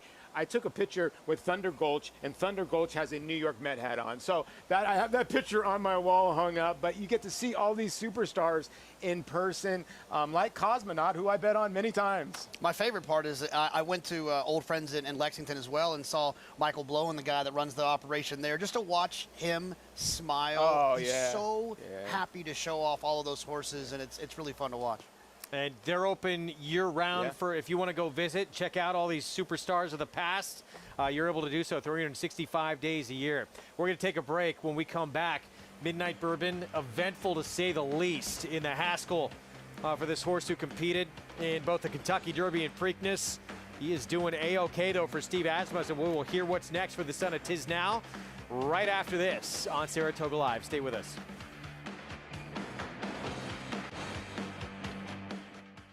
The Run Happies keep winning.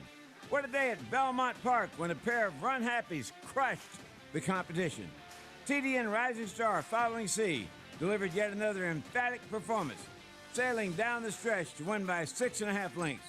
Then 2-year-old filly Happy Soul soared to victory, winning the Astoria Stakes by a whopping 11.5 lengths.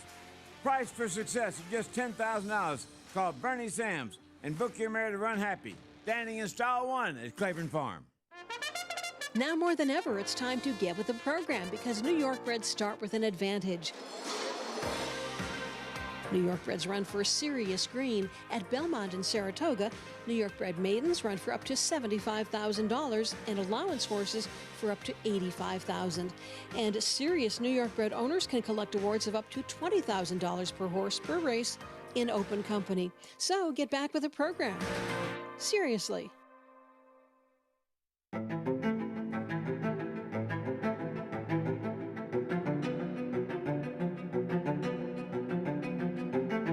Come and get Army Mule, who's pulling away by 5 and finishing fast. Army Mule, ultra impressive in the Cartery flew home. Won it by 6. A 10 top 20 here. We could hold on to 220 210,000. Racetrack Television Network brings you every race, from every track, on every screen, every day. With monthly packages starting as low as $5, RTN gives you great value and access to more live HD streaming and race replays than anyone. Visit RTN.tv today to sign up and watch on almost any device, including Roku and Amazon Fire. Use promo code TRYRTN for a 5-day free trial.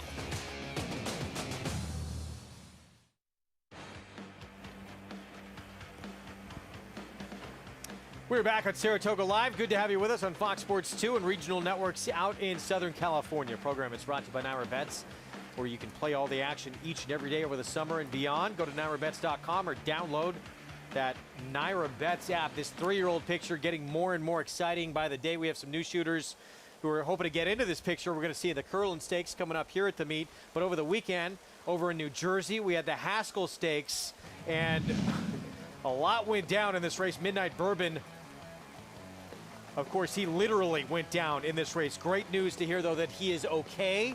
Came out of this just fine.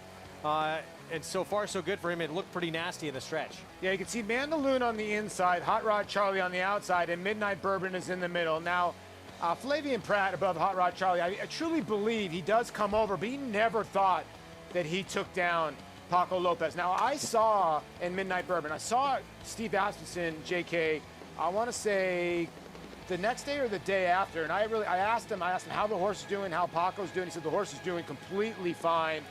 We know we were going to be third best. It was just an unfortunate situation. And this video, this was from this morning. He looks A-okay. Yeah, I actually saw a video on Twitter of him like rolling around in the pen. I mean, didn't seem like he was having any issues. Always scary. We don't ever want to see it, but obviously we're glad to see Midnight Bourbon looks, oh, there he is. He's yawning now. He's tired. And deserved DQ. Yeah. Hot Rod Charlie taken down for that. So Mandaloon put up for the victory of the Haskell. He may still eventually be your Kentucky Derby winner. I will tell you this, that Steve did say, like, you know, the next time we run him, I think he's too eager on the bit, and when he gets to the front end, he sometimes just sort of stops.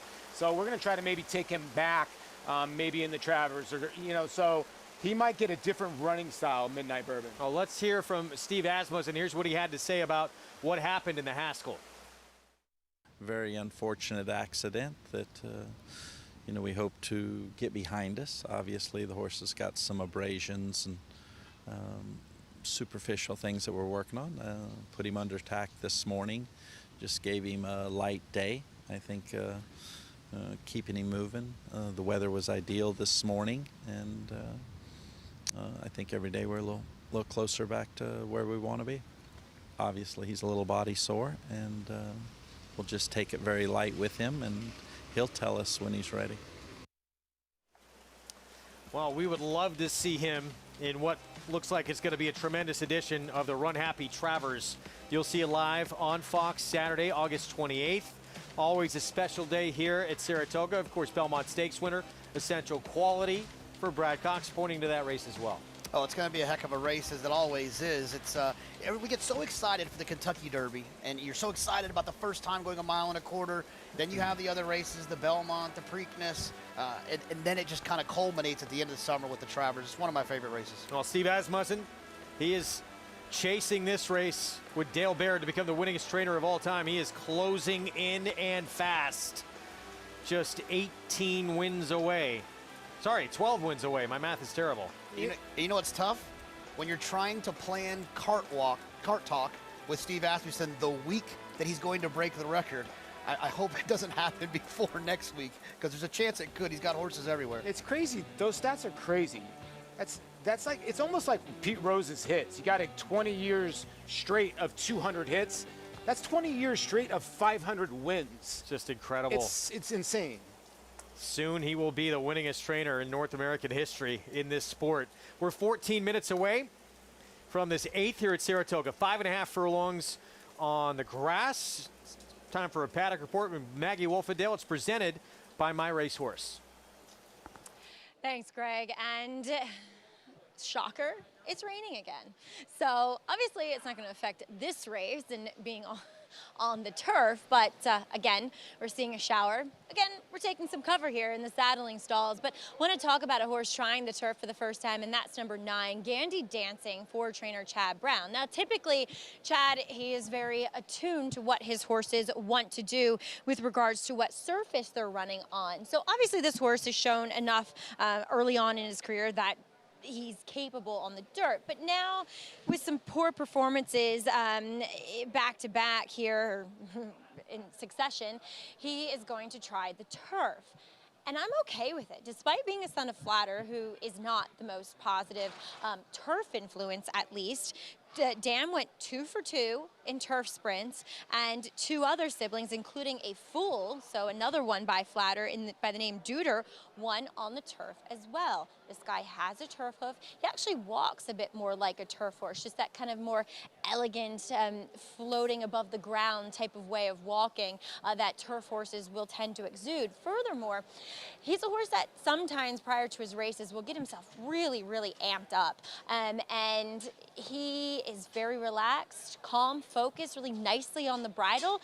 He paints a lovely picture here in the paddock, and I am on the optimistic end of things with him liking and taking to the turf, and it's backed up with a pedigree too. So we'll take a look at number 12 in here. That is Fast Getaway. He should be a short price, as he is your current 5-2 favorite. Adding blinkers, and a horse that 2 back did one of the weirdest things in a race that I have seen, kind of lost his action behind, then propped, and so dispersed of his rider, Jose Ortiz, that day.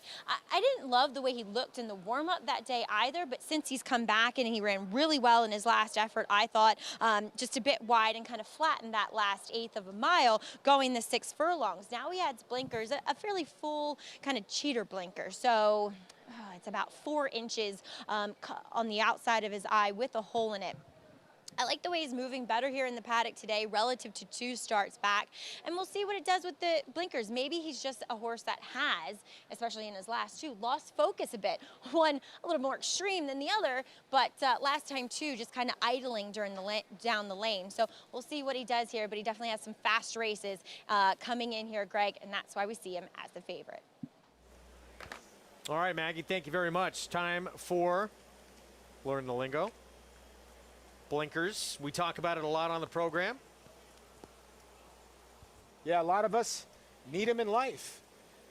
What they do is they focus a horse, and if you put them on yourself, they would focus you walking down the street, and you would be looking straight forward. So the job is to keep them focused. Some are cut a little bit lighter, some are cut a little bit full, as you see that, where he can sort of see his opponent to the right or to the left. Some they're completely covered, JK. Yeah, I mean, and there's a, the old kind of myth is that they put speed into horses, and that is typically what they're used for, but they also can help a closer focus more and kind of be able to hone their run and not look around. And so when you see blinkers on and off, it's an important thing to pay attention to. It can give you some clues as to what the trainer, the intent is there, whether it's that race or just moving forward. But they are an important thing. You'll see them in the past performances, blinkers on, blinkers off. If they're not making a change, then they'll just still be there. They don't denote that they're there if they're not making a change. Well, another horse is going to be having blinkers on. He's had them on for a while. It looks like virtually his entire career. 3 Outlaws, the 10. Ran a really big effort at this same condition at Belmont at 6 furlongs. And we'll take a look. Discretionary marks. Shiraz, the ever-present horse who always shows up, doesn't win a lot, was in this race as well. Yeah, when you're looking at this race, especially at Belmont, it's important to note that the races at Belmont are 6 furlongs and 7 furlongs in the turf sprints.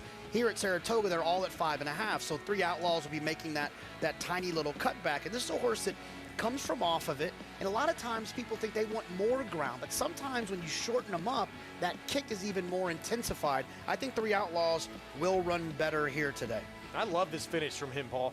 I thought it was good. I thought it was very good, and he's in good form. He came off a win the start before that, come back at 7.5 months, tiny bit got ignored, and I thought that was a good race. So Rob Altris has got this horse in very good form, son of Golden Sense. He does have a win over the Saratoga racetrack. That always bodes well. I'm just surprised at the price. I thought the 10 would actually be your favorite, although the 12 has just been running against a lot better. We have a horse who's being a bit of a bad actor right now. Let's go to Maggie for more. And number 7, Greg, analyzed this and that. It's not out of character. He has been a bad actor in the past. But as we check out Miguel Gutierrez aboard the gray horse that I introduced a little bit earlier on the show, Duke de Calais, you can see how well Miguel has trained him. So he is doing virtually what we like to call a side pass or leg yield to remain perpendicular to the horse, but move with him. So he's kind of acting as a barrier and a company for Analyze This and That, and that's how they got the tack on him. If it wasn't for Miguel and his excellent horsemanship skills and the job that his pony has done, they weren't getting the tack on this horse. So job well done to the valet Richie too and his groom as they finally got it on, Greg. So well done. That's good news. Dylan Davis, he's already won today. He'll be aboard. And this is a horse who's being ignored right now on the board at 15-1. This will be his 3rd off the bench, 2nd on the turf off a long layoff. It was interesting. Yeah, that's a horse that I liked in here. The horse ran well last time at Monmouth, going the 5.5. The horse is tactical. I feel like in turf sprints, being forward is a weapon. So often I think Maxwell Esquire, a horse, the turf sprinter that comes from out of it, we see here in New York all the time. He's always pace compromised. You got to hope that they run in front of him. But with these horses that can show some speed and get out in front, it's a huge edge. Here is a look at discretionary marks. So Rob Altris with this horse, he was the favorite last start, a mild favorite at Belmont when he ran 7th in a field of 12. And really didn't do much running. I think you're using the word ran last time a little bit.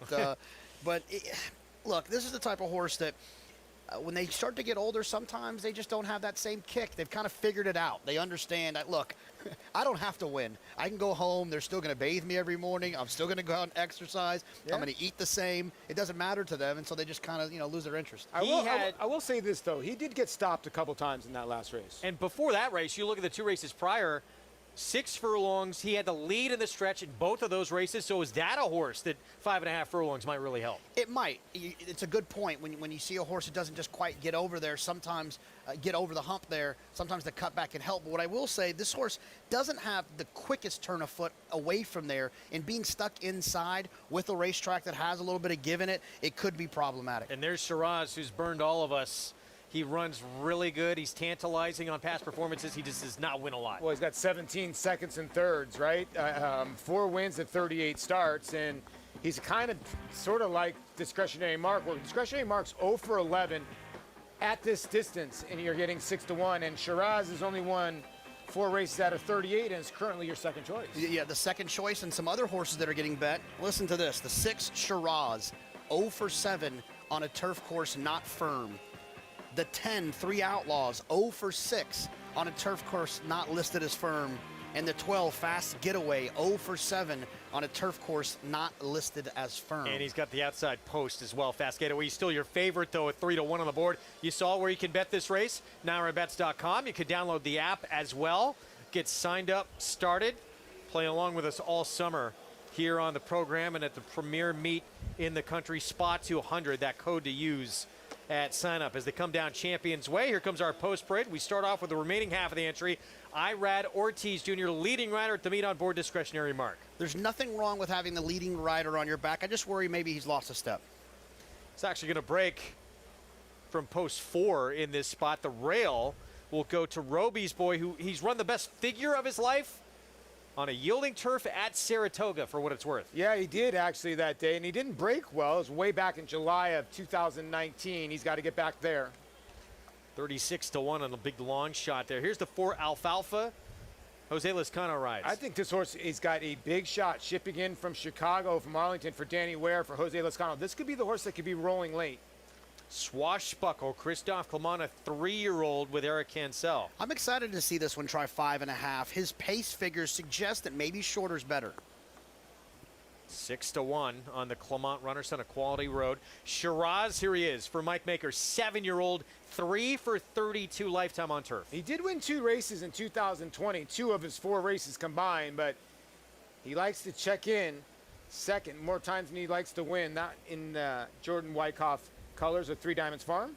Here's a horse who's being a bit of a bad actor at the paddock. Analyzed this and that, and he's quick.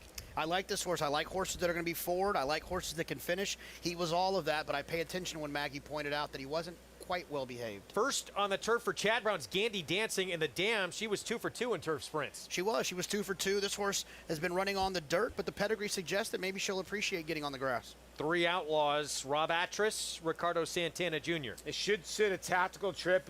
Does draw outside, but with a couple scratches, will be probably breaking from like the 8-hole. And Fast Getaway. He is fast. He is putting blinkers on, and he comes out of a race that is just facing tons tougher than anyone he's going to deal with here.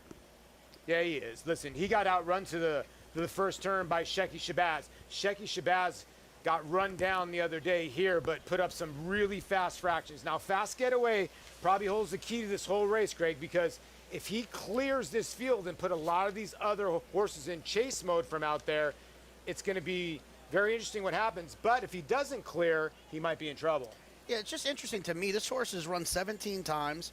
Linda Rice has had this horse basically the entire career, and now making the switch to blinkers. I just think it's interesting. It's not like this horse is cutting back and you're hoping he's going to show more speed. It's an interesting equipment change. Meanwhile, here's a look at the 5. So here's Swashbuckle for Christophe Clement. He won first time out, actually going long, mile and a 16th on the turf. That was a good effort that day. And then he kind of back to 6 furlongs, and I didn't think he ran that poorly at all. 7 furlongs, came back to win off a layoff. Then he drew the dreaded outside. He's come in this race with a bullet drill. Yeah, and like I said, the pace figures, we talk about speed figures. It's a final time. It's like a quarterback rating to let you know how fast these horses have run. You can compare them from track to track, surface to surface. This is a horse who has pace figures that suggest that maybe the cutback will help. Pace figures, same idea as a speed figure. It's just at different points during the race to show how fast they were going early or how slow they were going early. And a horse who potentially has a lot of upside, the only 3-year-old in the field. Let's go to Maggie for more. Like Swashbuckle, you know, JK pointed out some things to like about him on form, on speed, and pace figures. But looking at him physically, he was one that I was a bit critical of in that first race back.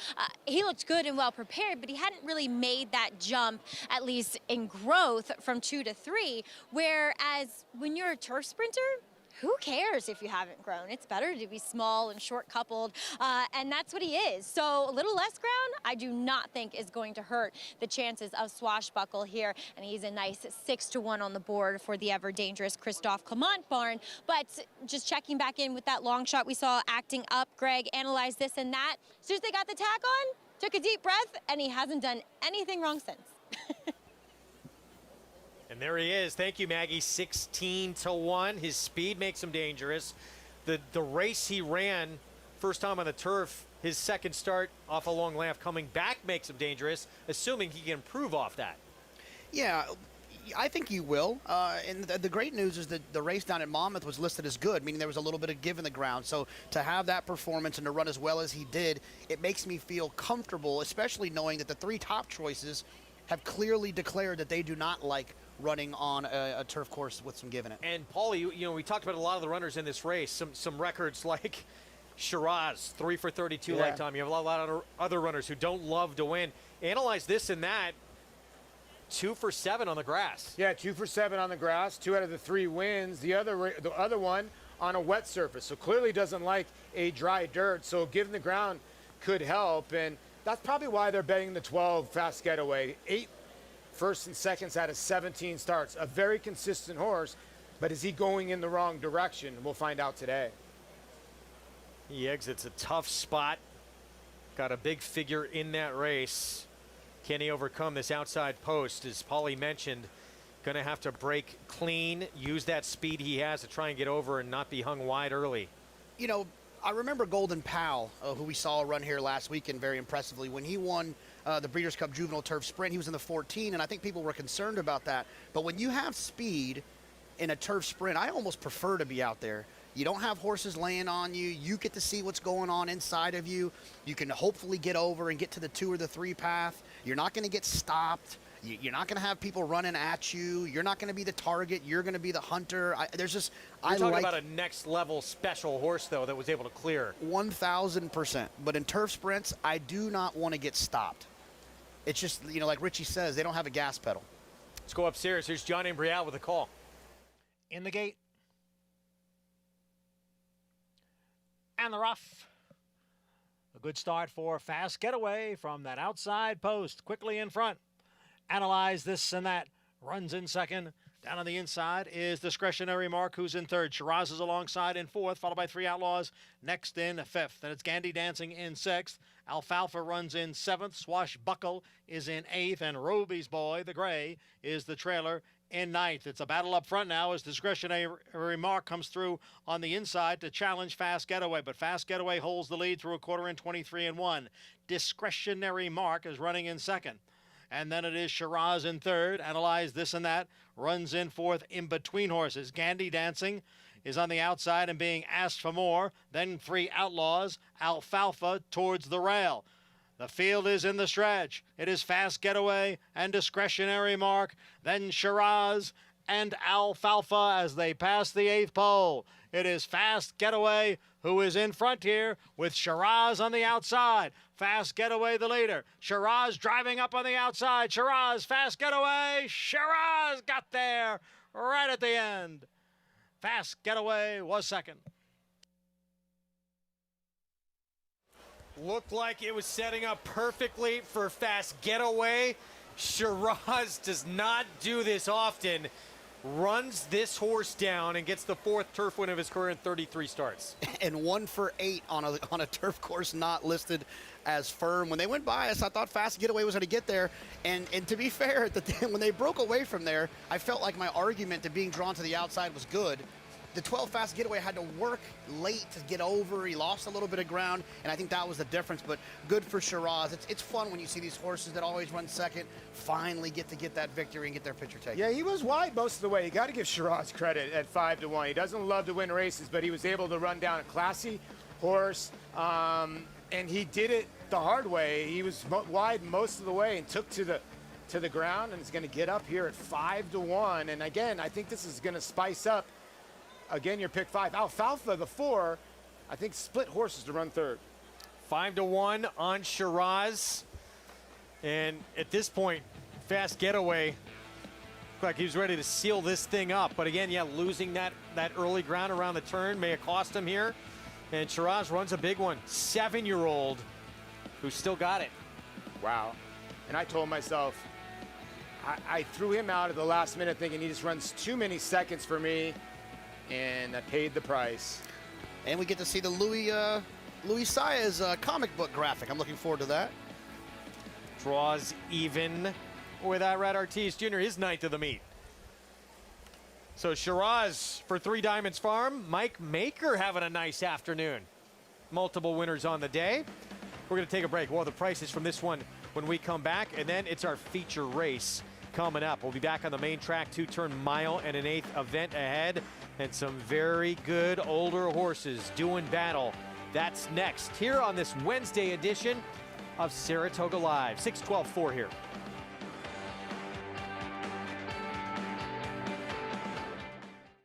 Catholic Boy, one of only 3 American 3-year-old colts in history to win Grade 1s on both dirt and turf, including the immortal Secretariat. A 6-time graded stakes winner from ages 2 to 4, he was the fastest 3-year-old of his crop over 10 furlongs. Now his first foals have arrived. Dual surface Grade 1 winner Catholic Boy, standing at Claiborne Farm. No sport in the world brings the wins home like racing. It's one-of-a-kind, high-speed, high-stakes action, and Naira Bets takes you there. Place your bets and watch the races live from anywhere. With Naira Bets, make easy, secure deposits and promotions every day to earn reward points or cash. Download the Naira Bets app or visit nairabets.com.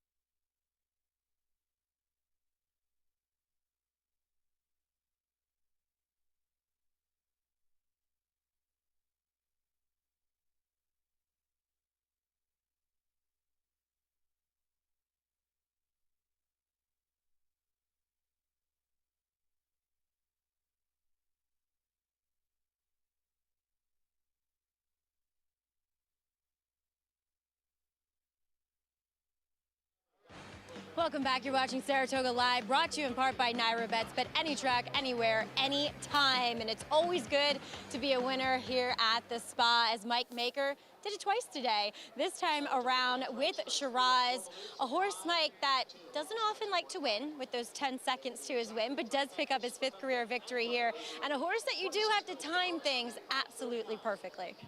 That is correct. If he makes the lead too soon, he just says my job's over and puts on the brakes. And sometimes training, he does that too. Fun, not for his exercise rider. But Mike, too, a horse that you actually lost and reclaimed, and a guy that you've had in your barn for quite a while now. Sure was. It's a favorite of the Wyckoffs, and you know, Mrs. Wyckoff threatened me if I lost him again. Hopefully that doesn't happen. But earlier we saw you win the Rick Violette Stakes with Run Curtis Run, a horse that flaunted his speed today, and that seemed to really pay off for this young undefeated colt. Yeah, horse we got a while ago, had high hopes on, and he hadn't let us down. I was a little worried about the quick turnaround, but the class showed up. Will you run him on Showcase Day if he comes out of this race okay? That's the plan, yes. Looking forward to it. And also, you mentioned Army Wife heading to the Alabama. Seems like a 3-year-old filly that has done very well here now in the middle of this year. Yeah, she showed up Saratoga yesterday, so looking forward to it. I am too. She's one of my favorites. Mike, congratulations on a nice day. Thanks, Meg. All right, Mike Maker, as I said, picking up a 2-win Wednesday, capped off with a win in that Rick Violette Stakes. Greg? Well, it's been a great day for Mike Maker. You know, and we said it a lot. Shiraz doesn't like to win a lot, but the horse does like to earn a lot of money. Continues to get checks. We mentioned the 10 second, 7/3. He's earned over Well, now closing in on well over 400,000 with this win actually over that mark. As horse players, I often find myself kind of criticizing horses for their performances, and then as an owner, I would love to have a horse like Shiraz in the barn that just shows up, runs, gets checks, doesn't win every time, but I tell you the most impressive performance was Mike Maker's joke there. I picked up on that. I saw him. Right? He's usually the quiet type, and not only does he get the winner, he claimed the second place finisher, so maybe this is a win-win for him. Yeah, fast getaway move into his barn for Maker, who has a 2-win afternoon. Shiraz, $13 for the victory, and as evidence of how nice this pick 5 is going to be, that pick 3, first 3 legs, just shy of $200 for a dollar. Yeah, I won't mention the numbers as Shiraz. Sonatello the cat out of the alphabet soup mare. I know you love this soup. It's good for you. It's got a lot of protein, lentil. And I'll tell you right now, front man to Shiraz, those 2 horses are going to play big. You just got to get this home from here on out. You're going to get a nice little payoff. Close. You know what's funny? It feels like in these races, it's in Saratoga, sometimes on the tote board and the win pool, the horse will look a little bit shorter than they are in the multi-race bets. They're usually much longer. Our feature coming up next, 2-turn mile and an 1/8 and an allowance optional claiming field. Forza Dioro, 3-1 right now. Favored his highest honors. The former Curlin Stakes winner for Chad Brown missed all of his 4-year-old campaign. Came back second start of his 5-year-old campaign and won at Belmont. I'm surprised. I really am surprised. Listen, I get it.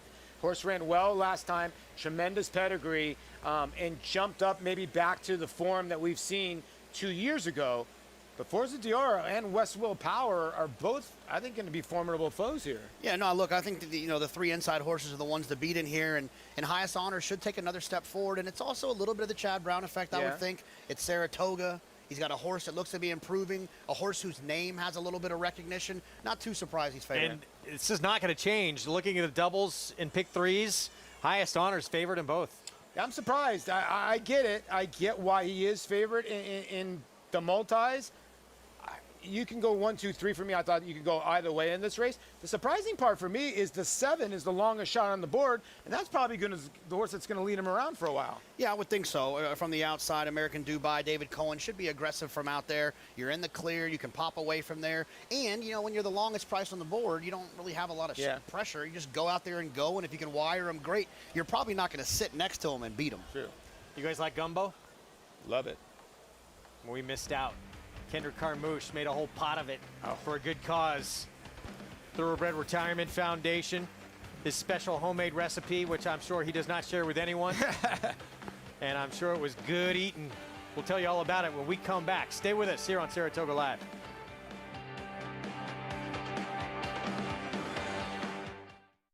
Respect the law. He's earned it. A Grade 1 winning juvenile. 'Tis the law, pops the cork in the champagne. A classic winning 3-year-old. Tis the law is going to win the first leg of the Triple Crown. 5 triple-digit buyers. Respect the law, 'tis the law. The best son of Red Hot Sire Constitution. He's left the others behind. He's going to win the Run Happy Travers. 'Tis the law, new to Coolmore America. Considering horse ownership? Get off the bench and get in the game. We have one goal. Make racehorse ownership a slam dunk. It's Maxim Rate close to home. Maxim Rate has won the game lead. A terrific finish in the Woody Stevens that goes to drain the clock by a head. Slam dunk racing. Come win with us. Before a moment of victory, there are the hours before post time. Months of training and years of work. Before triumph comes trust.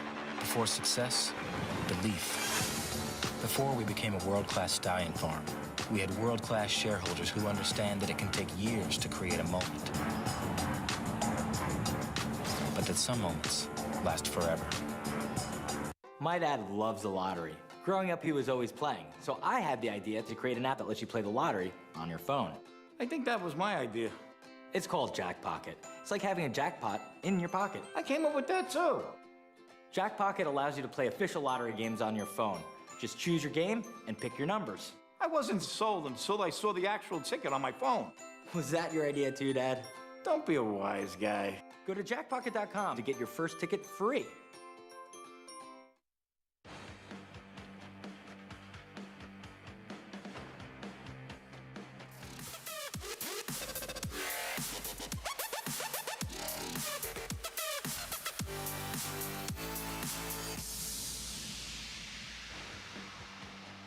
Thanks for joining us here on Saratoga Live, brought to you in part by America's Best Racing. For the love of the race, check out americasbestracing.net today. Well, here on New York Aftercare Day, I'm pleased to be joined now in the paddock by the Executive Director of the New York Thoroughbred Breeders Association, Naja Thompson. And Naj, we have just, well, we well know you in your former role here at NYRA, but this role you've assumed in the last year. How is everything working out? And I know you're thriving in your new role.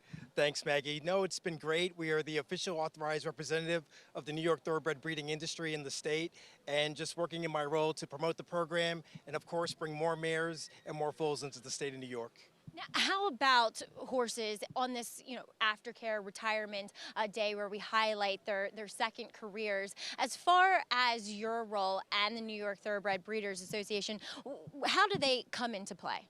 Definitely. Well, we're a membership organization, and many of our members, besides just being breeders, they foal, they break, they train these horses. So days like today in which we can honor and show how New York Aftercare takes care of all our thoroughbreds. As you know, Maggie, with Xander and other connections on the track, we're one big family, and we take care of our equine athletes, and the breeders, as long as with NYTHA and NYRA, want to contribute in making sure they have many lasting careers and many successful years when they leave the racetrack. Naj, I couldn't have said it better myself, but New York Breds are the name of the game, and we will see them highlighted a little later on in the meet. Talk to us about that New York Bred Showcase Day. Yes, it's certainly one of our three most biggest days of the year here in New York. New York Showcase Day on Friday, August 27th, the day before the Travers, an all New York Bred Stakes card featuring great racing. And of course, you want to get involved in the program to be a part of the awards and all that it has to offer.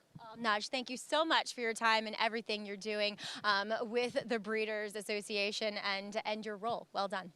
Thank you, Maggie. Really appreciate the time. All right, Naja Thompson from the New York Thoroughbred Breeders Association, Greg, doing great in his new role, and love having them here on track and well represented with New York Breds, because here in New York, they make up so much of our racing. Well-deserved success for Naja Thompson. You'll see him anytime you're rolling around the racetrack. He always has a smile on his face, and he'll brighten your day anytime you bump into him. Now, that is definitely true. Naj is one of the greatest people you'll ever meet at the racetrack, and he has taken this role full control, and he loves it. And he couldn't be a better ambassador for New York racing, seriously. Absolutely. We obviously miss him here, but we're glad that he's helping the sport, especially here in New York. Yeah. Another guy that usually has a smile on his face. We really miss him at this meet, but got a little taste of his cooking the other night as part of TRF, Thoroughbred Retirement Foundation special event here with Kendrick Armouche, putting together a little gumbo. He broke his ankle back on June 5th on Belmont Stakes Day. He's having really just a breakthrough year or so. First ever Grade 1. That happened at the Cigar Mile, end of 2020 on True Timber. Nearly won his first ever meet in New York. And then Bourbonic, of course, at 72-1, won the Wood Memorial. There's that unfortunate incident where he broke his ankle. He got to compete as part of his first ever Kentucky Derby on Bourbonic as well. We hope to see him back sooner than later. Yeah, we really do. Kendrick is one of the more, I guess, eccentric personalities that you have around here. He's another guy that's always smiling, always positive, always about, hey, let's get him next time. Hey, we're going to get him this time. They're going to have to come catch me today, bro. He's always about this and that. And he actually brightens your day. So for him to do that and cook some gumbo and cook it up, being injured, growing up a nice little beard. He's matching your beard now. Man, his beard is strong. Yeah, we can't wait to get Kendrick back. And obviously, it's never fun to see these guys get hurt and get injured, and it's another reminder that that they're out there risking their lives, and that's why I try my hardest not to knock rides. I've never been out there. I've never risked my life and on the back of a thoroughbred, and sometimes when you're out there, you make decisions that are the wrong ones, and so I try to give those guys a little bit of grace, because things like that can happen any day. Well, again, he was part of a great night, helping retired racehorses in their second careers and raising money for the TRF. Your gumbo is excellent. You like it? Yeah, oh, it was excellent. We love racehorses. We love horses that's not racehorses because it's always a place for racehorses. It's something that my dad put into me and animals in general. It's just love. I thank y'all so much. I hope y'all enjoy your time. Kendrick is here. Smile and laugh. You know what? You know what we say in Louisiana, right? You're not old until you hit your tombstone. Don't forget, smile, and nobody ever gonna know what you're thinking.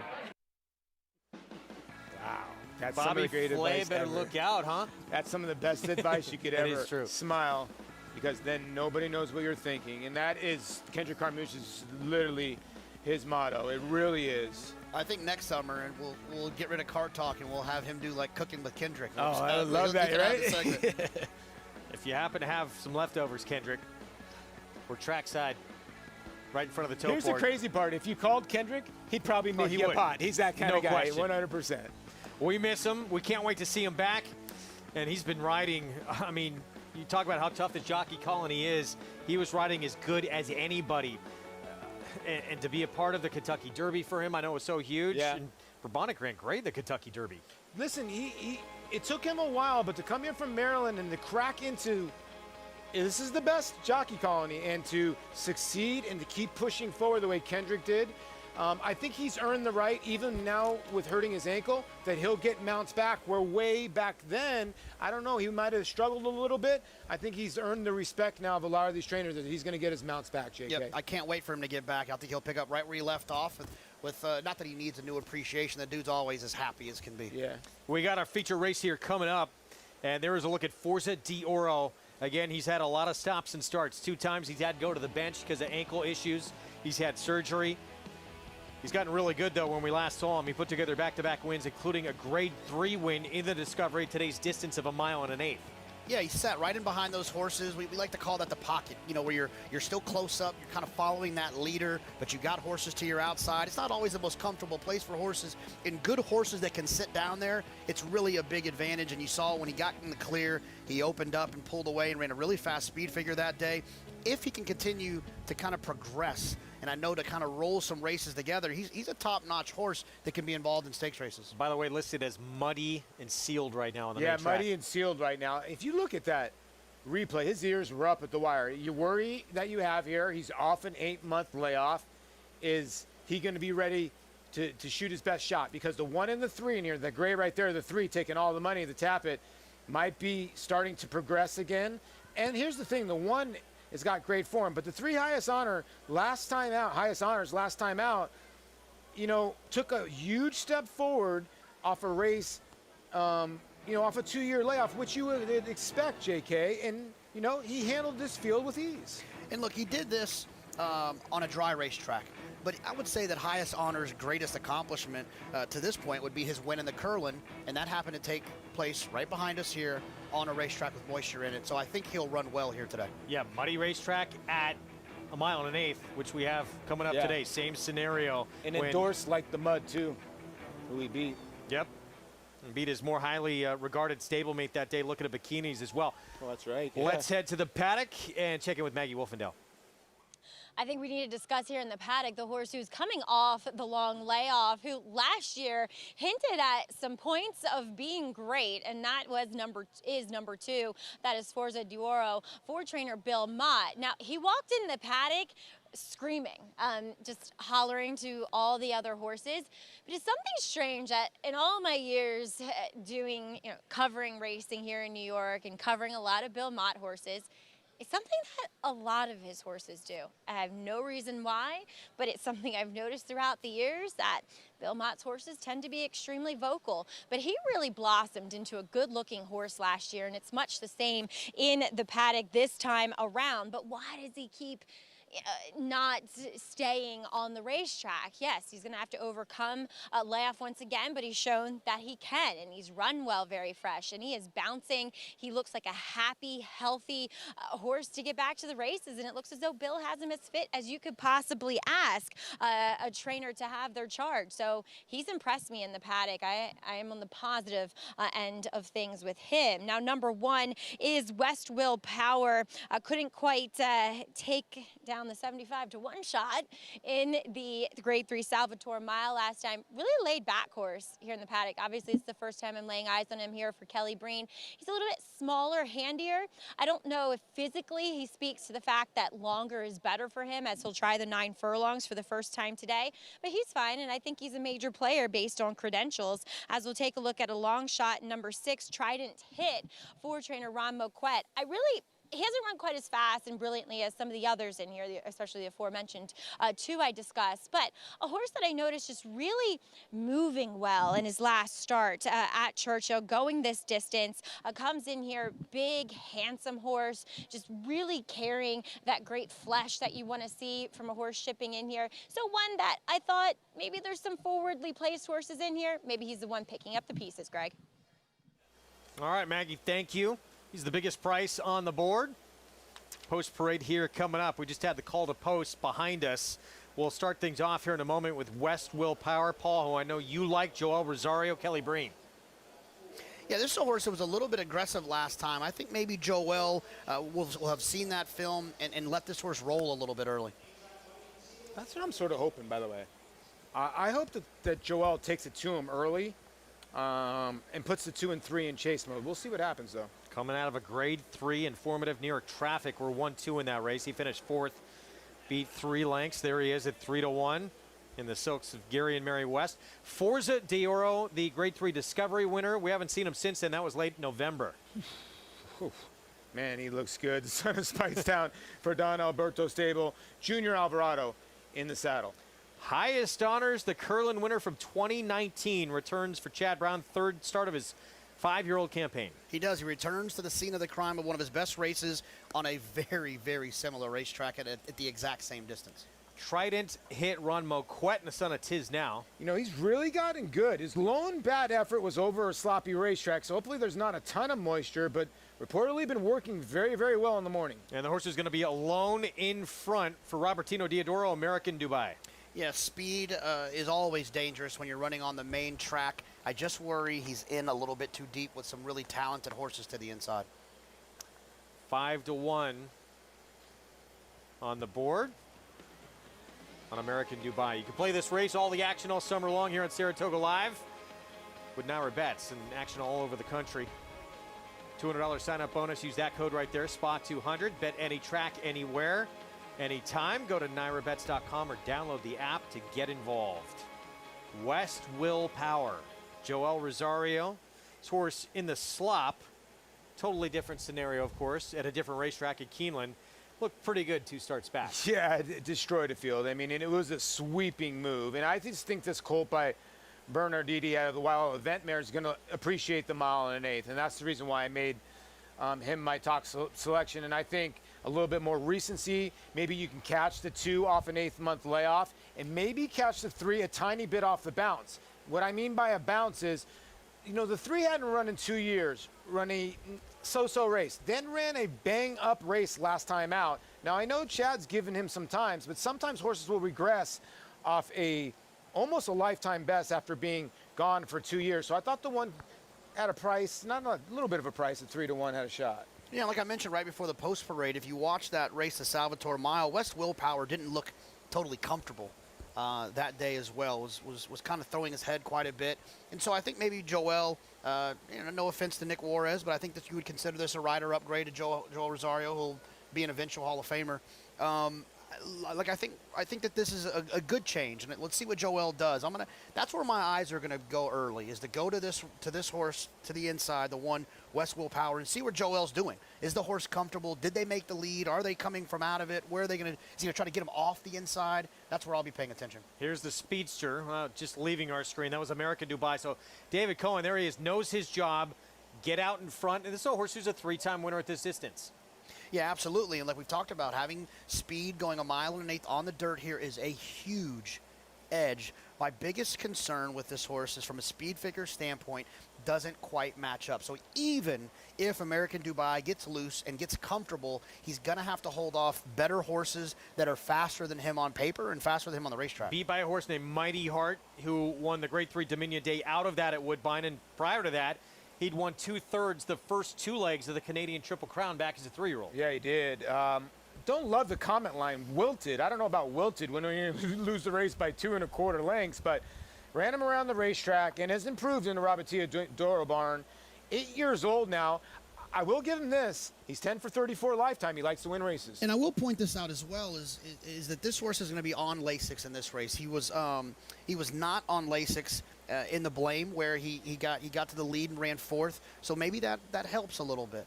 And second in that race, by the way, that was a good field. Night Ops, he's a horse who's won almost $800,000, former Grade 3 winner, been around for a long time.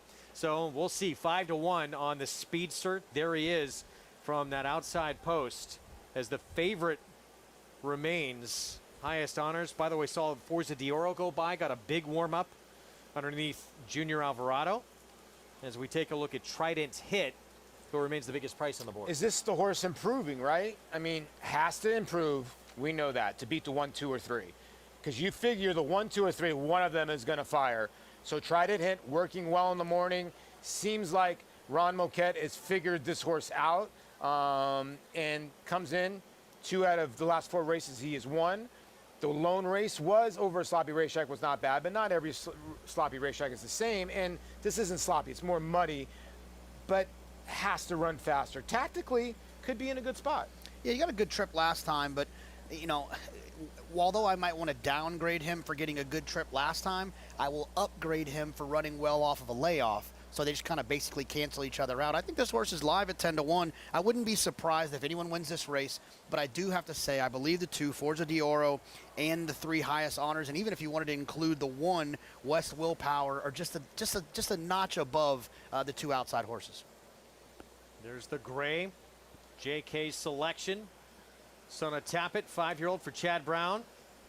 Missed his entire 4-year-old campaign. Definitely was a disappointment coming back, but had to have needed that start and provided the goods. Start number 2 off the bench. Let's go back to Maggie.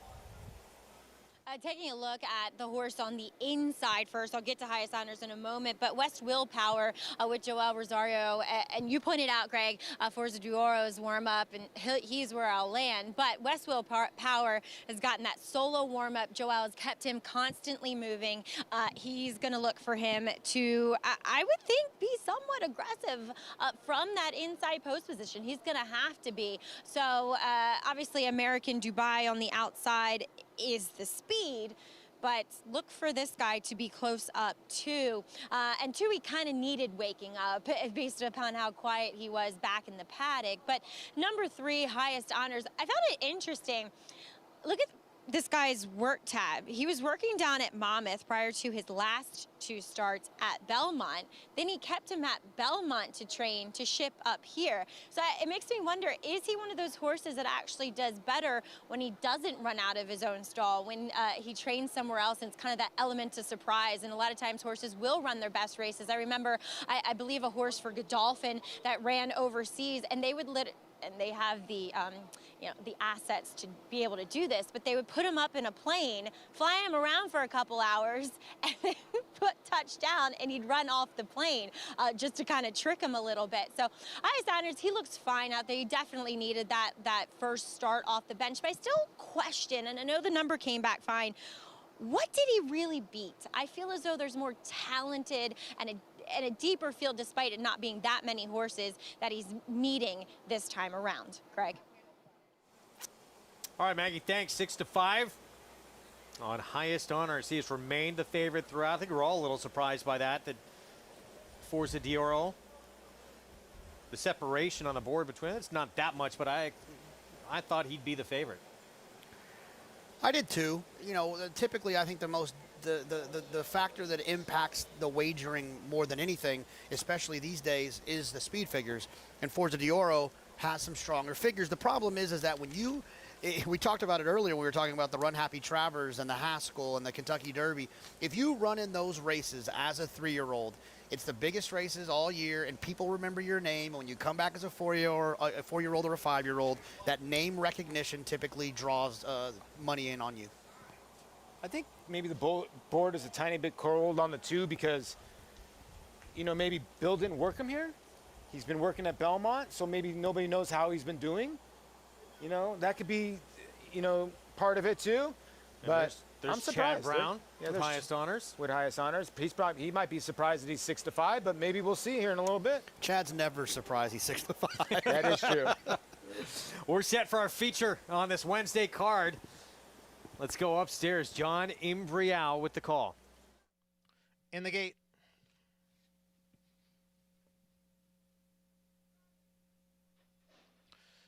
And they're off. American Dubai hustled up from the outside to grab the early lead. Forza Dioro is down towards the rail. Then the gray highest honors racing in third. West Willpower is in fourth, and the early trailer is Trident Hit in fifth as they go around the clubhouse turn. And up front, the leader is American Dubai, 3/4 of a length. Forza Dioro runs in second with highest honors. On the outside in third. The favorite, couple of lengths off the lead. The quarter went in 24-1 over the muddy and sealed track. West Willpower is next in fourth, and the trailer is Trident Hit. The 5 of them head up the backstretch. And it is American Dubai, the leader here by a length. Forza Dioro runs in second by a little more than a length. And highest honors is next in third. Down at the rail is West Willpower in fourth. Trident Hit continues to trail. Positions unchanged after a half in 48-1. American Dubai by a half length. Forza Dioro on the outside is second by a length and a half, with highest honors and West Willpower right together third and fourth. Trident Hit is in fifth, midway around the far turn. American Dubai in front right from the start, holding on to a narrow lead. There goes Forza Dioro now, up to challenge on the outside. So it is Forza Dioro on the outside now, grabbing the lead from American Dubai. West Willpower is on the move. Then Trident Hit, highest honors, has dropped completely out of it. The field is in the stretch. 3/4 went in 1:12-2. It is Forza Dioro in front. West Willpower drifting out there in the stretch. A 16th to the finish. It is Forza Dioro now with a 4-length lead, and Forza Dioro comes off the layoff to win here at Saratoga over the off-going. West Willpower was second, and Trident Hit finished third. Forza Dioro, Junior Alvarado getting good position early on, keeping this horse close to the pace setter, and in the end, goes off at 8-5, slight second choice. After that performance, I can assure you that Forza Dioro will be running in a race that typically probably has a G in it somewhere and is named after someone or something. Yeah, right? Can you say Whitney? Yeah, you called it. I mean, you said, listen, Forza Dioro is going to be plenty tough. I thought the 1 had a good shot here to maybe go by because Joel Rosario gave the horse a tremendous ride. He saved all the ground, where the 2 was just stalking, and now the 1 starts getting tired in the middle of the racetrack, and Forza Dioro is straight as an arrow. This is impressive off an 8-month layoff because he beat a pretty good group. Again, like Maggie said, it was not that big of a group, but the 1's a nice little horse, and highest honors, they'll be telling stories why that horse was 8-5. Forza Dioro, the win here off the bench. Maggie at 8-5. I can't get over how well this horse moves. And Bill Mott and his team, I mean, that's why he's a Hall of Famer, just done a tremendous job because this horse has so much ability, and the way that and always that, the wet track was going to be a question mark because he had never run over it in his 5 previous starts, but he relished it today. You can see how much he was enjoying it and just pinging off the surface. What a nice horse. So happy we have him back. Hopefully he stays sound and healthy because this horse has a ton of ability, Greg. His trainer, a Hall of Famer, felt that he was a top echelon horse, but needs to keep him on the racetrack. Wow, there is Bill Mott, who's trained some of the all-time greats in the history of this sport, making a nice phone call there whenever you win, calling the owners. It'll be interesting to see what the speed figure is because, we joke that we'd love to see him running the Whitney off of this, but no matter where he shows up, it'll be interesting to see how his speed figure is, because he's got back numbers that even if it's not that fast today on a sloppy racetrack, he's got another jump forward in him off that long layoff like Maggie mentioned. You got to expect that he's going to run even better next time. He's only run 6 times.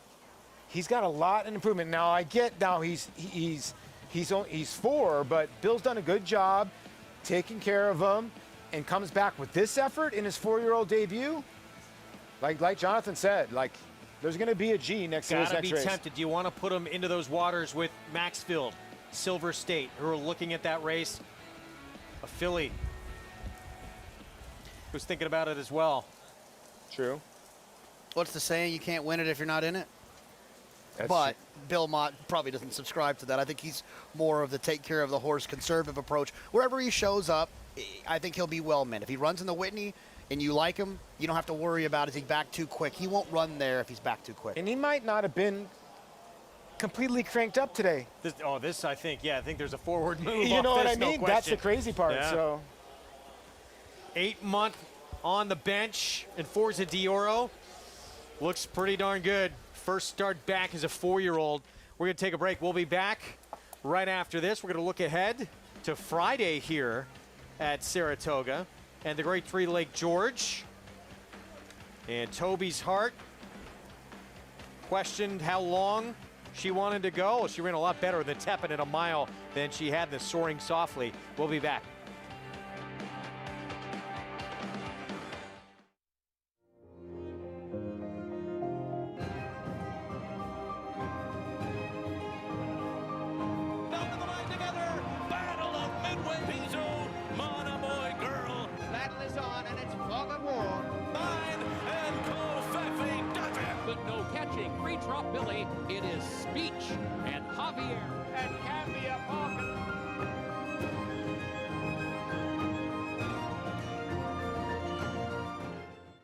This summer, Fasig-Tipton celebrates the 100th renewal of the Saratoga Sale, the world's most prestigious auction of selected yearlings in a single catalog. A sale that has produced 100 years of breed shapers, eclipse champions, classic winners, and international stars. Join us for the sale of a century, the 100th Fasig-Tipton Saratoga Sale, August 9th and 10th in Saratoga Springs, New York. Where will you be?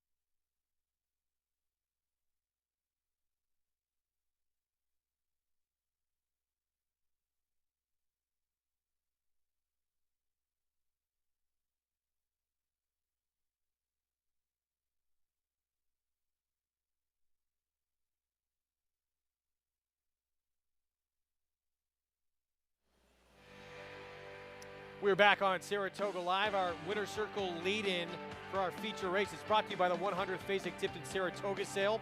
For a century, offering the best of the North American yearling crop. It's a sale of a century. Where will you be? August 9th and 10th. Forza Dioro wins for Hall of Fame trainer Bill Madoff. An 8-month layoff. Impressive here in this feature race on our Wednesday card. Let's go to Maggie Wolfendale. And he is watching the replay affectionately, I'm sure, and proud, as you should be, Bill. Borza d'Oro coming back with a commanding performance off that 8-month layoff today. Yeah, I mean, he's been a little bit of a project. We've had to give him time on a couple different occasions, but we've always thought he had a lot of ability. I actually thought when we ran him in the fall of his 2-year-old year in the Remsen, I thought we had a good chance to win the Remsen, and I thought he would be a top 3-year-old, for the Derby and the Triple Crown races. But, Mother Nature took over, and we had to give him time. He didn't run well in the Remsen, but we gave him time, and he's come back both times to win off the layoff, and today's another time. So hopefully we get a little more momentum going now, and he looks like maybe a horse that could be, a good solid horse for the handicap division.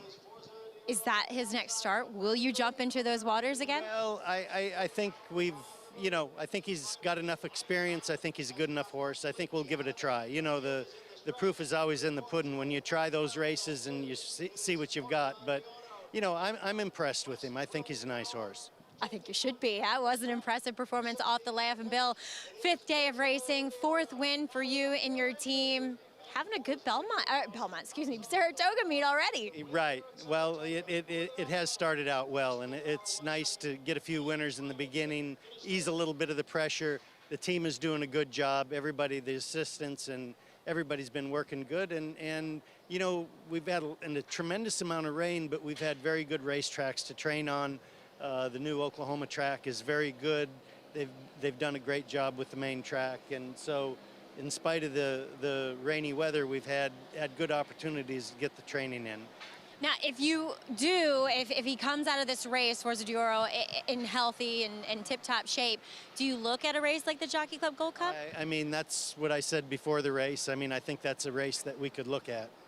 Well, we'd all be looking forward to that. So best of luck with him, but congrats. Enjoy this win with him here. Thank you very much. All right, Hall of Famer Bill Mott doing what he does best, getting these really nice horses to perform at their peaks. And Bill mentioning too the job that Glenn Kozak and his team have done with these racetracks and keeping them in tip-top form, because Greg, the weather has been unpredictable at best. After all, it is Saratoga.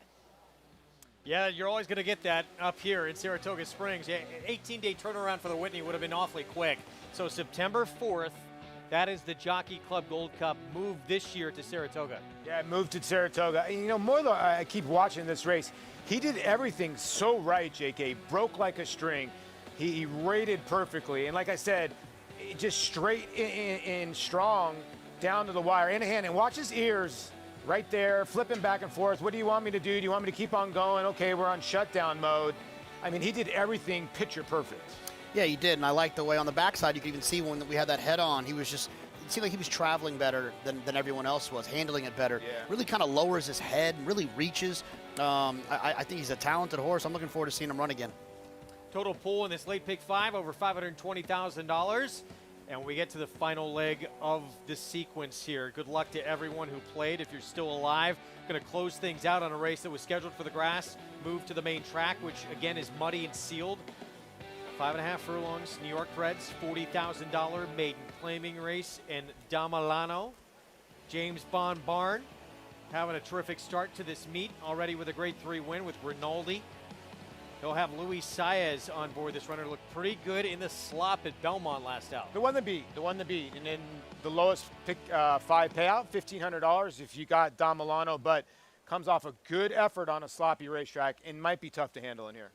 All right, we'll talk more about that field as we get closer to post time. Want to look ahead to Friday.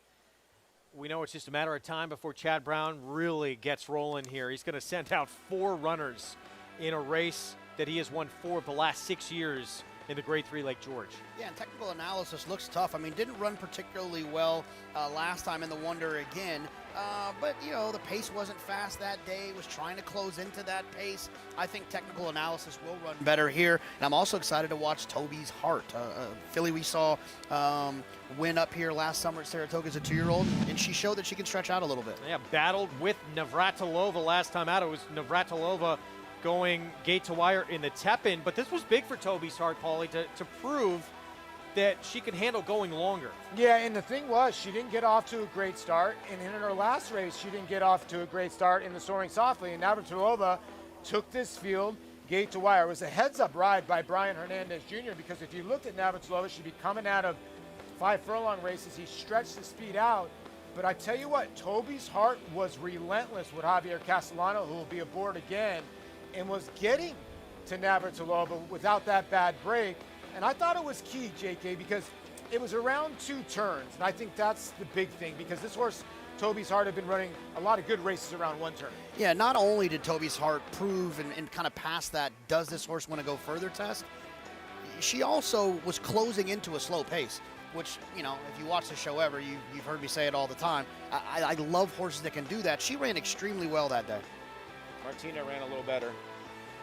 Grew up watching those matches. I mean, battles with Chris Everett. One of the best of all time.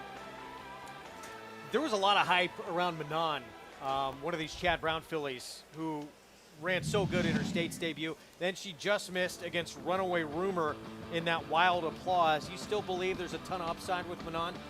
Yeah, look, if it's a grass race and you see the red, white awnings and Chad Brown is training, then yes, there's still upside there for the horse to continue to improve. But is there upside for Runaway Rumor? Undefeated, a filly by Flincher for Jorge Abreu. I think one of the most underrated turf trainers in all of North America. Is there improvement for her? I think so. It also will make our friend Naj happy, a New York bred Runaway Rumor. Yeah. So that's always a plus as well. Speaking of Chad Brown, he's got this race, he's got a lot of depth in here, to say the least. Mentioned he's got 4 fillies in this group. Amy C., another one who had a States debut, winning one back at Belmont on June the 25th, and now going to be thrown into stakes company. She was another one who was trying to close into a slow pace. That happens sometimes here in New York. And I think that when you have a horse that makes their first start with a Hall of Fame caliber trainer, which I think we will imagine Chad Brown will be in the Hall of Fame. We saw it earlier or last week with Tom Amoss. That second start, they get to figure out what they maybe missed there. They can even get him to take another step forward. If Amy C. takes another step forward, she could be tough as well. This was an easy win. Irad didn't really ask her to about right now, but he never drew the crop out at all till late. Because when he got in the dogfight there late, but you could see he was just urging.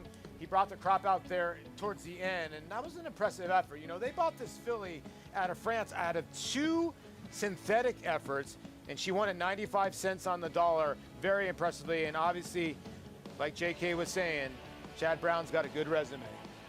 Selflessly won it last year, Regal Gloria before that. So again, for the last 6 years, he has won this race. He'll have a chance with technical analysis as well. Jose Ortiz will be aboard, coming out of the Wonder again. And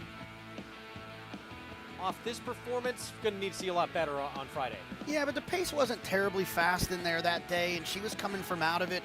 It's a theme. These turf horses, they can be compromised if the pace does not materialize. They're coming from out of it. There's horses on the front end that still have energy. They're trying to catch them. They can't quite do it. I think technical analysis has kind of grabbed me in some of her performances, those kind of wow performances as a horse that might have the highest ceiling. She got hung wide in that last race. She really did. She did not have a great trip in the Wonder again. She needs that kind of trip where she can lay a little bit up close and be able to save some ground. She was hung pretty wide most of that trip. Coaching Club American Oaks coming up this weekend as well, with the return of Malathot, Kentucky Oaks winner, the Caress, and then we have the Chuvie on Sunday. Race that Swiss Skydiver was supposed to go to. Dave Brenning tweeting out from the Daily Racing Forum. Won't be able to make that race due to outbreak in that barn area, I believe barn 86. So instead, going to point to the boys in the Whitney. We'll be back. We got the nightcap ahead. Stay with us.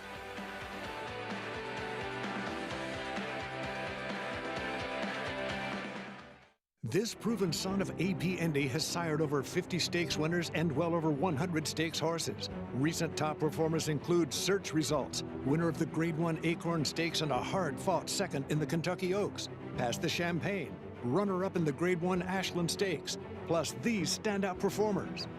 2-year-olds by Flatter sold up to $625,000. And his yearlings have recently topped Fasig-Tipton's July sales twice. Flatter, standing at Claiborne Farm. He won the Derby. He won the Breeders' Cup Classic. He's authentic indeed. The opportunity is here to get a part of this wonderful sport. Authentic. in the Breeders' Cup Classic. But Street Band is beginning to move away, and this will be a signature moment for Street Band. Tis a magician owned by my racehorse. Moonlight Doros. She'll win the Las Virgenes. Vertical stretch in the Steel Valley Sprint. Got Stormy surging to the lead. One of racing's all-time greats, Monomoy Girl wins the Bayakoa.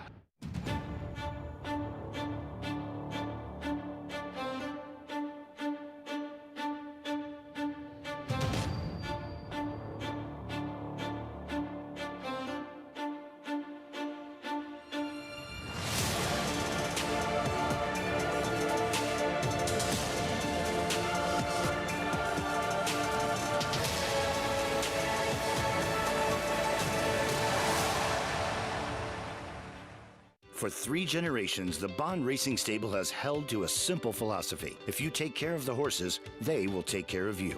That guiding principle drives every aspect of operations at the family's Songhill Farm and Racing Stables. From breeding to breaking, racing and retiring, our commitment to our horses is reflected in everything we do. Now you can join our Grade 1 winning team with racing partnerships starting as low as $3,000. Bond Racing Stables, 3 generations of thoroughbred excellence.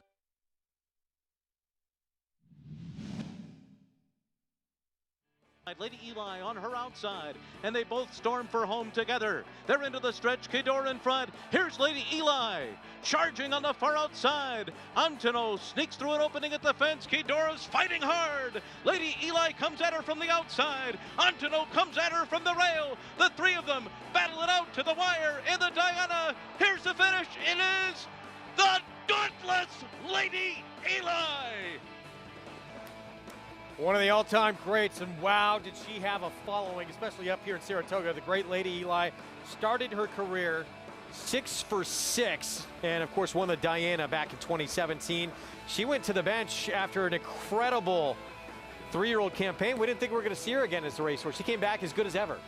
She really did, and at one point we almost lost her, and then she came back almost better than ever, and what a race that was against Kedora that day. I was here. I remember Kedora had a lone lead, as you see the skies there, but yeah, fan favorite she was. 10 for 14 lifetime, and she was a true champion. Her first foal hit the racetrack earlier today overseas in Ireland at Naas Warfront Colt. It was bred by Hillendale and trained by Aidan O'Brien. I absolutely love this part of the game where you can fall in love with these racehorses, and then you get to see their progeny go on. It's like it's almost like you're connected to them. It's like your niece and your nephew. You just you love them so much because of all the great stuff and the good performance. They get out here and run third, first out, and so I'm sure she'll have many more good ones. And it seems like this one's at least capable. Yeah, and I would think they're going to go a lot farther next time. But you could tell she was a tiny bit, or he, excuse me, was a tiny bit green there, and he's going to improve under Aidan. But yeah, it's great to see the horses that you follow and seeing like Rachel's babies and Zenyatta's babies, and now we're getting to see Lady Eli's babies. We've seen so many good horses. I can't wait to see Midnight Beast and some of those type of mares that we've been able to watch live, and you sort of root for them. You have them as sons, like your own little like cousins or children that you're rooting for, you know? Well, we have the nightcap coming up, and let's take a look at what the pick 5 is doing with all these runners in here. That's the favorite right now, Don Milano, horse to beat at 2-1. And it's coming back $1,524.25 in the pick 5 to Don Milano. The one's the favorite, huh? The entry. I'm surprised. You? A little bit. It's pretty close. Yeah, it's very close. Let's go to Maggie for more with the Paddock Report. Well, Don Milano kind of going into this race, you felt as though he was going to be a short price with this event coming off the turf. Well, I think the Gold Star and the pony or ex-racehorse that deserves all the treats today is Duke de Calais. Miguel Gutierrez, our outrider, had to step in and help the Bon Barn saddle Don Milano again, here in the paddock, because he was having no part of being over by his tree or in the saddling stall. But as soon as Miguel and his gray steed got next to him, he stood perfectly, and he looks like the horse to beat here in the paddock, to be honest. Now that he's minding his P's and Q's, I think it's a good sign. So I like him. He makes sense as one of the favorites. Moving on to number 7, Sandor Clegane. I was a little bit interested in him getting back to the dirt. Yes, he ran a much better race first time for Ray Handel on the turf. albeit that was last year as a 2-year-old. But I'm always willing to forgive a horse for their first start, and he actually looks possibly a little bit more like a dirt sprinter than a turf sprinter. My problem is the layoff. He just doesn't look as fit as he needs to be. He's just a little tubby looking, to be honest, and a little hot. So we'll see what he does here, maybe just using this one to get that proverbial race into him. Then there's a first-time starter, the 1A Vancouver's Pride, a gray 3-year-old colt by Vancouver. And although he was, as a racehorse, Vancouver, a turf horse, obviously, his progeny here, as this is he's part of his first crop, they've been more proficient actually on the dirt. But, and this guy has dirt pedigree on the bottom side too, but weirdly has a massive turf hoof. So I don't know, Dave Donk is a guy who will run his horses no matter what, and he does come in here looking fit. I'm just wondering if this is going to be the right surface. And he's been very professional. He has the look of one that's ready. I just wish it was as scheduled on the turf, Greg. All right, Maggie, thank you. We'll get to the post parade here coming up in just a moment. Even money on Dom Milano. Naira Bets gift cards, they are available for purchase at more than 150 Stewart's shops, and they can be used to deposit funds automatically into a Naira Bets account to Bet Saratoga online, in addition to hundreds of racetracks nationwide. Here's more. Stewart's Shops has been selling season passes at Naira for several years, and we really did a great job with them of getting the program up and running from the old days. Then last year, with no fans in attendance, we took a part by doing Naira Bets cards, and that allowed us to get more people to still have that excitement of the track, even though they couldn't be there in person. This year, we get the best of both worlds, both season passes and Naira Bets cards. It's one of the reasons we have the partnership with Naira. It gives us something fun and exciting to talk about every day. Go for the Naira Bets cards, stay for the ice cream. No, that is true. There's a Stewart's right across from my hotel that I have visited. I will be Norm from Cheers by the end of this meet there. Post parade coming up. And this really short price on Dom Milano. Is this too short? I mean, I keep looking, right, for searching for another horse. So I went over and I looked at the 1A. I know David Donk does not win first time out, but this is the kind of field. I looked at the 11, Boom Boom Kaboom, and I thought maybe that horse can run. Then I looked first time out. They ran 6.5 furlongs in 1:21.2. This horse ran 6.5 furlongs in almost 1:25. It's just hard to get around the 3. Here they come onto the track. We'll start with the entry in here. Here's Mommy's Jewel, the part of the entry with experience. Yeah, the horse was extremely live on the turf, but they're not running on the turf. They're running on the dirt. Did run fourth in an 8-horse field in the slop in the debut. That was at Aqueduct back in January 2020. Other half of the entry is a first-time starter. That is Vancouver's Pride. They're in the background with Tyler Gaffleone. Look, Dave Donk's firsters have been running well the last couple of months, and I love Dave Donk. He wins a lot of races up here, more than the Jets win downstate. Wow. Had to take that shot, Had to didn't take you? the You're shot, not a didn't friend you? of David Donk now with that. Perfect Banker gets the rail win by at 20-1. Here's Dom Milano. Yeah, this horse is the one on paper. If this race was on the turf, I'd probably be fading this horse, but it's on the dirt. On our way, boys. Was 5+ lengths clear. I mean, behind Dom Milano last time out in the slot. Yeah, I get it, but what's wrong with this horse at 13-1 to even money? I mean, at least was showing a little bit of early interest, which could be key in this race. The Hound. Sandor Clegane, Game of Thrones, Ray Handel. He's got speed. I got happy when I saw this horse's name. Yeah, he'll be out there winging it on the front end. I just hope he can stick around.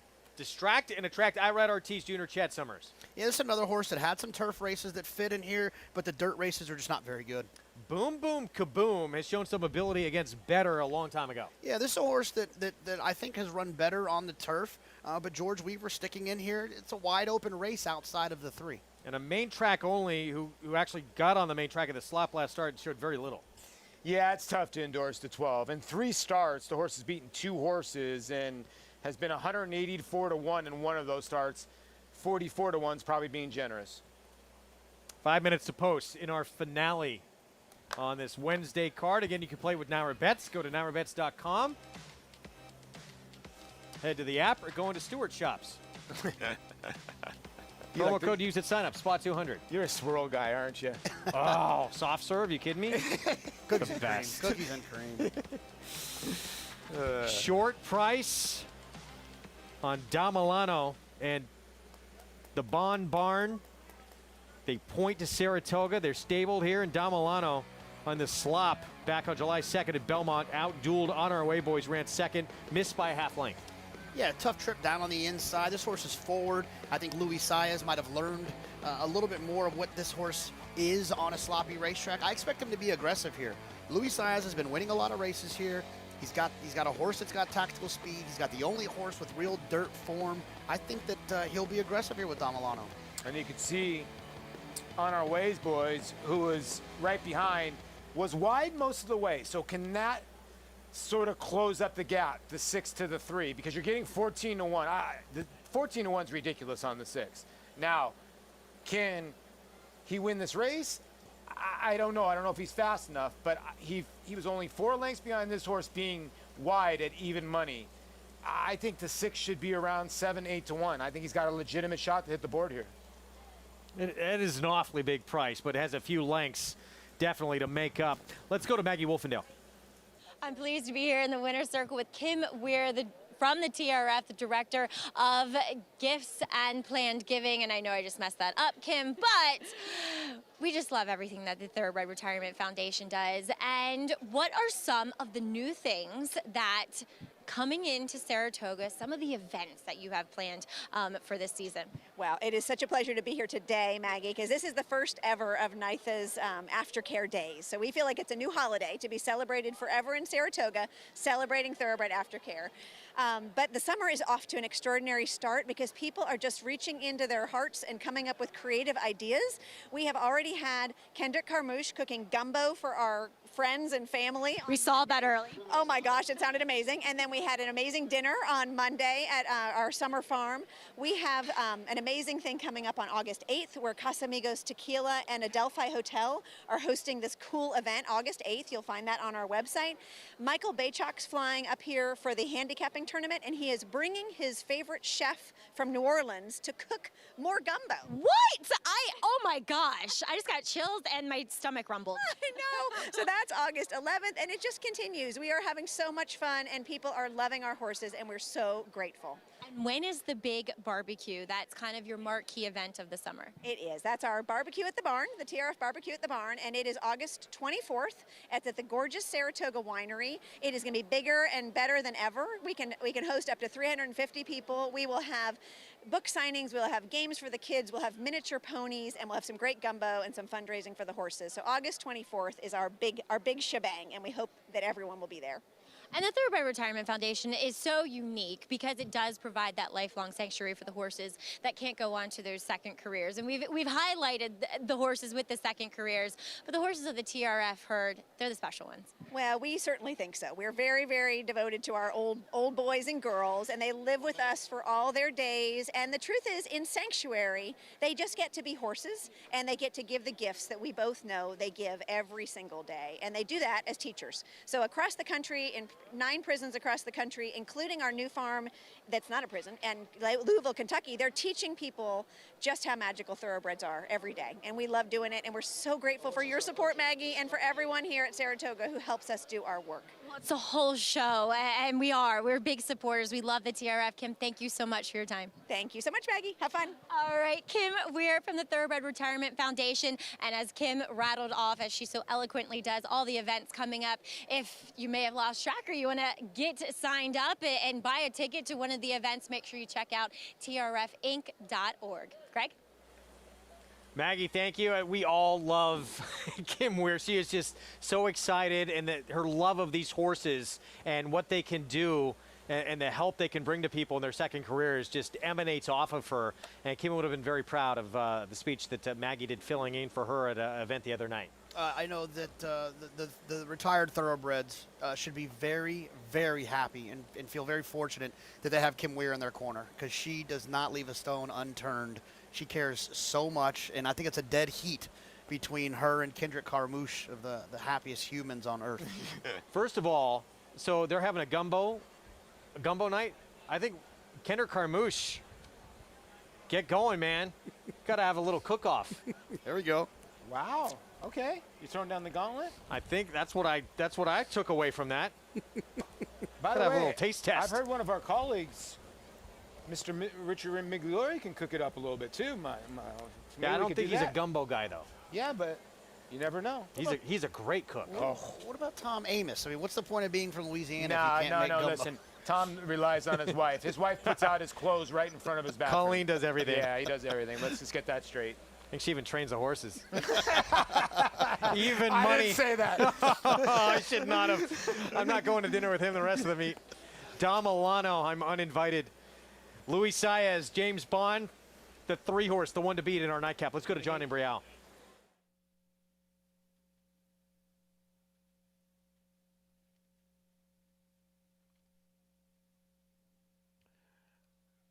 And the rough. On our way, boys. On the outside is Sandor Clegane, and down at the rail is a Mommy's Jewel. So those three out for the early lead with Distract and Attack sitting just off them in 4th. It's almost 3 lengths back to Vancouver's Pride in 5th. Perfect Banker down on the inside runs in 6th. Damilano is 7th at this point. Moving up on the outside, there goes Boom Boom Kaboom and Napoleon Complex. The quarter in the mud in 22 and 2/5 seconds. Sandor Clegane on the outside of On Our Way, boys. And Distract and Attack now moves up. Mommy's Jewel, the gray, just in behind, racing in 4th. And Boom Boom Kaboom. Damilano is down towards the rail. It is On Our Way, boys. With the lead here, Sandor Clegane. Out in the middle of the track is Mommy's Jewel. Damilano continues to gain down at the rail. Now there's a 16th to the finish, and splitting horses is Distract and Attack, but on the outside it is Mommy's Jewel. Mommy's Jewel has won it under Jose Ortiz. Mommy's Jewel, Jose Ortiz with a 2-win afternoon for Jimmy Ryerson here in the nightcap.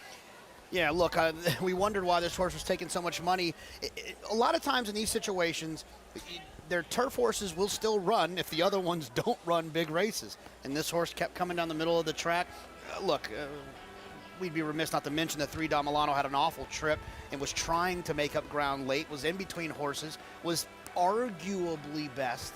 But the trip didn't work out. That was a great effort considering the trip. No, Absolutely. It was, because you could see the 6 is in front. The 9 is now seizing second. Now the gray is on the outside, the winner. Watch the 3 try to split, and it's just, I don't know if he was ever going to go by the 1, but just got a little timid there late and is trying on. But the 1 wins in hand here. The 6 got to the front end. It looked like the 9, was going to win this race. Let's get back to the start. The 3 just didn't really show any speed, Greg, at all, and then got put behind the 8 ball because way back in about, I don't know, after about the first half mile, JK, he got steadied again. Yeah, he got shuffled here, and this is when you knew he was kind of in trouble.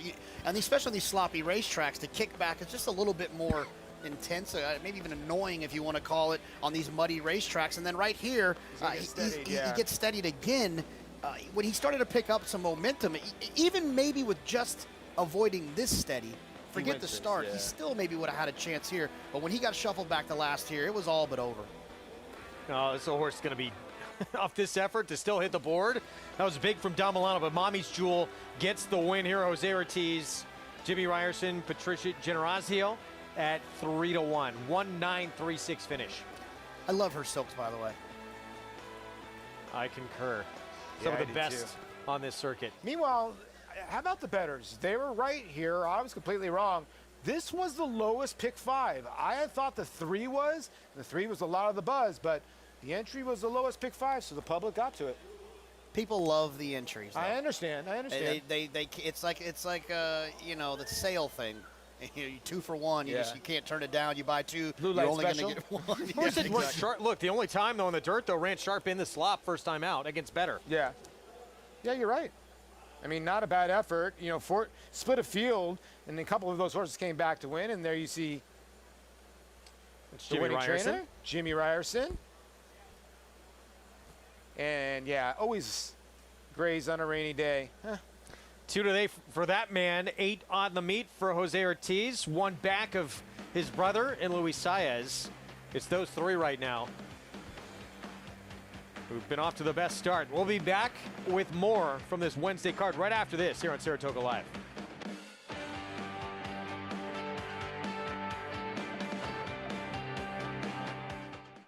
The ultimate accolade for a racehorse is to be named Horse of the Year.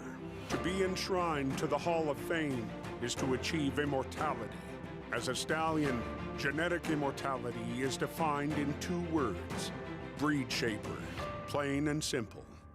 2-time Horse of the Year and Hall of Fame inductee, Curlin, is just that.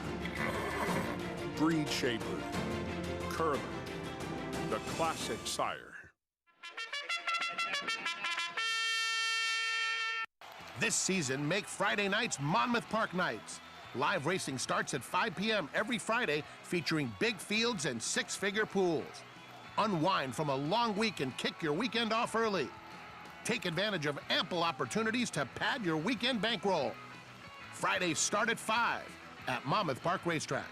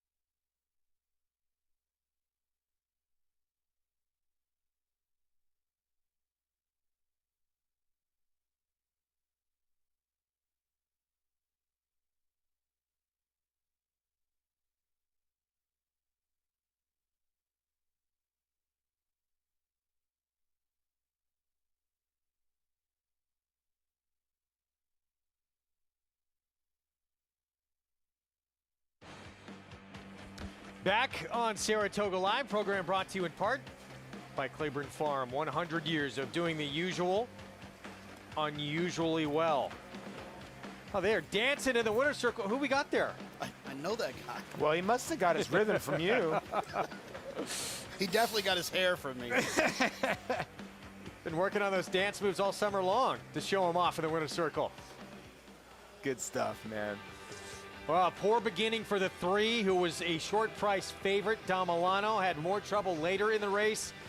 And in the end, it goes to Mommy's Jewel. Yeah, Mommy's Jewel avoided the trouble. She didn't break from the inside. She broke from the 4 right outside of the 3 Dom Milano. But when they were running out in front of her, she just kind of sat in behind, tipped out. And it was, at the end, it was actually fairly easy to win at the end. Yeah, it really was very easy at the end. I thought she handled it very well. I thought the 9 ran a good race for Chad Summers. Just unfortunate for the 3, but take nothing away from the winner here, the one Mommy's Jewel. Son of gemologist of a holy bull mare. Mommy's the boss. Yeah, Mommy is usually always the boss. And Jose Ortiz, another winner, now 1 for 6 lifetime. That pick 4 is going to come back $440. The pick 5, a little bit over $1,500, if I'm not mistaken, Greg. You said was the favorite, the pick 5? Yeah, it was. He was. $1,500 on the dot, yeah. Pick 6, $2,523. If you hit 5 of 6, not as good. Get you an ice cream cone, a lot of ice cream cones at Stewart's, though. All summer long, probably. There you go, and a gift card. Late pick 5 follow along. There it is, $1,500. Frontman, a tough one to come up with. Shiraz, all of us thought a tough one to come up with, but we knew that was a very deep race. Yeah, Take true. a look at the Saratoga Showdown free online contest. No excuse not to play this. It's free to enter. You're competing for real prizes, and Saratoga Mac creates a $251 bankroll. Well done. Is that Mattress Mac? Yeah. Oh, no. We're going to take a break. We'll be back. We're going to talk 3-year-old filly division of the coaching club, American Oaks, and the leader of the pack, Malathot, undefeated, 5 for 5 for Todd Pletcher, who she's going to line up against. Clairiere among them for Steve Asmussen. Stay with us.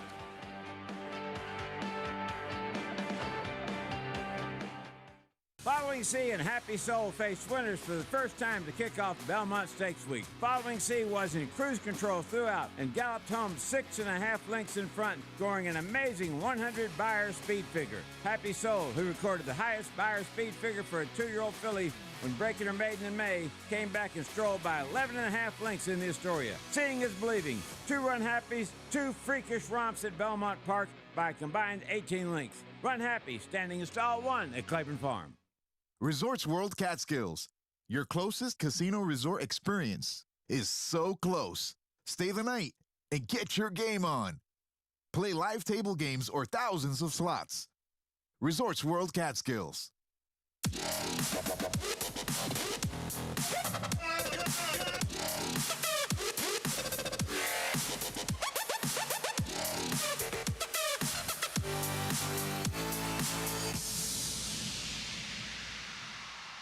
Live money Saratoga contests are available online through Naira Bets every Saturday during the Saratoga meet. A $300 buy-in adds $200 to your contest account, while the $100 goes to the prize pool. Follow along with the races on Saratoga Live while keeping track of your leaderboard standings on Naira Bets. After the contest, your bankroll and prize winnings are shifted back into your Naira Bets account to start betting or withdraw. Register to play today at nairabet.com/contests.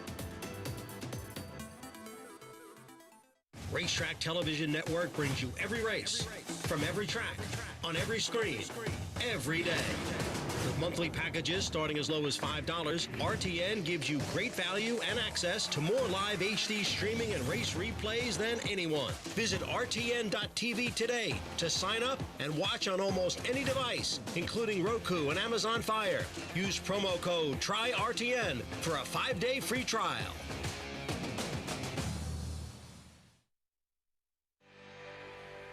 We're back on Saratoga Live. Our program, it is brought to you by America's Best Racing. For the love of the race, visit americasbestracing.net today. Our ABR race of the week.